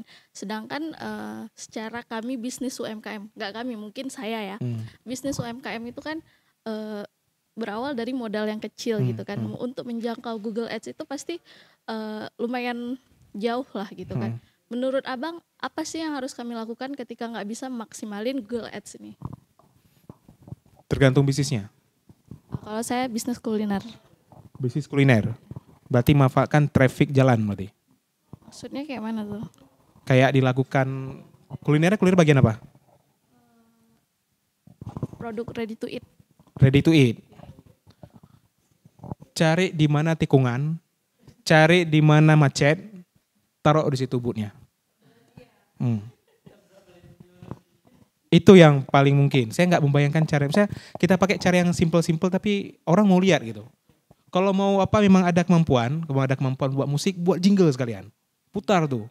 Dulu zaman dulu yang jualan sari roti, keluar musik, ada jinglenya. Sari roti, sari roti, tenenet. Sekarang kan aplikasi udah ada banyak. Walls juga. Lakukan itu, di tempat tikungan ataupun tempat macet, pakai jingle. Orang lihat nggak?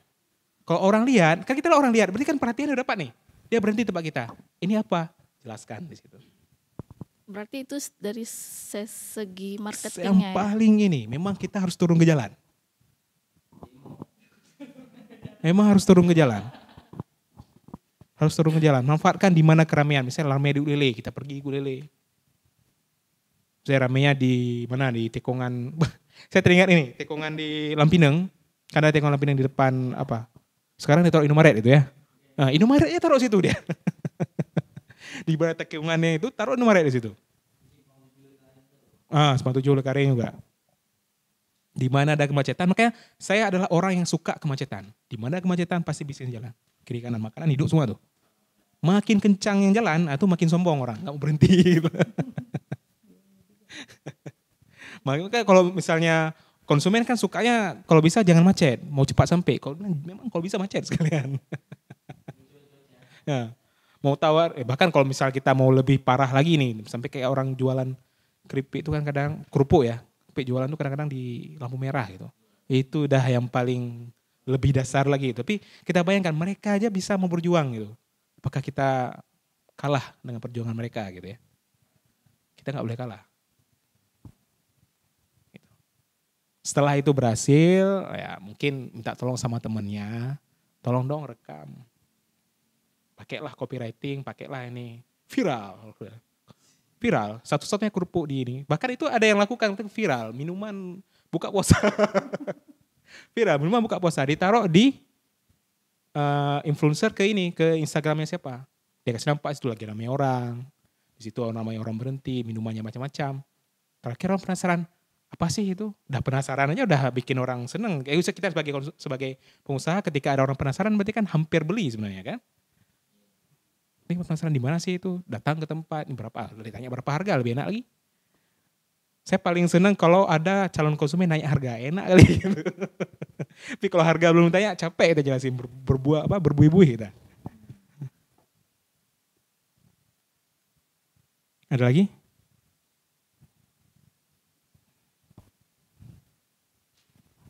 Mungkin maksud saya lebih ke digital platform yang bisa kami gunain gitu karena kalau sekarang, digital kita pilih yang organik semua ya, pilih yang organik tapi jangan yang hasilnya itu terlalu lama.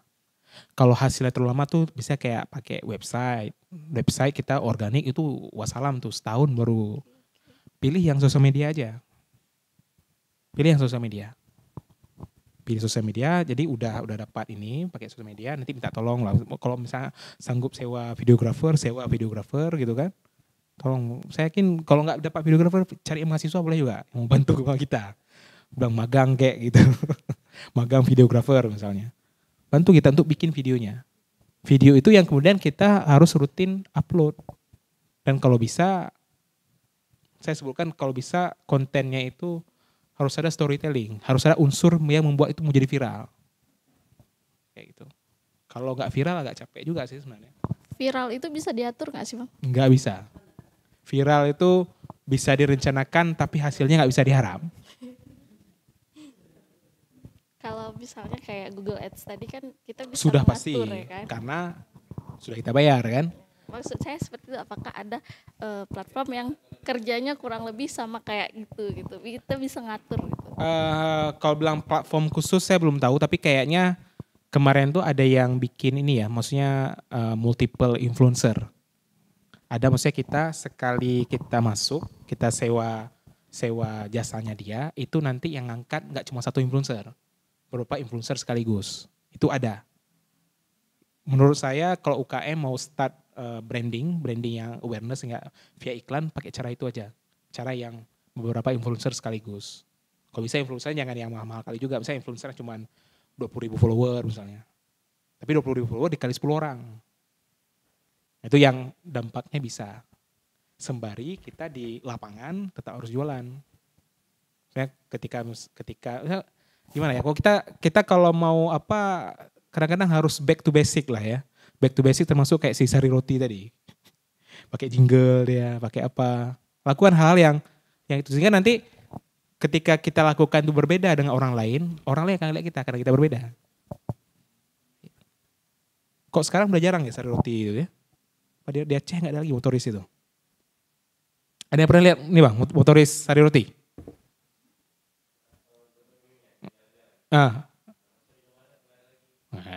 Sekarang kan mereka udah punya nama ya. Tapi zaman dulu merintis kan keliling-keliling. Mereka ada punya data semua, tahu di mana yang beli itu. Tapi sebelum sampai ke situ kan mereka tetap ke jalan, turun ke jalan. Jadi yang paling murah itu memanfaatkan tenaga jalan, berarti tenaga lutut kita untuk jalan-jalan. Sembari ya saya manfaatkan sosial media, dan ketika memang ada budget, influencer dulu lah. Itu yang paling ringan dulu. Itu yang paling ringan. Sambil pelan-pelan perbaiki terus, makin punya budget, makin punya apa, baru kita naik kelas. Naik kelasnya mungkin ke social media ads mungkin. Social media ads, terus apa. Tuh jangan lupa konsumen lama dipancing terus tuh, dicolek-colek. Jangan kita cari konsumen baru terus ya. Konsumen lama dipancing-pancing gitu. Nah tugasnya marketing yang strategis lebih ke arah situ, bagaimana mengarahkan. Tapi selagi itu belum ada, fokusnya ke yang paling ringan. Saya bilang kayak turun ke jalan. Turun ke jalan itu kayak membuat orang selalu ingat dia itu di situ gitu. Kalau saya suka, saya balik ke situ. Gitu.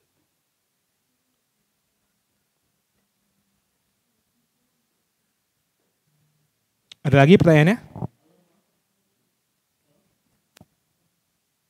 Sudah semua?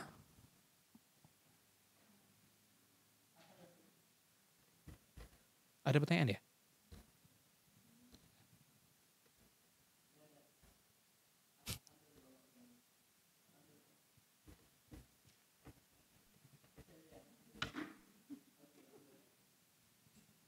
Dari mana suaranya?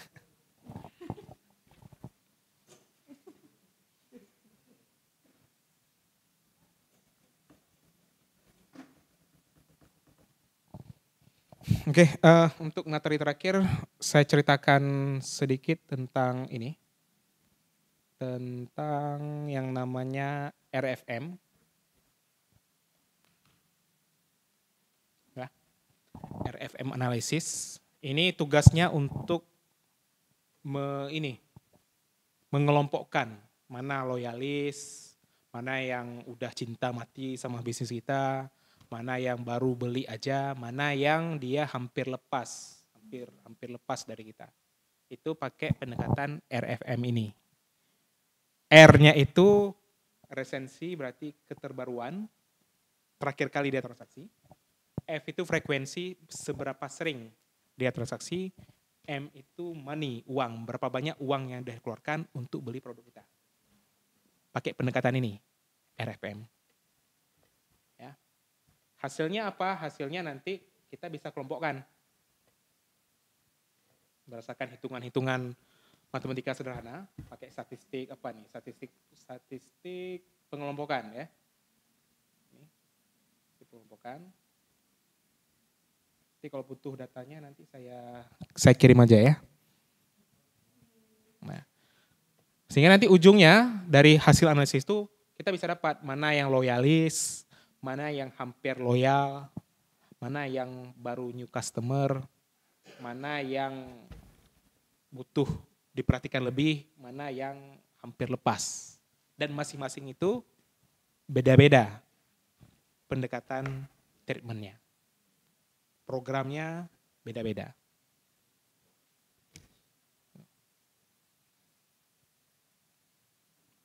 Ada yang mau tanya kayaknya?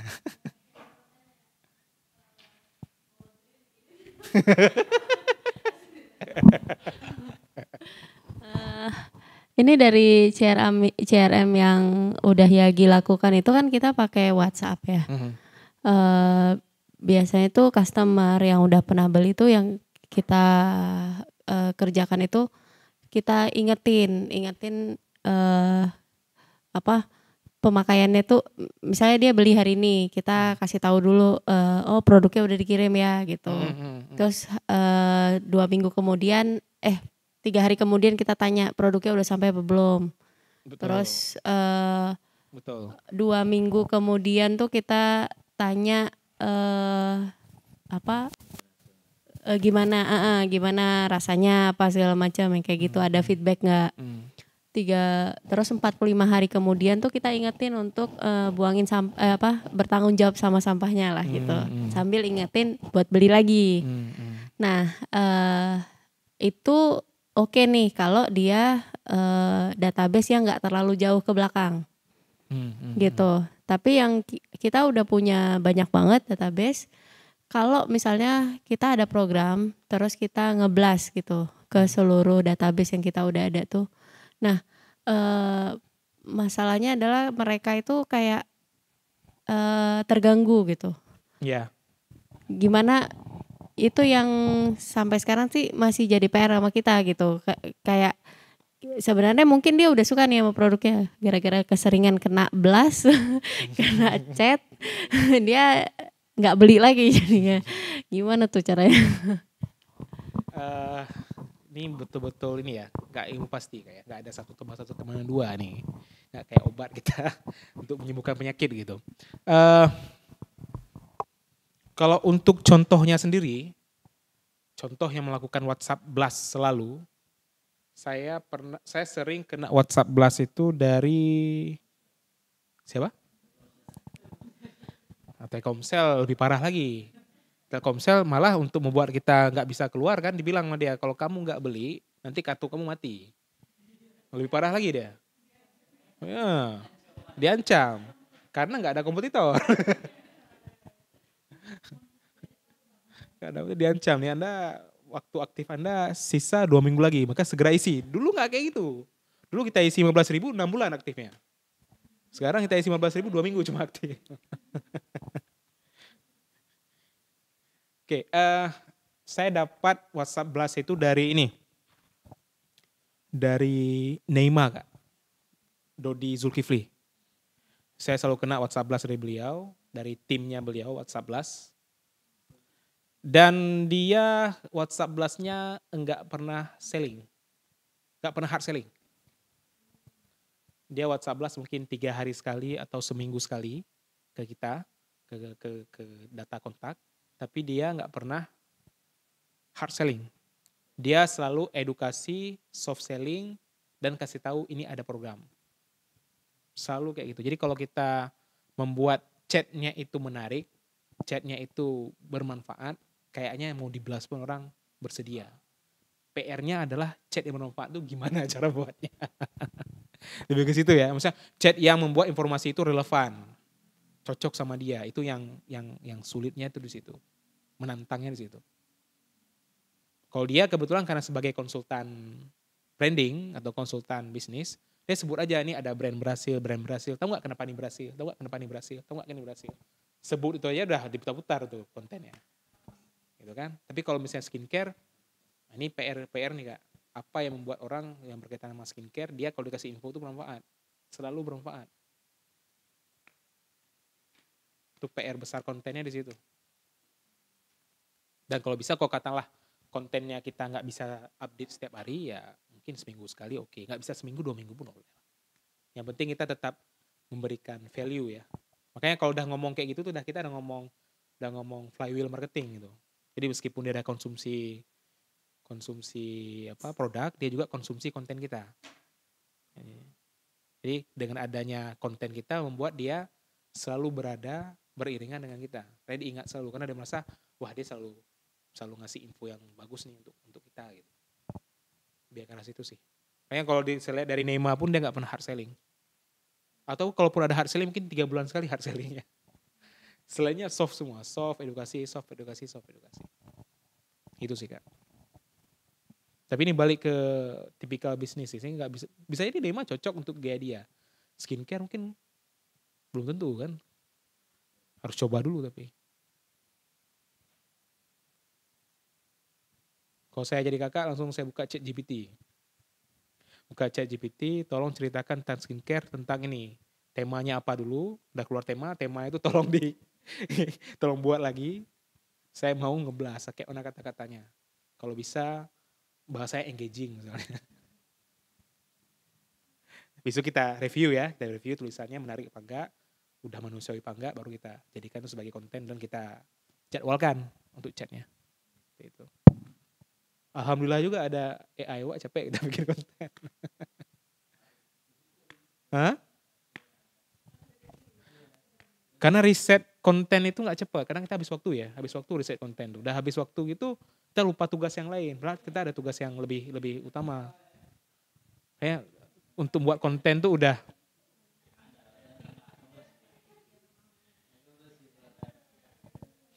Kayak AI ini membantu sebenarnya. Ada lagi yang bertanya?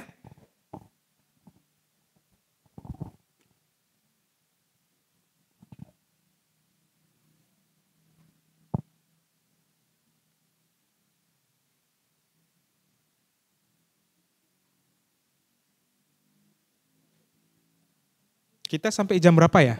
Sampai jam 4 ya? Sampai jam 4. Masih ada setengah jam lagi. Yuk kita diskusi aja lah. Cerita-cerita atau ada kendala-kendala bisnis, nanti mungkin ada teman lain yang punya ide untuk menyelesaikan gitu kan. Kita di sini berbagi ilmu. Kalau bisa saya juga dapat ilmu gitu. Yuk langsung bertanya aja nggak apa-apa.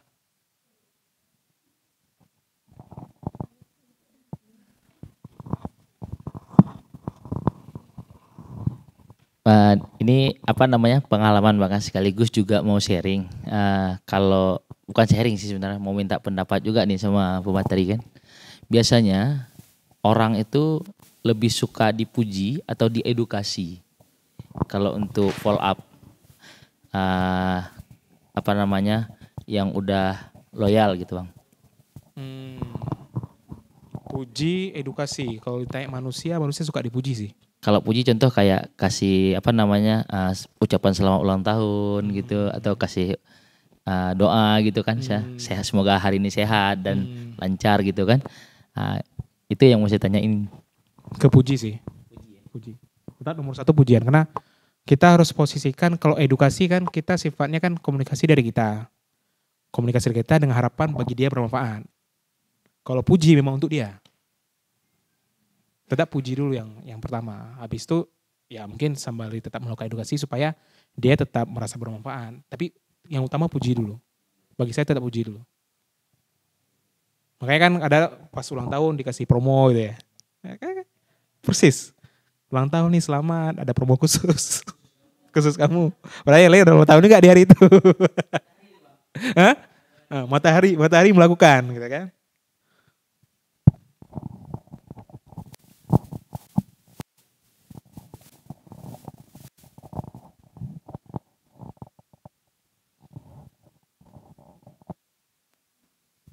Ada lagi yang mau bertanya? Sebenarnya marketing tuh luas banget loh. Atau nonton videonya gimana?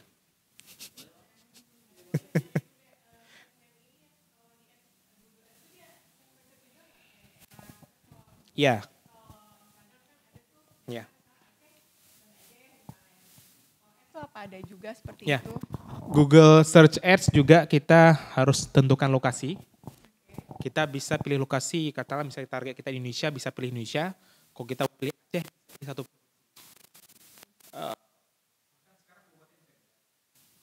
Di targeting ininya. Jadi bertahap gitu ya? Kita langsung pertama dari awal langsung kita pilih. Saya mau lokasi di sini gitu. Tapi nanti bisa diupdate? Bisa diupdate. Karena kan itu harus balance sama titik produk kita berada kan? Iya. Kalau misalnya kita Google Ads-nya Blast Indonesia tapi produknya belum merantau kan juga. Betul. Nah, maksimal nanti kan itu nanti bermasalah di biaya distribusi, ongkir dan lain, sehingga itu Bertahap per kabupaten itu bisa dengan catatan kata kuncinya itu di atas 100 ya. Kalau di bawah itu nanti capek kita. Kayak ibaratnya, kayak saya bilang misalnya kita bikin toko di tempat yang sepi. Memang sepi, tapi gak banyak kompetitor, sepi gitu kan. Nunggu gitu kan. Yang lewat 1, 2, 3, berharap omsetnya besar, gak mungkin. Boring kita, makanya tetap kata kunci yang utama juga. Saya berikan contoh iklan ya. Lokasi ya. Oke, lokasi.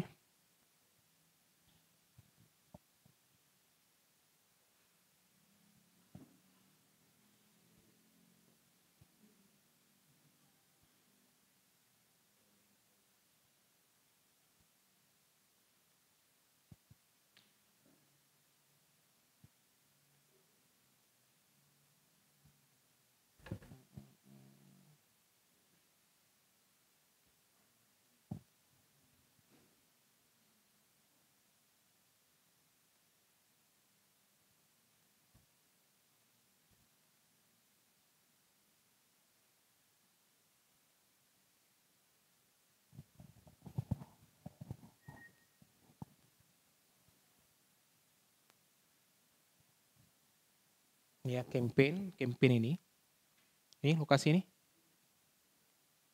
Nah, bisa dipilih.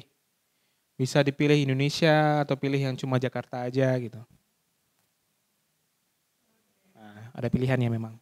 Enter another location. Kita mau pilih di Jakarta aja nih, karena kita kebetulan waktu itu fokuskan ke Jakarta. Di Jakarta bisa. Nanti kalau lebih canggih lagi nanti istilahnya ada Google Fencing namanya. Itu beda lagi nanti. Itu udah terlalu teknis ya. Tapi lihat untuk lokasi bisa. Aceh coba ya. Ada Aceh. Aceh Selatan, Aceh Besar, Aceh Tamiang. Kabupaten ada. Banda Aceh ada. Tapi nggak semua Aceh ya, ada ya. Aceh Timur ada nggak? East Aceh ada. East Aceh.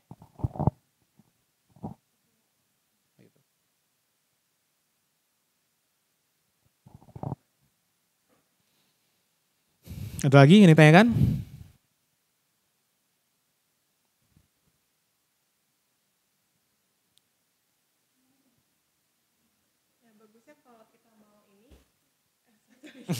Bagusnya kalau kita mau taruh gitu ya. Kan ada berbagai macam tuh, ada Instagram Ads, Facebook Ads. Itu bagusnya kita semua paralel atau satu-satu aja dulu mainnya? Tergantung tipe bisnis. Tergantung tipe bisnis. Saya nggak bisa bilang semuanya sama gitu. Gitu ya. Ada orang dia nyari konsumen di Instagram, Facebook, Google tuh cuma untuk ikat brandnya aja misalnya. Ada orang nyari misalnya kan, udah dapat Instagram, dapat di Facebook. Kemudian kan teringat ini brandnya apa nama kemarin. Cek dia di ini. Di Google muncul juga. Untuk pengingat, tapi dia bukan kejar penjualan gitu. Saya selalu bilang, kalau mau main Google, minimal Instagram organik udah terisi juga.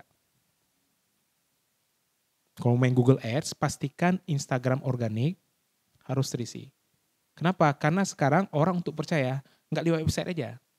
Dia lihat Instagramnya, berapa followernya, ada yang komen apa enggak, ada testimoni apa enggak, ada aktif apa enggak Instagramnya, untuk memastikan dia itu yakin. Jadi kalau misalnya kita mau main, katakanlah nih, kombinasi ya, mau fokuskan Google Ads, Instagramnya organik, bisa. Kayak gitu. Dan saya lihat kawan saya, kebetulan karena produknya produk solusi ya, kita balik lagi harus tipikal produk solusi. Dia ads pertama tuh bermain di Google, Instagramnya organik. Begitu di Google tuh dapat data, datanya itu yang kemudian dia pakai untuk ads di Instagram sama Facebook. Dapat data lebih lengkap lagi, baru dia main di TikTok. Jadi dia nggak bermain, kami sebutnya di kita marketing tuh look alike audience namanya. Dia nggak mau bermain dari konsumen yang nggak terdata. Kalau start dari Google Ads sudah pasti kan orang nyari. Pas orang nyari kan tersaring, dapat data. Terus kita bilang ke Instagram, ke Facebook, ke TikTok, kamu kan udah lihat website saya, kamu kan tahu siapa yang beli, gitu kan? tolong kepada mereka yang sudah beli itu carikan orang yang mirip kayak dia dengan tingkat kemiripan 3%. Bisa. Kalau teman saya gaya mainnya kayak gitu. Tapi syaratnya produk solusi, produknya dicari, ada kata kunci, mainkan Instagram organik, mainkan Google Ads, mainkan website, sudah oke, baru bermain di Instagram sama Facebook sama TikTok Ads. Gitu. Kalau sekarang udah ada TikTok, bisa mungkin tambah TikTok organik gitu ya. Tambah TikTok organik, Instagram organik, sama Google Ads. Memang nggak bisa kita ratakan, nggak semua bisnis menggunakan cara yang sama. Beda-beda. Saya nggak bisa bilang cara ini akan sukses untuk semua, nggak. Balik lagi ke tipe bisnisnya. Betul. Kayak tugas pengusaha, coba terus gitu ya. Sampai dapat. Sampai dapat. Dan pastikan yang dulu habis uang. Gitu. Yang habis gas ya. Yang suka dibilang yang penting jual, terserah caranya gitu ya. Pengusaha kayak itu semua kayak.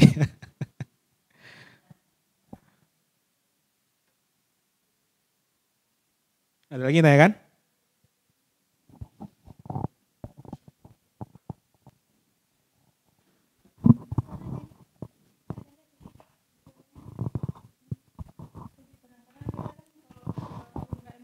Ada masanya ini ya, bosan gitu ya. Ada juga jenuh. Itu waktu saat kita bosan itu apa bagus kita mengembangin terus produk satu atau berinovasi? Waduh, ini pertanyaan berat, Bu. Kalau bercerita tentang investor tadi, dia ditanya gini. Menurut Anda cari partner yang gimana? Partner yang inovatif kah? Partner yang gampang bosan kah? Partner yang ceria kah? Bukan itu jawab, Bu. Saya cari partner bisnis yang mampu ciptakan uang.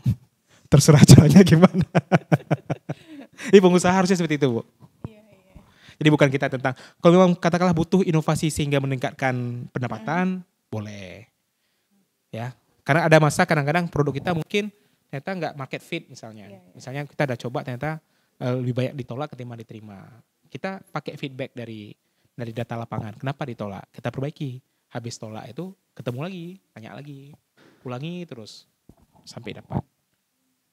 Harusnya kalau feedbacknya udah 100 orang berhasil lah, Bu. Tapi kalau feedbacknya baru 10 orang agak berat ya. Jangan-jangan dia kasihan sama kita gitu. Harus 100 orang. Kayak cari 100 penolakan bahasanya. Dan perbaiki dari penolakan itu. Kurang, kalau bisa 1000 ya. Berarti tetap dipertahankan gitu ya. Saya bukan mempertahankannya, Bu, lebih ke ininya. Fokus gitu.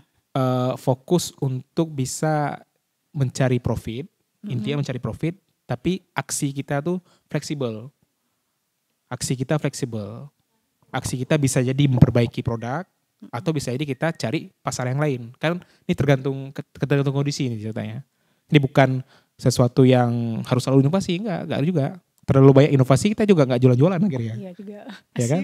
Asik bikin produk terus tapi enggak pernah jualan gitu. Salah juga.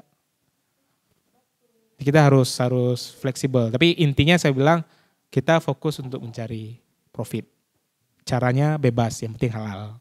Kalau orang luar, orang non mungkin caranya bebas. Kalau kita karena muslim, bebas plus halal. Jangan sampai menzalimi orang lain juga ya. Berarti sampai ketemu memang betul-betul tempat yang pas lah kayak gitu ya. Iya. Sembari itu bisa juga ikut kelas-kelas berkelas ya. Kelas-kelas yang berkaitan dengan bisnis, berkaitan dengan produk, berkaitan dengan marketing. Untuk cara gampangnya saya sudah sebutkan tadi channel-channel yang bagus untuk kita pelajari. Di bisnis itu ada Shark Tank tadi, ada Dragon Den kalau dari luar. Kalau di Indonesia kayaknya siapa ya? Suaminya Syahrini itu yang jadi hostnya, jadi jurinya. Apa acaranya itu? Pak Jawara apa gitu di Metro TV. Bisa ikut acara itu. Terus juga nonton dari Kasih Solusi. Kasih Solusi itu nonton. Dia sering tuh kasih bahas UMKM harusnya kayak gini, UMKM harusnya kayak gini. Nonton tuh, lihat inspirasinya, lihat tekniknya, lihat caranya, kemudian coba lakukan. Saya nggak bisa bilang, saya pengusaha itu cuma trial error kayaknya. Tugas kita bukan cari mana yang benar dulu baru kita lakukan, tapi trial error. Gak tahu kita mana yang berhasil. Ya. Nah gitu, saya udah melakukan lah. Saya memang trial error itu yang utama. Sembari ya kita jangan jauh dari konsumen juga, ya. Kalau kita jauh dari konsumen agak ini lama feedback dapat. Harus dekat sama konsumen. Makanya sering-sering ikut pameran, nanti perbaiki produk, pameran berikutnya tawarkan lagi dengan produk yang dari perbaiki gitu. Bagusnya kayak gitu. Jadi pameran itu ajang untuk memperbaiki produk. Bukan ajang untuk jualan maksimal ya. Ajang untuk memperbaiki produk. Bagi yang sedang memperbaiki produknya. Ya sekaligus promosi juga ya. Ada lagi yang bertanya?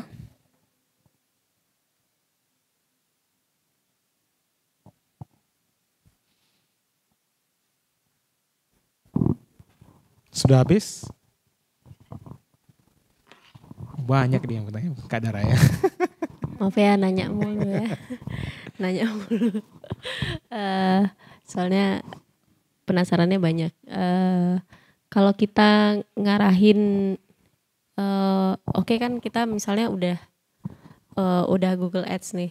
Tapi sebenarnya ya kita nggak punya website. Terus misalnya udah dicoba pakai website tetap nggak ada konversi gitu karena orang lebih percaya di marketplace. Kita arahin Google Ads ini ke marketplace tuh sebenarnya tindakan yang bodoh atau enggak sih gitu? Gitu. Maksudnya kan sekarang restriction di marketplace itu kan banyak ya. Kita juga udah nggak bisa nih lihat kalau kita ngirim barang pun kita udah nggak bisa lihat alamatnya juga. Sekarang gitu. nggak bisa lagi? Nggak bisa lihat alamat, nama, nomor telepon udah nggak bisa. Itu datanya yang memiliki hanya kurir ya kayaknya. Jadi kalau berteman sama kurir mungkin nggak? Kan kurir yang ngantar sama kurir yang pegang database nggak sama. Nggak sama ya. Jadi ya bingung juga ya. Tapi apa ya? Mungkin ada case study atau apa yang membuat kita kayak ini tuh masih worse kok kalau kita ngarahin ke marketplace.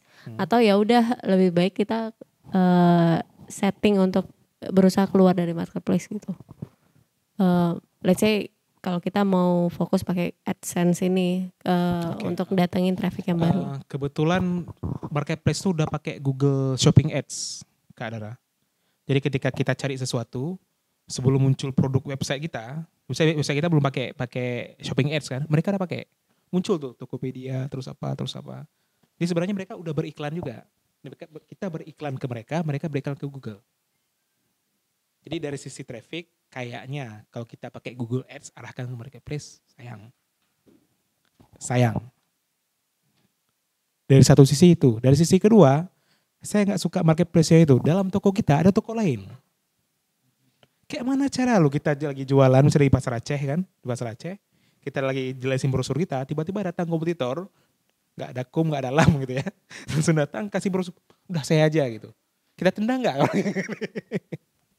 Itulah yang terjadi di marketplace itu. Di ujung bawah tuh ada produk serupa yang datang dari orang lain, dari toko yang lain. Maka saya selalu bilang kalau memang jatuhnya begini, kalau memang katakanlah memang produk kita itu memang kompetitif, kemudian kompetitor pun memang nggak mampu mengalahkan kita, silahkan aja bermain dengan cara kayak gitu, arahkan. Dan itu dibuktikan dengan terjadinya transaksi kayak ya. Tapi kalau misalnya kita udah keluarkan search ads ataupun udah pakai Tokopedia ads, Shopee ads dan yang lain, cuma dapat klik tapi nggak jadi pembelian, kemudian ujung-ujungnya trafficnya bocor tempat lain, kita harus siap-siap gimana caranya untuk bisa keluar dari marketplace. Kalau ikut gayanya Mas Jaya memang beliau nggak pro ya, nggak pro marketplace. Boleh pakai marketplace untuk menunjang, tapi selalu punya backup plan untuk keluar. Caranya gimana, wah itu memang PR besar. Termasuk salah satunya mungkin mencoba untuk bersedia bermain di COD, meskipun ada risiko. Juga udah sampai barang terus nggak jadi.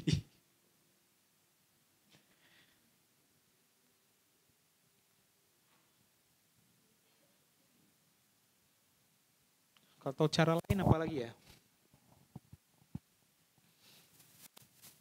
Apalagi kira-kira cara untuk meningkatkan kepercayaan pelanggan?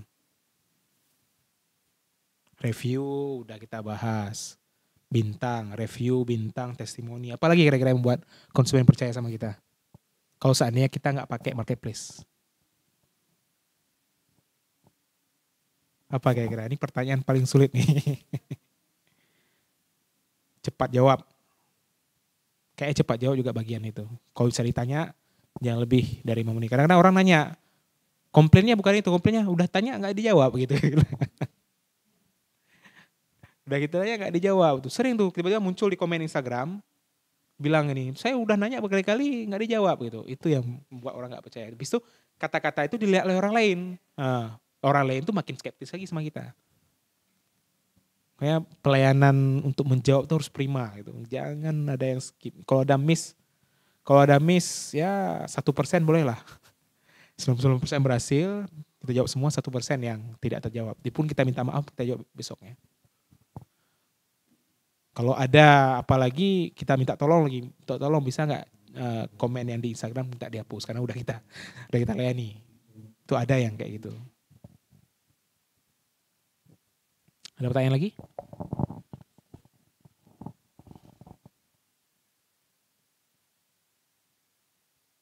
Memang kalau untuk transaksi e-commerce Indonesia agak kurang nggak ya? E-commerce, misalnya kita punya website sendiri, add to cart di Indonesia kemudian terjadi transaksi jarang ya?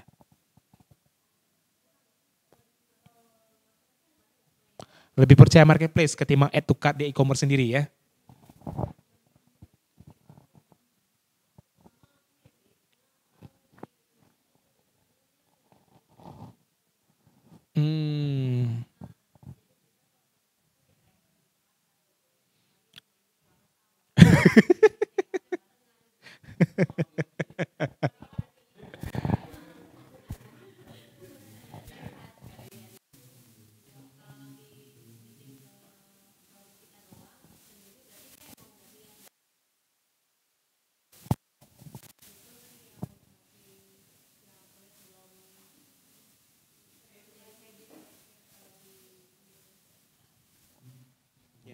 Kita masih suka keliling ya, meskipun kelilingnya keliling di ini ya. Kalau keliling di toko offline itu ada etika, keluar toko dulu ke toko lain. Ini enggak, dari toko itu muncul toko lain.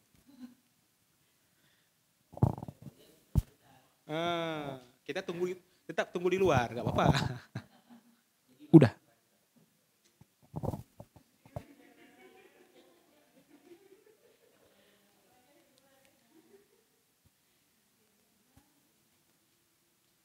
Satu pertanyaan lagi, kalau ada.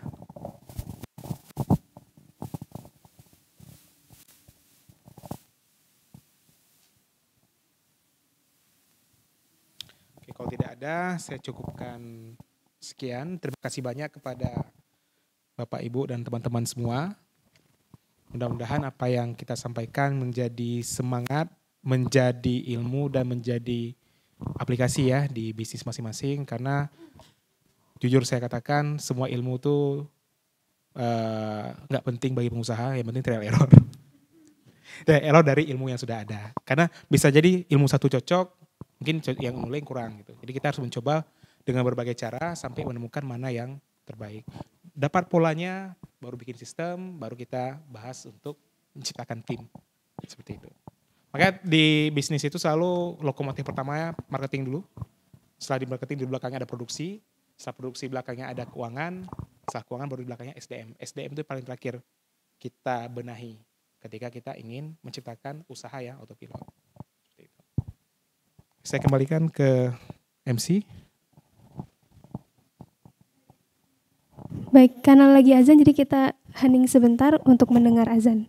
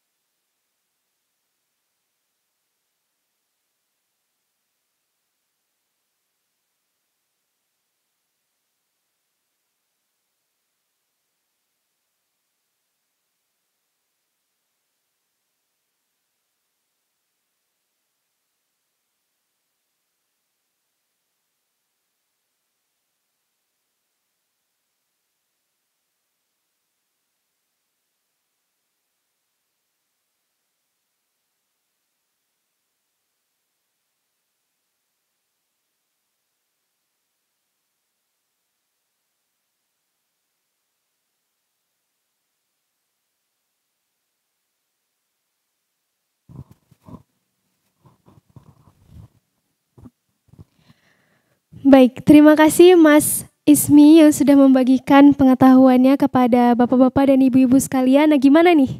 Apakah udah menjadi lebih fresh nih pengetahuannya tentang CRM? Gimana nih Bapak Ibu sekalian?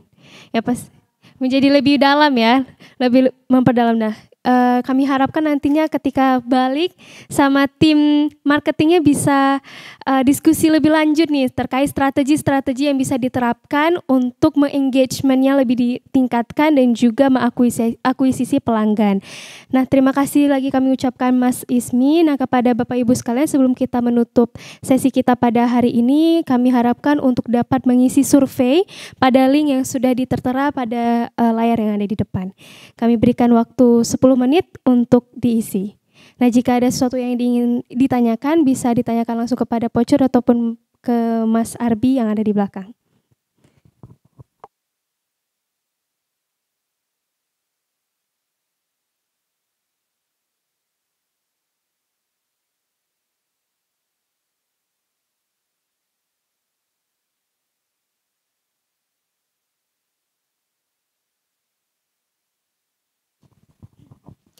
Baik Bapak Ibu sekalian, mungkin sudah banyak yang juga yang sudah selesai mengisi dan yang bagi yang belum mengisi tidak apa-apa, nanti akan dilanjutkan setelah ini. Nah, dengan berakhirnya tadi pemaparan materi dan juga pengisian link, maka berakhir pula sesi pemateri kita pada hari ini untuk onboarding UMKM 2023 bagi UMKM potensial binaan KPWBI Provinsi Aceh dan juga Lok Semawe.